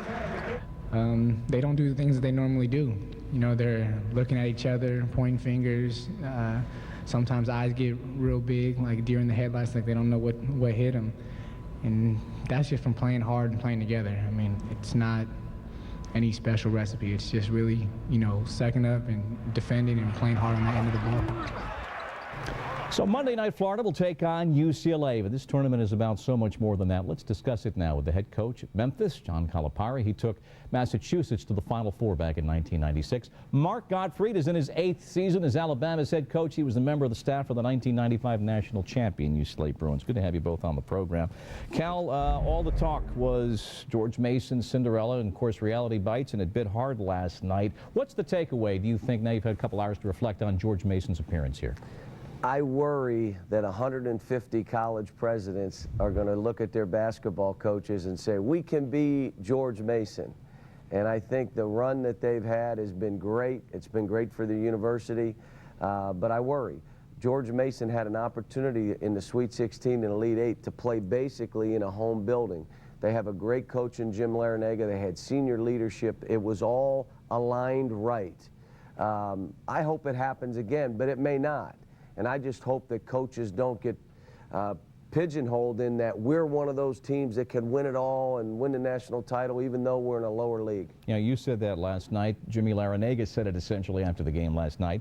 Jim Calhoun said it on CBS during some of the pregame programming yesterday. So, Mark, is this the latent coaching paranoia that fuels the profession, or what is it about the atmosphere that this uplifting story immediately gets flipped over and there's a potential dark side to it?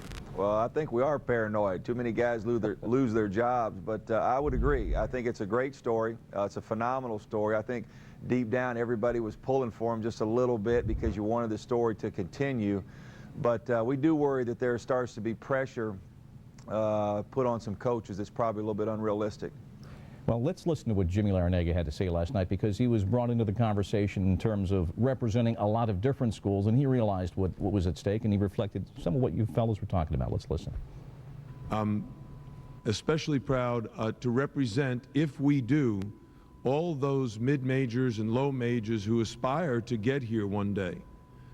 But I am still, Jerry, very concerned that rather than this be something that everyone can look at and enjoy and get excited about, I don't think it's something that you want to create the expectation now that George Mason has done it. They've broken the barrier, so to speak. Now everybody else should be expected to do that. So if you could speak, Cal, to any college president watching from a mid-major, you would say what? Well, the only thing I will tell you that Michael Hooker did at the University of Massachusetts in the early 90s, he stood up with me there and a few of the other coaches and said, we're going to be in the Final Four in the next decade at this school. And I looked at him, and the women's coach was with me, and I said, I really think she can do it. And because I thought the guy was nuts, but he comes back and he says, we need to do this for the school. But he put it in our minds that, you know what, you can do this. At Massachusetts, but we were really good then. We were a top 25 team for a few years, but I just get worried. I'll give you an example. Tommy Pecor at Hofstra, what a wonderful job. They gave him an extension. He beat George Mason twice. Are they thinking Hofstra can get to the Final Four now? I mean, it's not fair I mean, if Tommy gets them in the NCAA tournament and they advance, I mean, that's unbelievably a great accomplishment for what they do there. Mark, you've got also now the situation with the new NBA rule requiring the best players, the kids who would normally jump right out and be perhaps near the top of the first round, they have to play at least 1 year of college ball. So the question then becomes, players of that caliber, where are they going in college for the 1 year? Well, they're going to find a place to play. But it's not going to be a mid-major to uplift a George Mason, though, is it? No, it's not going to be, and it's going to be still your power teams from power conferences, and sometimes those kids end up staying more than 1 year. They think they're going to be there for a year, and it ends up being longer than that. But I think that whole NBA thing has narrowed this gap. You know, when you're talking about the George Masons and the Bradleys and Wichita States, the gap is narrower because some of these guys are in and out of the SEC or the ACC or the Big East, whatever it may be. John, how do you see the balance of power being affected, though, by this rule? If you've got like a Greg Oden, maybe won it out at Ohio State. O.J. Mayo already talking a year down the line that he might follow Bob Huggins to Manhattan, Kansas. Well, what you're having for us, you know, Amari Stoudemire, Perkins, Quintel Woods, DeJuan stays for 1 year. It's hit us. But I will tell you, these new rules are going to change it because 1 year, a lot of these high school kids are going to be exposed. And when they're exposed, they're going to be staying more than 1 year. They're going to be there for a while, and I think that will have a positive effect for college basketball for the ownership. I'm not sure that some high school players will enjoy it, but I think it'll close a little bit. And I do know in what Mark is saying that the mid-majors still aren't going to get those guys, but it's a little harder. I mean, we played 6 freshmen and 2 sophomores this year, and it is harder. We went to that Elite Eight game. I think we felt overwhelmed a little bit for the first time this year. When you say, John, that players might be exposed to something in college, how do you exactly to get them from not leaving immediately for the NBA? Is it a conscious thing on the part of the coaching staff? Is it something that just happens by osmosis? Exactly what are you talking about? Well, they get exposed as far as they're not ready. See, what was happening all those years, and the NBA owners knew it, we're taking chances playing millions of dollars, and most of these kids aren't ready, but they look ready because they're playing against each other. They go up that next level. There's a couple things that'll happen. I think what happens when the kid at North Carolina says he's staying, he knows now, I'm not ready for that yet. The NBA also now, you only have 2 years to prove yourself. It used to be 4. Now it's 2. If you go in that league when you're not ready, in 2 years, you're done. It's over. And you're not going to get back in. So I think kids now will say, I see where I am. I see against some of the best college players and the best teams. I'm not ready yet. I need another year to be ready. And I think that's what will happen also. We've got about a minute left. I'm talking to a couple of coaches. John, you played UCLA twice this year. Mark, your team played Florida. In a quick capsule tomorrow night, what do you see? Well, I think it's going to be an unbelievable game. UCLA defends better than anybody we've seen in a while. Florida's awfully good offensively, so it's going to be fun to watch. And the pick? I'm picking Florida. I got to go with the SEC. I love UCLA. I was there 7 years, but I'm staying in the South for this one. All right. You don't have any conference affiliations here, John, so what do you I know. The SEC guys, do they stick together or what is going on here? It's incredible. I think UCLA is going to do this. What they did to LSU last night, I mean, Mark had a chance to beat them. We had a chance to beat them. Those 2 guards are outstanding, Aflalo and Farmar. And it's not just what they do scoring, but they both try to take away threes. So it's going to be interesting to see if they can jam it inside, because that's what you're going to have to do, because they are both teams. Just spread their defense and say, beat us inside or on drives. Well, sound outside the lines, take us a little bit inside the lines, but also on the bigger issues. John Calipari, Mark Gottfried, thanks as always, guys. Appreciate it. Next, the baseball season begins tonight. America's love of the long ball has run up against the suspicions of the steroid age, and now baseball has decided it will indeed conduct an investigation. Baseball is America's pastime because of the trust placed in this sport by its fans. I had outside opinion on the Mitchell investigation announced just as the season begins. Enterprise, I'm at the repair shop, and I need to rent a car. At Enterprise, we'll arrange to pick you up free and get you on your way. Nice save, Mom. Pick Enterprise. We'll pick you up. Ma'am, you don't have it, do you? I do. I have just... Mind stepping out of the car, ma'am? Cool. Mom's going to jail. I'm State Farm agent Bob Cottle, and this is a true story. I didn't have proof of my insurance. You know you're supposed to have that with you at all times, right? Yes. I didn't want her to have to go to court. He brushed it right over. He came to the scene. I couldn't believe it. You know, with that kind of service, maybe I should switch my insurance. Great service and great rates. You can get it all from State Farm. Let us prove it to you. Talk to an agent today. Like a good neighbor? State Farm is there. Hi, Enterprise.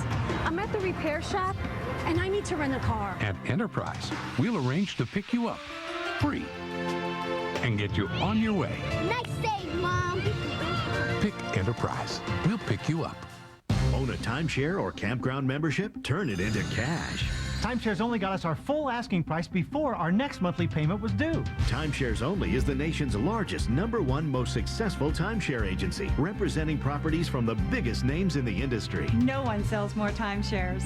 Call now and receive a free information kit, including 10 secrets to timeshares. You owe it to yourself to work with the best. Don't delay. Call 1-800-344-8300. You can have the best. Craftsmanship is alive. The podium is yours. Suzuki's Quad Racer R450 with ultra-wide track, fully adjustable suspension, and EFI is ready to dominate right off the showroom floor. See Brenny's Cycle Works in Silvis at Brenny'sCycleWorksSuzuki.com.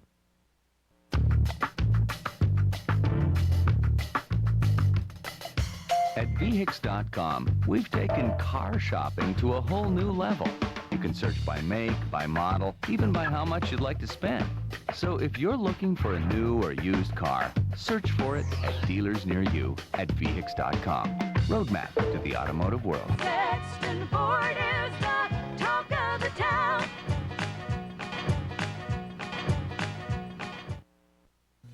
The allegations arising out of the Balco investigation or otherwise, that major league players have used steroids and other illegal performance-enhancing drugs have caused fans and observers to question the integrity of play at the highest level of our national game. This is a matter of integrity. When it comes to the integrity of this game, an impartial, thorough review is called for, and baseball must confront its problems head-on. This week, Major League Commissioner Bud Selig announcing an investigation into steroid use in the sport and defending baseball's stance on this issue over the years, even though Selig admitted he decided to begin this probe only because of the specific charges in the new book, Game of Shadows. Outside opinion from our toll-free voicemail. Close the investigation, hang it up, and say, hey, we missed it. For 15 years at least, we missed it. But let everybody know that that asterisk will hang. All baseball fans will know that that asterisk hangs over every record established, broken, set during that period of time. Let Barry Bonds hit 756 home runs. Fine and dandy. Barry Bonds is a Hall of Famer on the first ballot as a Pirate and a Giant before there was any allegation of steroids in baseball. And from our email inbox, Sean in Topeka, the integrity of the game after the strike. Some of his trickery, including the Dexter TOC champ Chris Barnes, who won this event last year. Tony Reyes, Mike Machuca.